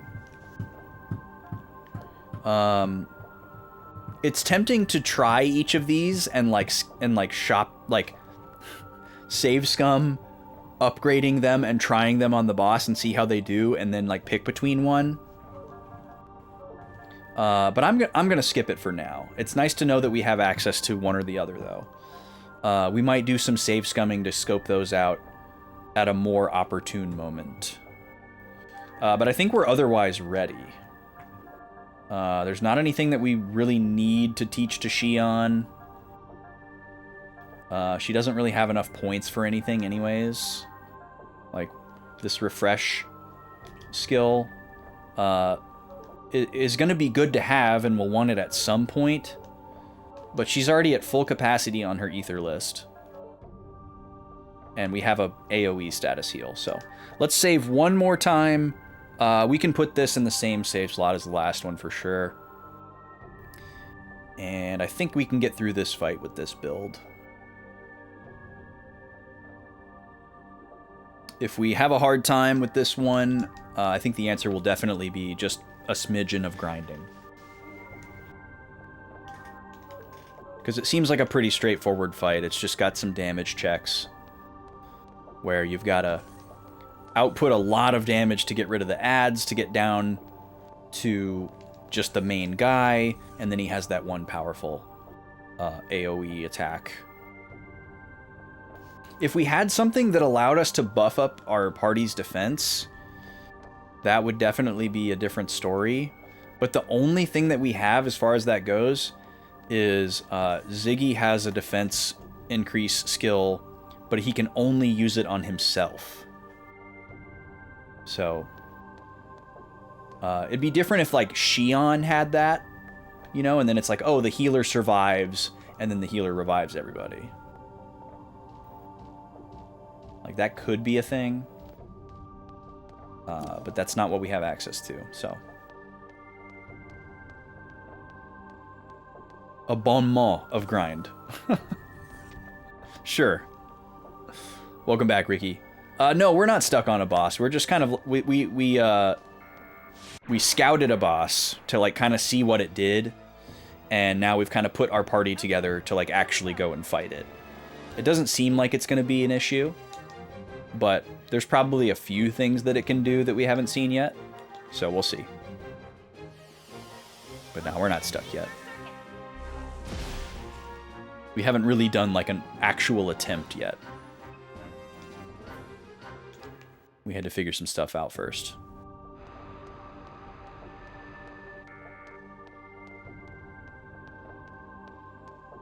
All right, time for the funny jump again. Everyone perceive the funny jump? Huh! The way that she just like so unnecessarily does her like full vertical and then moves forward somehow.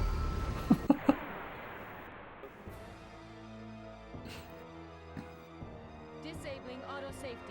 I don't do this for like, this is not like a common practice that I do in other games. We've just kind of fallen on this approach in this game a couple of times. But I guess because this game like forces you to go into a battle and like spend some time to like get a lot of information. There's not like a lot of ways to get information on an enemy before you fight it. And like scanning doesn't tell you a whole lot, so. And because a lot of these enemies are so strong, I can't like spend a bunch of turns stalling and scouting and then do the attempt. It's like I gotta do the scouting and then reset and do the attempt. You know, otherwise I would just do it all in one. Alright, we're gonna start charging.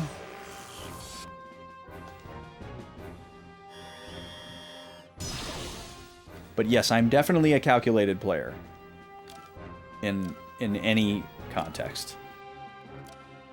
Let's go right to doing slow on the center guy again. I'm pretty sure that it worked. It might not have, but I think that it did.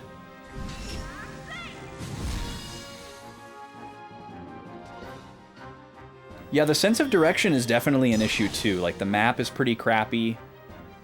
So I could see some people getting lost just from a wayfinding perspective as well. But yeah, I agree. This game seems like a pretty challenging game, like in general terms. And it's like you could probably strong arm most situations by grinding. There hasn't been a terrible amount of like really gimmicky fights. But there have been some. Okay, so we're gonna do our good old X-Buster here, and it's gonna do 0 damage to the big guy, unfortunately. But it's still worth it to do the damage that we're gonna do to the outer guys.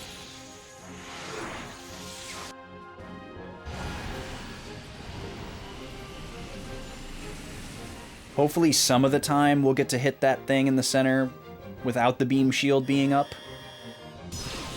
But it is what it is. Okay, Xion needs to heal herself. We'll just item that. Getting lost on Xenosaga's giant ships is a rite of passage. Honestly, I feel like the place to get lost is the Durandal. There's so many areas that look exactly the same. Like when you're like a couple of rooms deep in like the residential area or whatever, it can kind of feel like you leave one screen and then come back to the same screen in like a very Lost Woods kind of way. Okay, double angel blow. Oh, I screwed it up. We only get one angel blow. I misclicked. You had a tough time your first time. You wish you could forget, so you could relearn everything. Yeah, don't we all wish that? With our favorites. Yo, thank you again, Dutson, for the raid. I really appreciate it. Folks, make sure you go follow C. Dutson. And good luck with parenting. Have a good parenting. That's a weird thing to say, but it's funny. Okay, charge it up again. Please don't kill Xion. Oh no, please don't kill Xion. Oh, a miss on Cosmos. Very interesting. I forgot to do Dex down on the outer guys too. Xion is going to get a turn. But somebody's boosting in before she does. So I'm not going to take the risk here. Let's do a high heal. This should get her out of kill range of anything other than Steel Press. Okay, good. She's not even getting attacked. That's what we wanted. Chaos is also super low now. Do Medica here. It's not really enough, but we'll take it. As long as the next turn isn't a Steel Press, we should be okay. Hopefully he doesn't do that super often.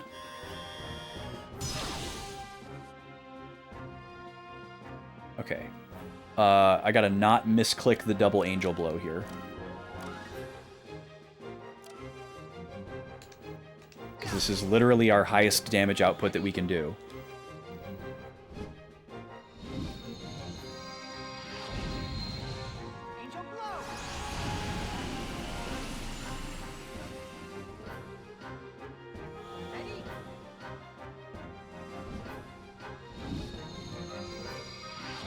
No steel pressing, no steel pressing.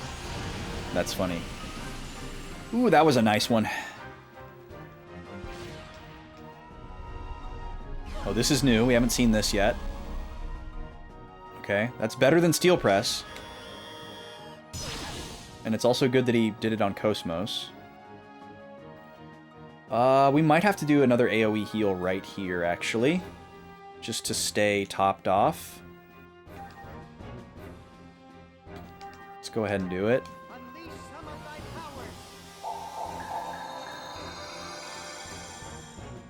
And Cosmos is our off healer / item user. When possible. I think it's safe to charge here. You're down to 1100, you're down to 16. Okay.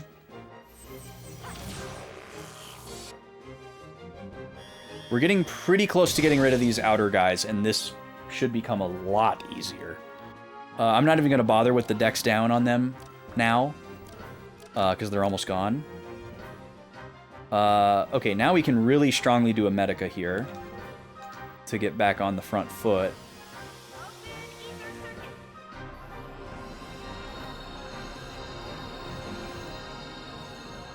That should be full for everybody.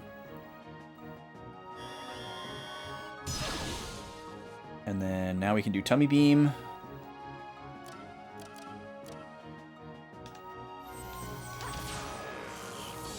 Zero is really unfortunate.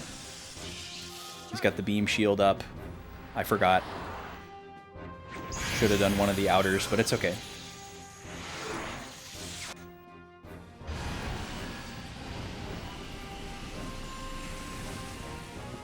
Cool. 600 is excellent.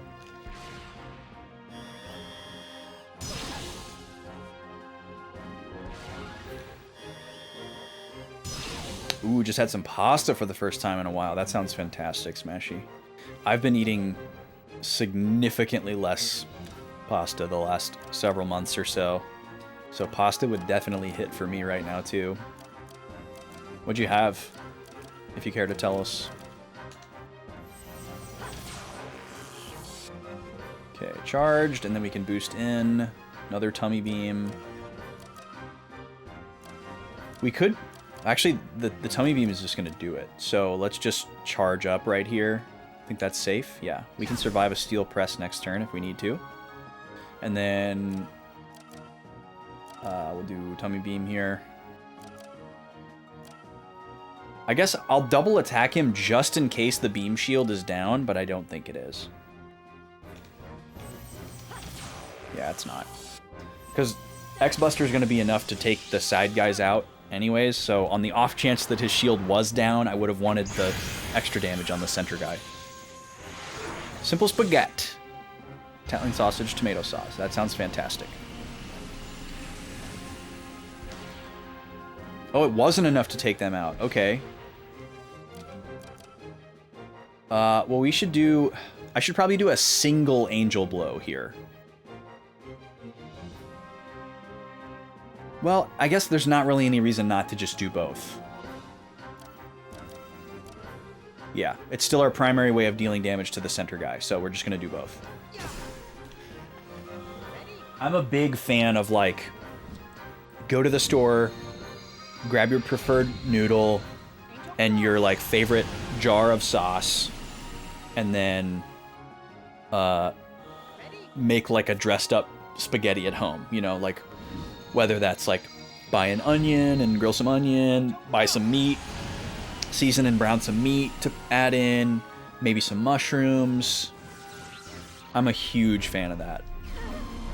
I usually get like a little bit of like spicy Italian sausage, and I'll brown that and maybe do a little light seasoning on the stove top. And then I'll get like some baby Bella mushrooms and, you know, run the classic gambit on those, which is like butter and Worcester, a little bit of salt, reduce those way down, and then, you know, boil the noodles, put the sauce in, and then mix in the mushrooms and the sausage. Woo! That's a good night right there. Okay, I don't think I need to replenish jamming on him. Or we never did jamming. I can try and see if it works. We're in a good enough position where I can afford to do this instead of heal. Maybe it just missed last time. We'd obviously love for him to miss. But it doesn't seem like he's actually affected by it. Cosmos, I'm actually going to have you do an off-item heal here. Since you're a little bit low, don't want you to get steel pressed. Here it is. We got a miss, and we got some lower damage. That's excellent. I think we can afford to wait until... Oh, just kidding. We're dead. Ooh, nice defend. Okay, everybody's still alive. All right. Let's see. What would I want Cosmos to do here? She can't W item, unfortunately. If I could W item, I would absolutely just do back-to-back AoE heal here. Nobody's really running low on ether.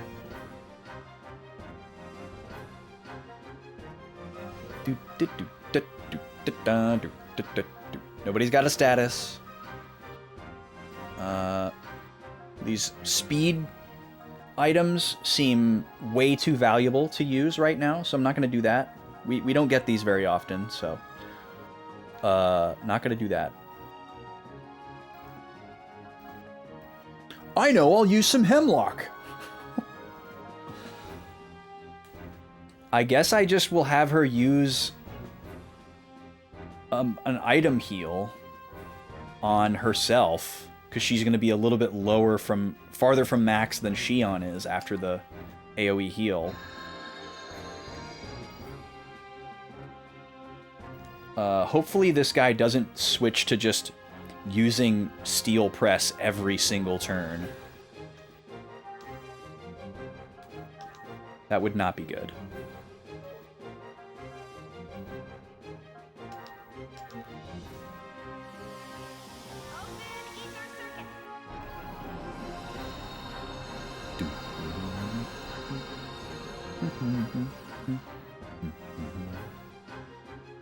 Okay, he doesn't get a turn here. Do I want to top off with healing, or do I go for my damage here? I think I gotta play it safe and go for the heal, because he might just do another steel press immediately.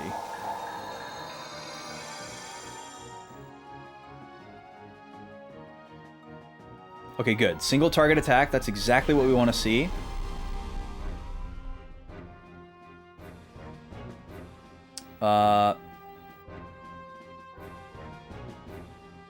Does he have the beam shield up still? I don't think it goes away. So Cosmos can't really attack right now. Well, you know what? We could do Dragon. That'll do good damage. And then Xion can heal herself. Yeah, that's good. Hopefully this doesn't do 0. But it's not considered beam damage. So it should be good. Oh, it's only 100. Wow, that was really bad. I was expecting that to be like 400. Definitely not worth it. Probably would have been better to have her use a heal and have Xion do something else. I think Medica is actually going to do better, even though it's a low, because her ether has gotten so strong. So this should be more than 150. Yeah. That's kind of a weird thing to play around. Okay, double angel blow. Here we go. Should put me over for a boost. And if he doesn't steal press next turn, I could have Xion boost him again. Just so we could get more of these off, because this is our primary damage method. So we're getting like between 600 and 1,000 damage every time we do it. Oh, his beam shield is damaged. Okay. Good to know. So it's going to be a while before he takes beam damage again. Nice that he's spreading that out. Very much appreciated. We're going to charge up. You were babysitting last night. You made spaghetti. Okay, cool. He's spreading these out. That's very convenient. He's getting a lot of actions. Oh, no. This is bad. Okay, good. We didn't get crit. Yikes. Okay. That was a lot of actions in a row. It definitely doesn't feel like this guy is slowed down anymore. We have to go Medica all here, unfortunately. I'd love to try to inflict him with slow again, but I don't think it's even working. Ooh, chicken Alfredo. Nice, very solid. Broccoli and cheddar stuffed chicken. That's fun. Okay, we got him down to 7,000. I'm a little worried about health right now. But I'm gonna be ballsy. See if I regret it. Okay. I think we gotta go heal here. Hopefully he only gets one action this time.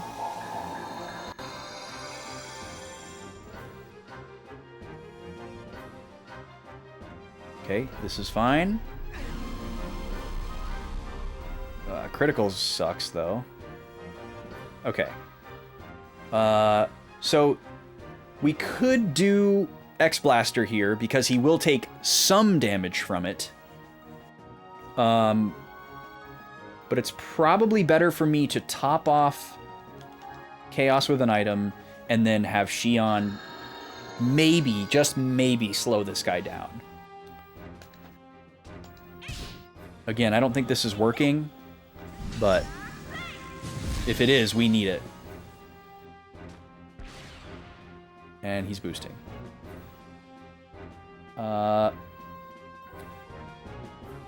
Honestly, we probably should do another item heal here.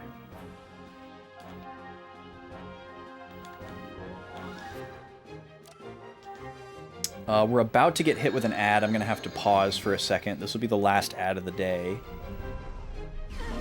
Get little guy in his nap spot and do a couple other things.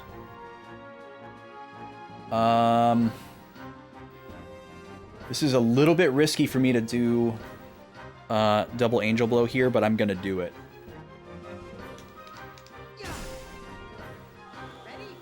Ooh, we've got the high critical here. So this might be like 1,300 damage. Ooh, that's very nice. That's already 8. So we might have 1,400 if we can get another 600-ish hit here. Ooh, nice. Okay, yeah. Basically 1,400. Very good turn. Just about the best outcome we could have hoped for. Okay, Cosmos can heal herself. We can boost in Chaos. And let's do another Dex down here. See if we can get this to land. Maybe it's a range. He may just be immune to this, unfortunately, but if we could get that on him, it'd be really helpful. Okay, it didn't hit him. I won't try it again.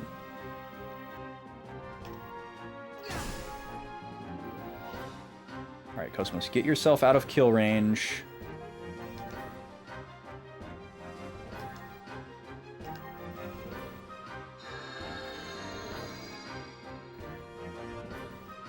Begin energy recharge. What does that mean? For his shield or what?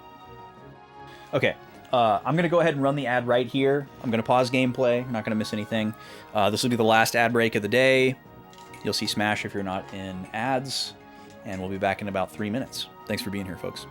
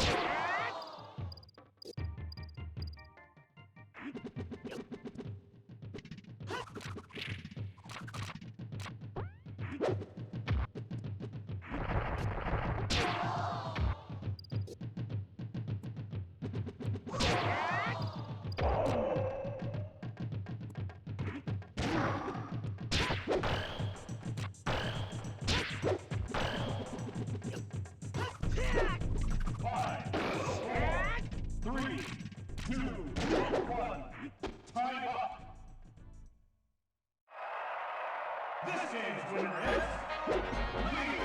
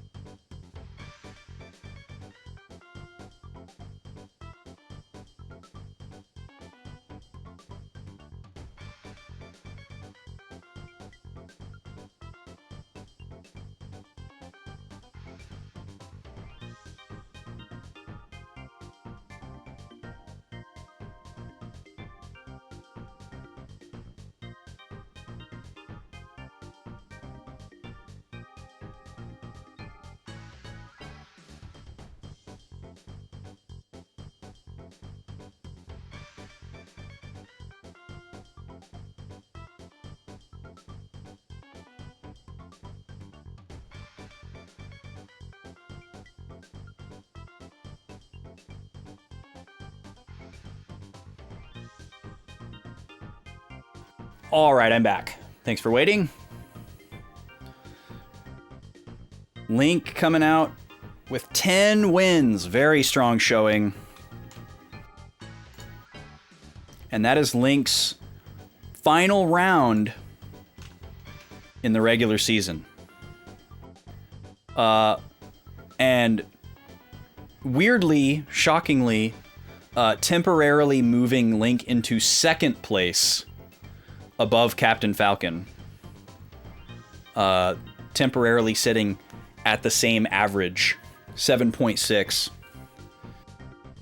Link is also currently the highest scoring character because he's done all 11 of his matchups. Very likely that we'll see Fox or Captain Falcon catch up. They have 3 more matchups to do. And we're actually going to see the clash of those two titans not too long from now. But that was the last one for this matchup, so we're going to reset our fighter cards. We're going to put our scores back to 0. And then we're going to swap them out. So for the next 11 ad breaks, which won't be until I get back from the trip, we're going to have in the red corner Samus, and in the blue corner Ness. So that's what you can look forward to in 2 weeks. That'll be an interesting one. There's a lot of surprising similarities between Samus and Ness, so I'm interested to see how that one goes. Samus currently ranked 9th, and Ness currently ranked 6th. Yeah, he was giving DK to business. He was giving him to business. Pretty wild to see Link in 2nd place there. Even though it's kind of like a technicality. But there he is nonetheless. Okay.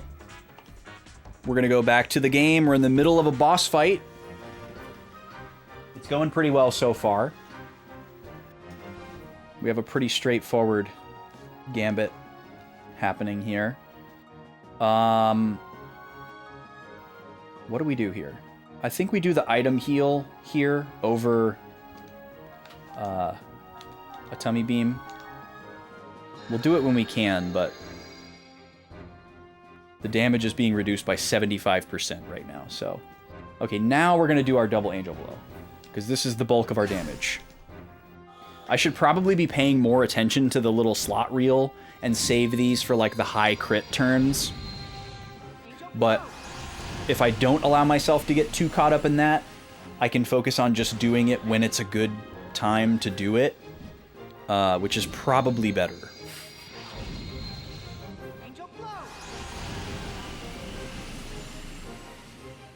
Because that's still like 800 damage. This is a new attack. We haven't seen this before. Oh my god. Okay. What? So that was an AoE ether attack that did 700 damage to my outer characters and 1100 damage to Cosmos. I don't know how Xion lived, but she did. That must have been the thing that he was charging the energy for. So now we know what that warning is related to. We don't really have a quick and easy way to raise people's ether defense. You know, we could try to put Veil on or something like that. But unless we do it with an accessory, it's something that we'd have to cast one character at a time to try to prepare for that. And his little warning isn't going to be enough time. We could try to come back from this. Maybe he has like a Hyper Beam type of recharge turn afterwards. We do have a revive. I probably would have to full heal Xion and then start reviving the rest of the characters. I think that makes the most sense.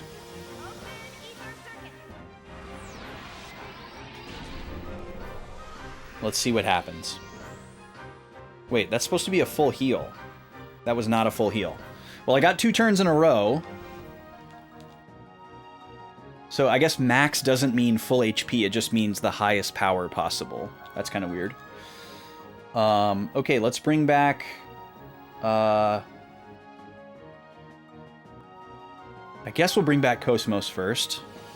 Because this is more HP, slightly more HP than for Chaos. And then we can start doing item heals along with regular heals. Okay, we're probably dead here. Oh no, we got the low roll on Steel Press. He's boosting in after this. It's probably not Steel Press, but it could be. Oh my god, I pressed triangle. Alright, we're cooked. Relief goods. Wait, is he gonna heal himself? He's getting a little Rob 64. Wow, 2300 HP. That's really unfortunate. This guy sucks. It also really sucks that I wasted that turn. I wish this turn was in the other order too.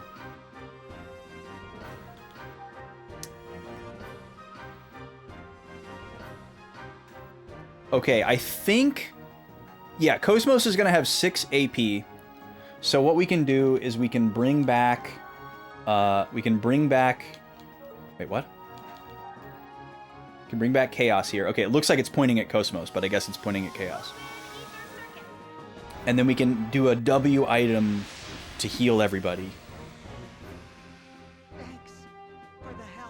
So it does kind of seem like... Oh my god, I pressed triangle again. I'm such an idiot. Please don't attack Cosmos. Oh my god. Okay. 2 misclicks in a row is costing me getting back on the front foot here. It's really annoying. I'm thinking I want to go to the menu, and triangle is the menu button in my brain. So I'm pressing triangle, but it's X. I need to press X. Okay. So I wanted to do a W item on the previous turn and hit everybody with a max or a high heal. But now I can't do that. I still might need to do this anyways, even though Xion is dead. He's probably boosting in with another steel press. Yeah. Cosmos dodged it. That's humongous. Okay. What is the best way that I can do this?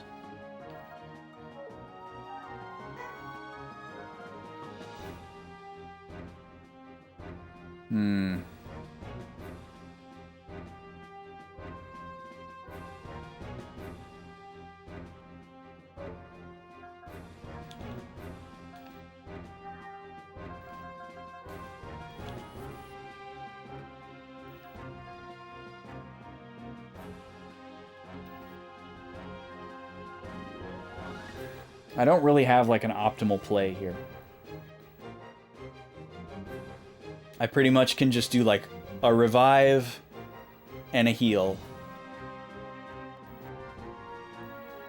But I gotta get them out of kill range. So let's just do healing dew here. At least I didn't do it a third time. Yeah, I guess. I mean, I was certainly disappointed, so I don't think so. I don't think I should revive Xion on this turn, though. I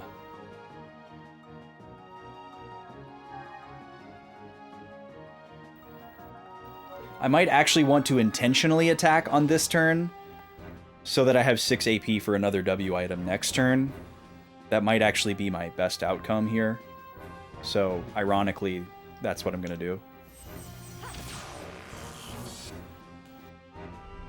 Okay, please do that. No crit. Okay, and then we can do another W item here. Oh, this is so unnecessary. We could be in such a better position than this if I hadn't misclicked. Okay, and now we can do a 1-2 revive heal here. Finally. Okay, so revive.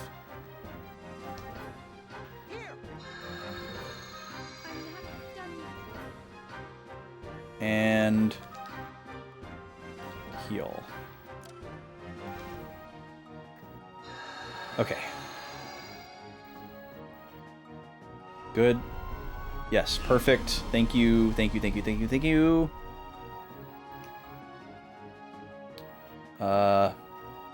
And I think I need 6 AP again, especially with this boost. So, little chip shot. Alright, there we go. Alright, now we're back. Now we're back. So we need a Medica all here.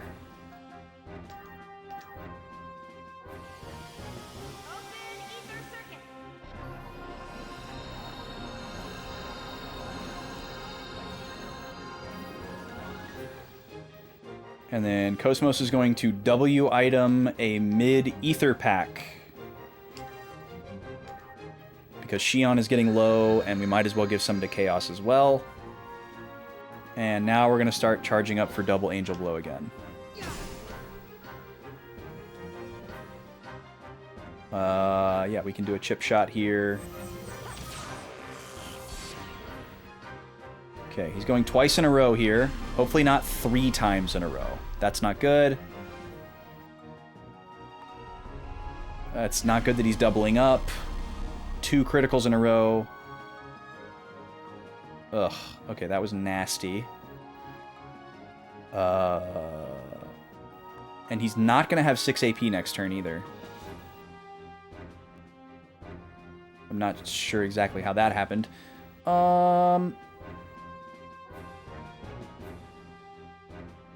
I guess I just do a Medica here.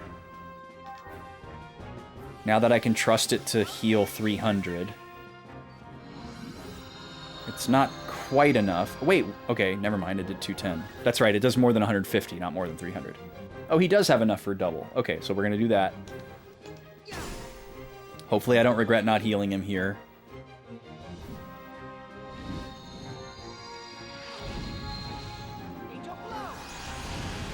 I don't know what we're gonna do the next time he says he's gonna do that beam attack. I don't know how to defend against that. The only reason we survived was just luck.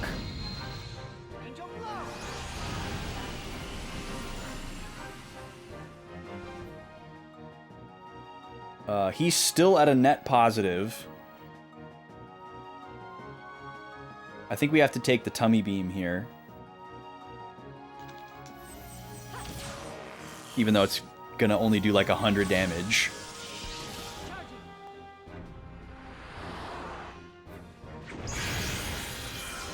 I guess we could have done Dragon instead. Maybe it would have done more.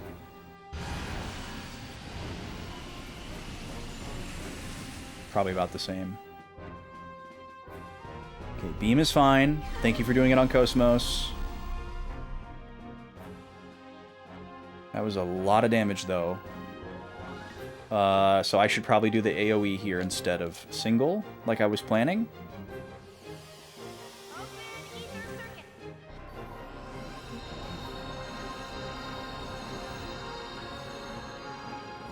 Okay, we're out of kill range. We're charging. And we're charging.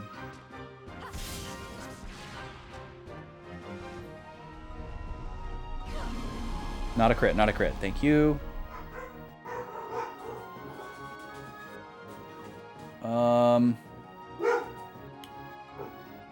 Let's see.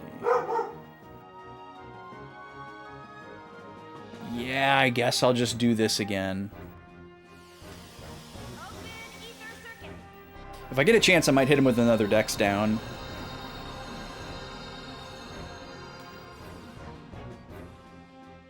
I don't know. I don't think it was hitting him.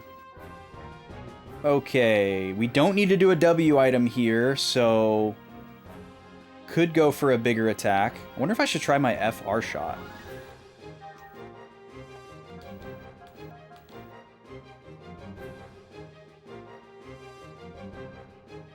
I don't think this would help me, but it might be worth a try. I feel like this only affects my actual ether attacks and not my ether-coded tech attacks. But I really don't know. Well, let's try it. We got nothing to lose.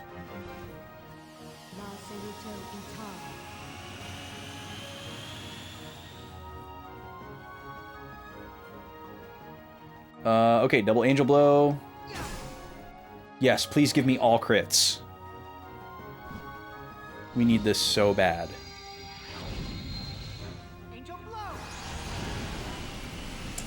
Darn. Maybe one more? He's boosting in. He's going to go twice in a row. Why can't we do that? Okay, cool.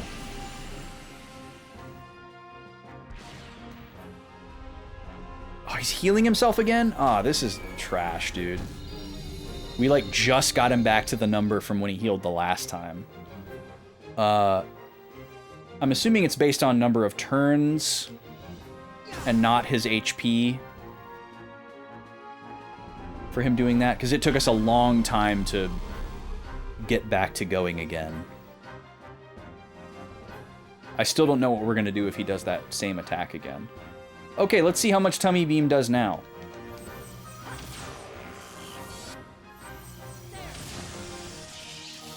It does seem like this is doing more damage. So maybe we can get 200 out of this instead of 100? Okay. Sure. That works for me. Okay, regular Medica here.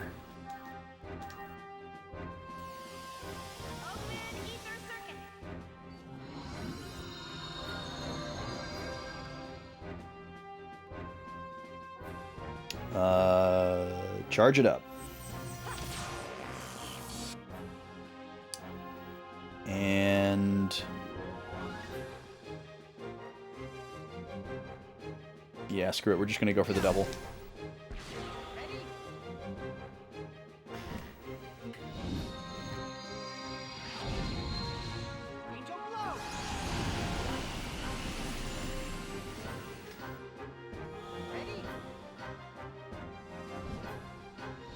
And maybe we can interrupt his 2 turns in a row with our boost.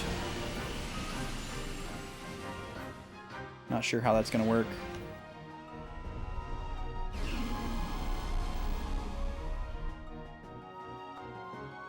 Okay, cool. It is going to put me in.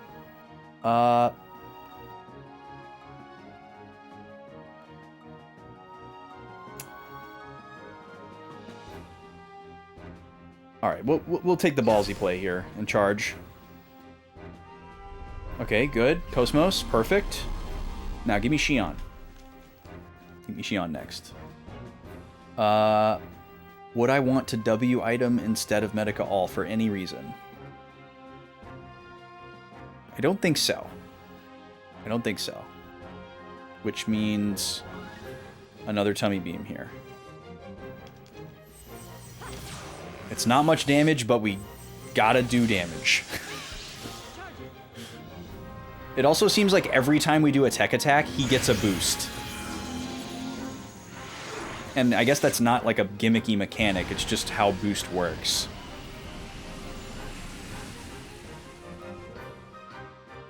Maybe it's because he's weak against beams and he's getting hit with his weakness. Okay, Medica All. Boosting in with a steel press, too. What a jerk.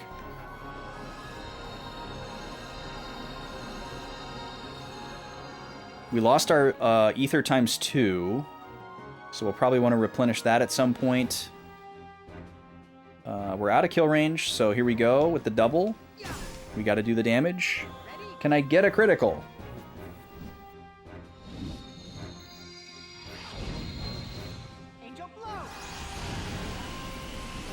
Just one. Just one critical. It makes such a big difference.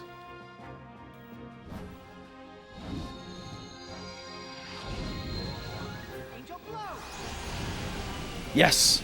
Thank you. My plea was heard. Okay. Do I want to just charge here to get ready for a W item? Or do I want to go ahead and do ether times 2? I think I got to do the W item first. That's going to take priority. So we'll just do a little chip shot here. And then this is also going to be a chip shot. This is a little bit dangerous. Okay, he's getting ready to do the big thing. We're probably going to die to it. I don't know what to do other than to just get everyone to full health.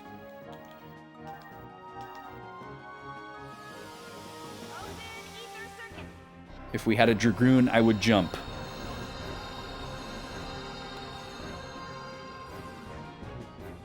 I wonder if you can just, like, move to the back row and nothing happens or something. What do I do with this turn?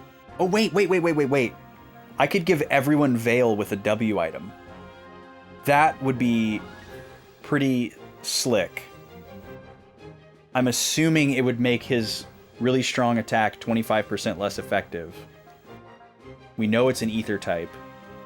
I don't know if that's enough for me to survive, but it's our best odds. So let's go for it. Everybody gets Veil.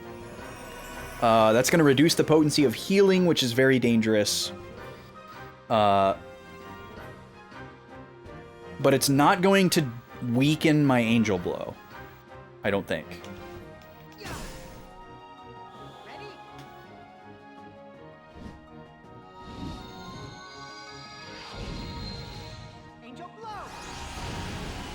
Nice. Can I get another one of those, please? Ready?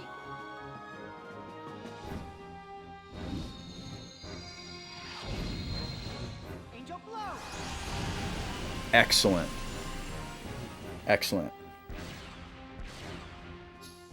Okay, this is the one. Can we survive this? Even if we do, he's attacking 2 more times after this. Oh, wait. Chaos boosted in. Thank God we got that boost. Okay. We're definitely going to do Healing Dew here. It's just not going to restore very much because of the Veil. So I don't know that this is going to be enough to save us, but it's our best shot. I can't do a W item, unfortunately. Oh, that's a really sad amount. Okay, he's doing a single target, so we're still in it. Oh, and he survived that. That's amazing. Probably because of the Veil. Let's see. I probably need to double up here, so we're going to item heal. We're going to item heal Chaos. And then we'll Medica all.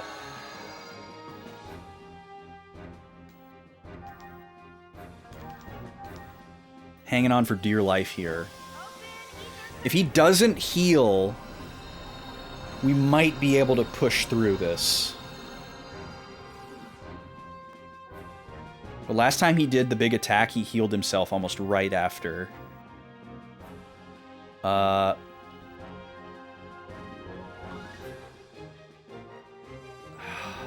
gotta heal again here. Unfortunately.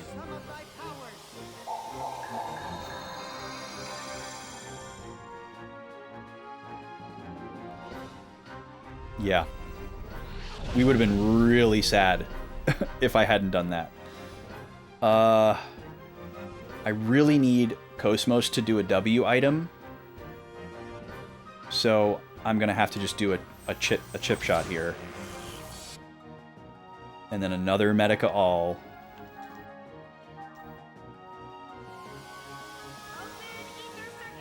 Can I just get like a single target attack out of this guy? Please?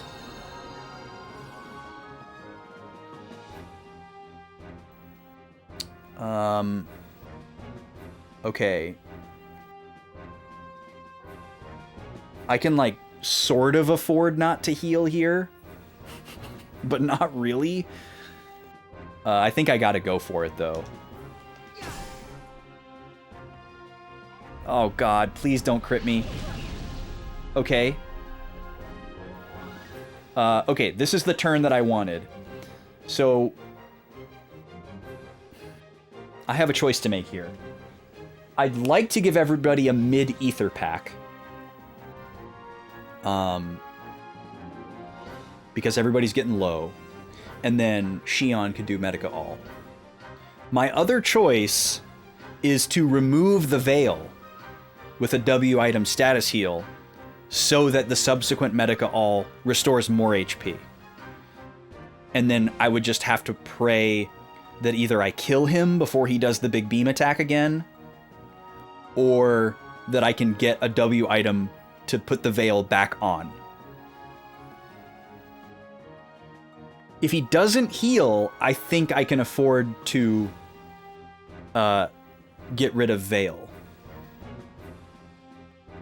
But if he does, I'm gonna wish that it was still there. Because with the nerfed heal on the next turn, it's not quite enough. So I think I have to do a W item to further increase the potency of the healing. And both other things have to wait. So we're going to do... Let's just make sure we get all the way up there. No reason to risk it. We'll take the 300. And then we'll top it off with the Medica all. Hopefully he gives me a single target attack or two. If we can get one high critical turn of the double angel blow, we'll almost be there. Okay. This is great. This is great. I can set up Cosmos for another W item. And then we'll get Chaos ready. Let me boost in Cosmos. And then here's our double. We probably won't get criticals here, unfortunately, but we got to do it.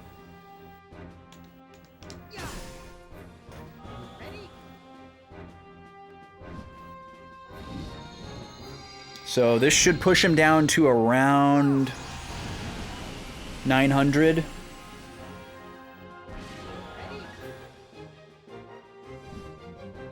He's boosting in.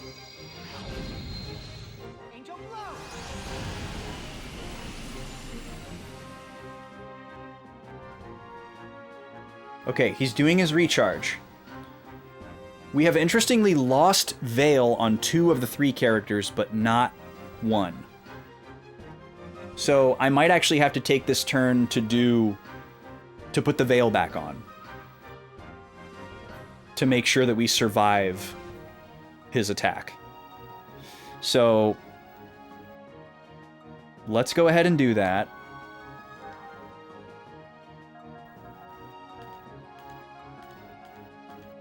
Because I think that's our best play that we've got. And we just need 1 good damage turn with Chaos, and we've got him. We're basically at full health. So I think what I have to do here is use the Ether Pack on Xion so that I can heal the next time she comes around.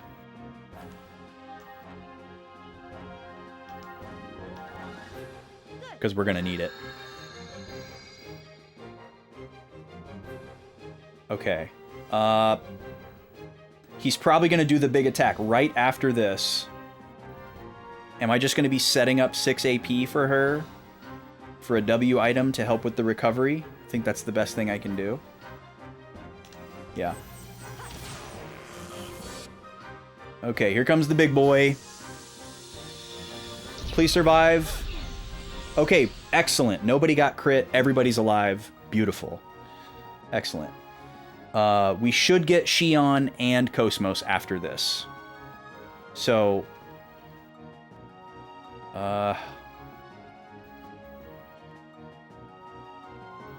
I'm gonna take the heal.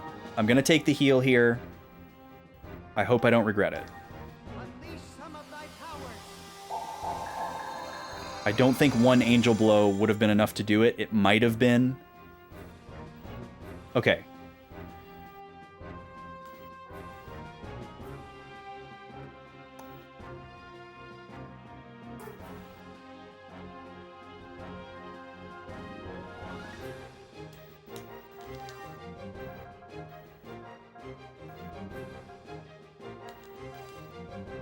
If only there was an item that gave you AP.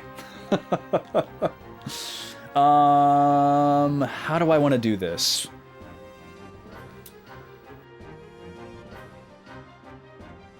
I don't think I really need to double heal here.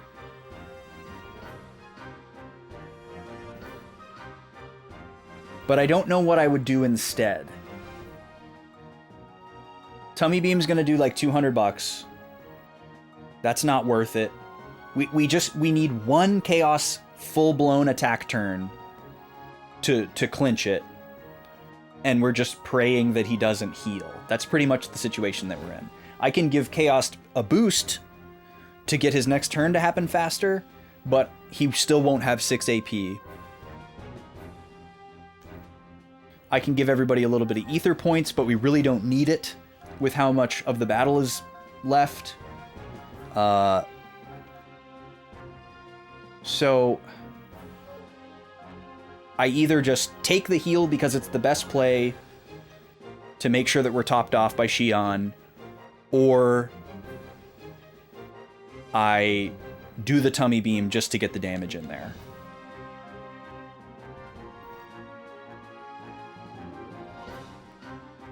It's...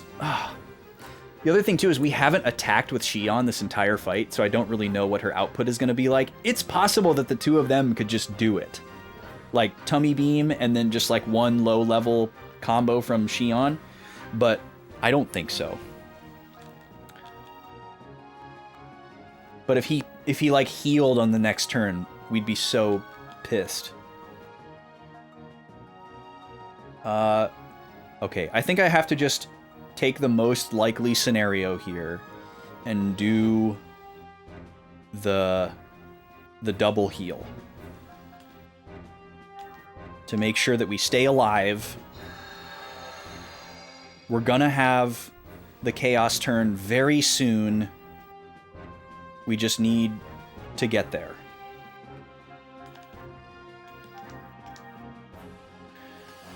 Come on. Come on, guy. Be nice for one more turn.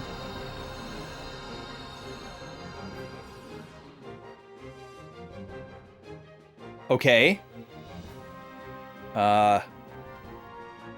So this is going to be a charge turn. He's still going to have one more opportunity. Oh, but wait! He's not! Okay, as long as he doesn't boost from this chip shot, we should be good. He did. Okay, it's steel press. That's fine. That's fine. We love steel press. Okay, we should be good. This fight should be over. Right now.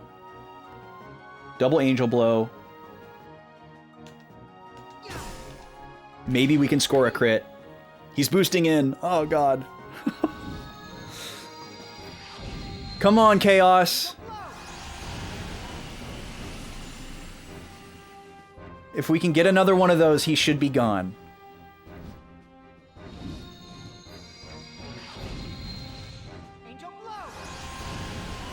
I think he's dead. It's going to be very close. Yes! Oh.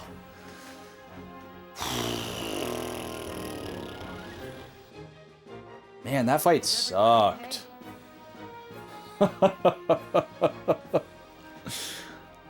When a boss can heal itself, it's tough enough as it is, just on principle. But when they can heal themselves an amount that's like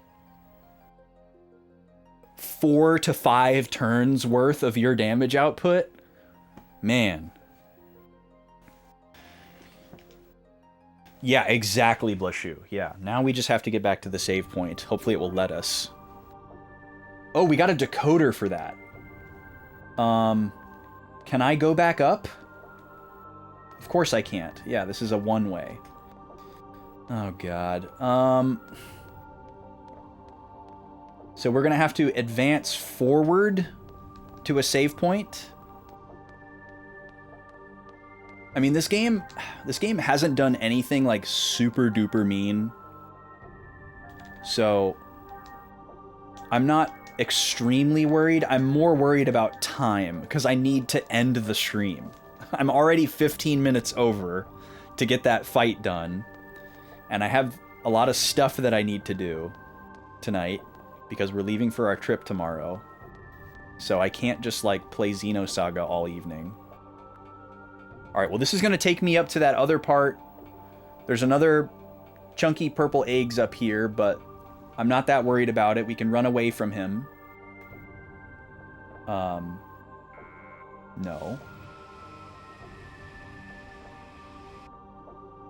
At least let me approach you from behind.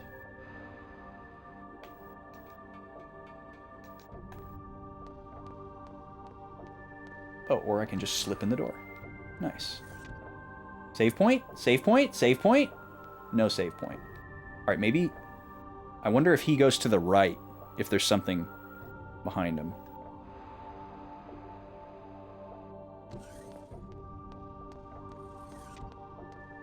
Nope. Alright, but he sucks. Okay, I feel like there's like a cutscene coming. Which I don't feel great about either. But I mean, we're trapped. We're trapped here, so.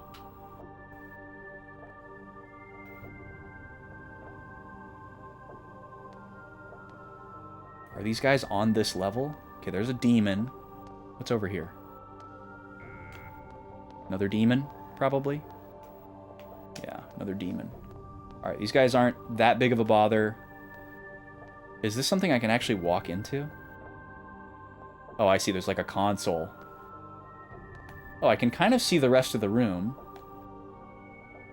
Is this interactable? Oh, okay. Here's the cutscene. Oh, it's not a cutscene. What an amazing hologram! All observable space appears to be projected here. All observable space? I wonder what that black area is. It doesn't look like a black hole. Guess it's not quite all observable space. So the 0, 0, 0, none, like the direct center of observable space.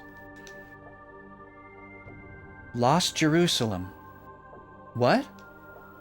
Lost Jerusalem was once our homeland in the distant past, but no one can go near it now. Actually, nobody knows its location anymore. It could be that pitch black part there. I've heard that the government has been working on a project to find Lost Jerusalem for quite some time. It looks like the radius of that black region is at least several 100 million light years. Our homeland is somewhere in there. Okay, interesting that Xion interprets her homeland as the same as Chaos's. That was a little presumptuous. Presumptuous? Dark spot in the center of observable space is possibly Lost Jerusalem. And they talk about it as if like that's where like the Milky Way and like Earth is, based on what we saw at the very beginning of the game.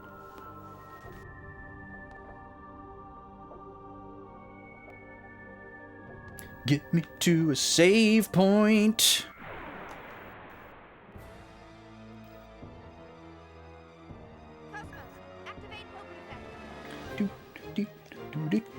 I'm not worried about these random encounters. We've got lots of escape packs. We've got Xion's escape spell that's free.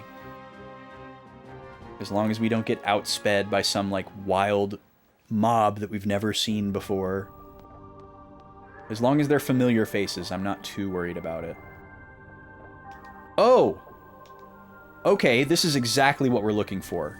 This door leads to the previous section of the tower, and now we can freely go back and forth. Okay, cool. We are very close to a save point now.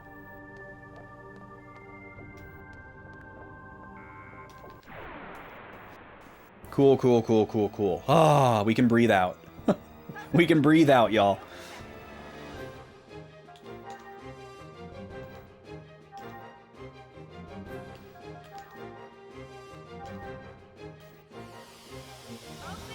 All right, so I'll go ahead and start housekeeping.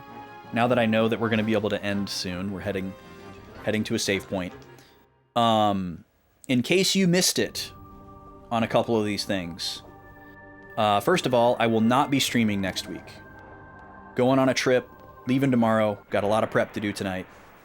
My next stream back will be the 18th, Tuesday the 18th, where we will resume Paper Mario Origami King.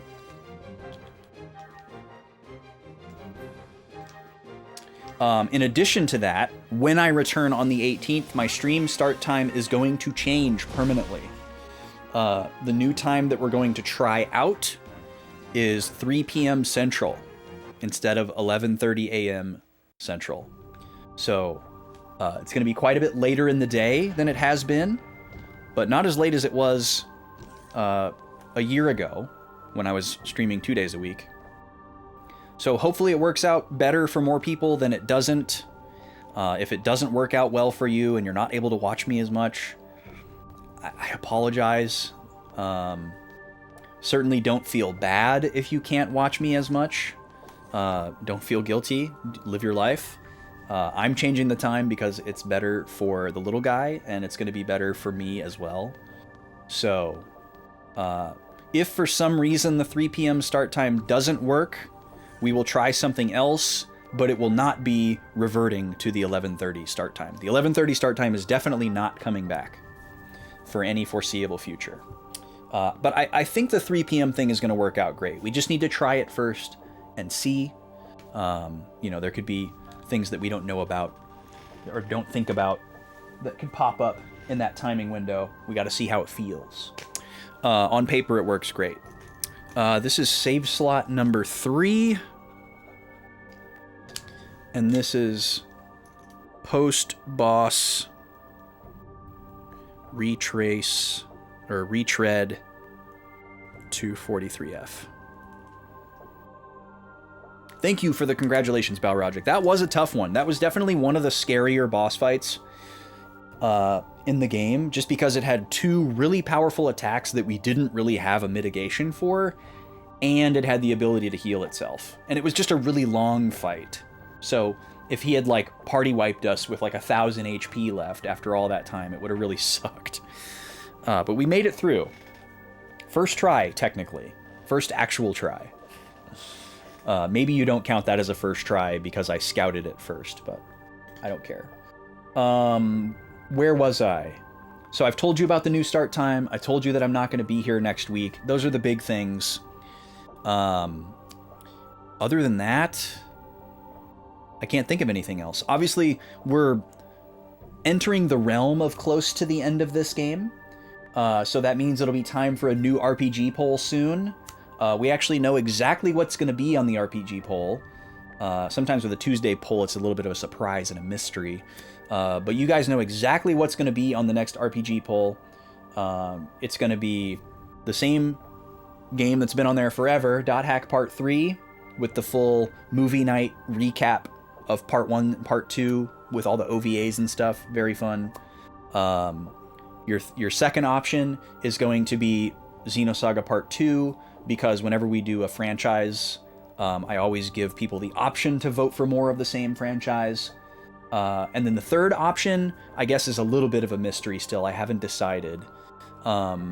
It's going to be one of the top games from the tactical RPG bracket, because I always want you guys to be able to vote for a tactical RPG in lieu of a more standardized RPG, because I really enjoyed tactics. We did a whole bracket to figure out which games out of the ones that I want to play y'all are the most interested in.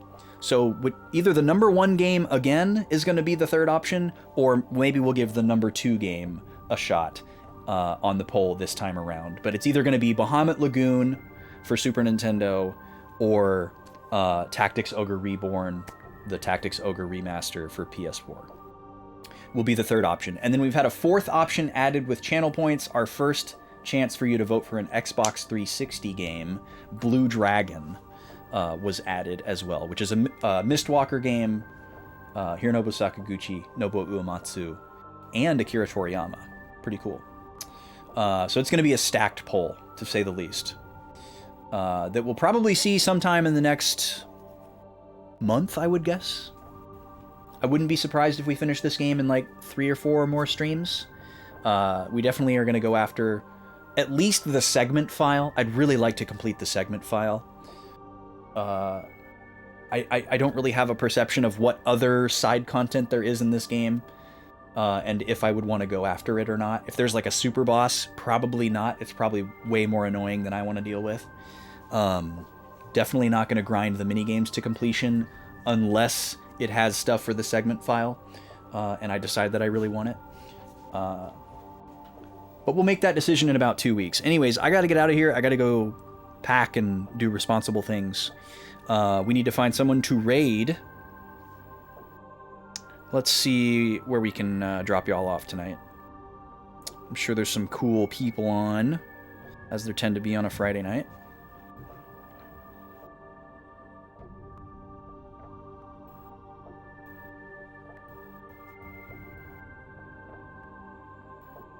Let's raid Memory Carp. I haven't raided Carp in a little bit. I haven't been able to drop in and say hello to him for a little bit. Memory Carp is a very good friend of the stream, and someone that I actually, despite having not met in real life, consider a personal friend. We chat a lot. We've got a lot in common. even though he's across the pond. Drop him a follow, whether you can join the raid and check out his stream or not. Drop him a follow. He's a great guy. Likes to stream retro stuff on hardware, like we do here a lot of times. But he's got a much more eclectic taste than I do. But it's a very elevated taste, I would say. He's playing Silent Hill 4: The Room right now, which is that the one that's a meme? I don't know. But he's been on a bit of a Silent Hill kick. So let's go over there, see what's going on. He just had a baby as well, so please congratulate him. That's been a big milestone for him and a big journey for his family. So please congratulate him. Very happy for him. And I'll see y'all in about 10 or 12 days. Don't get too lonely. But if you want to go dig around the VOD channel on YouTube while I'm gone, go for it. We'll see you all in a little bit. Let's go say hi to Carp. Y'all be good.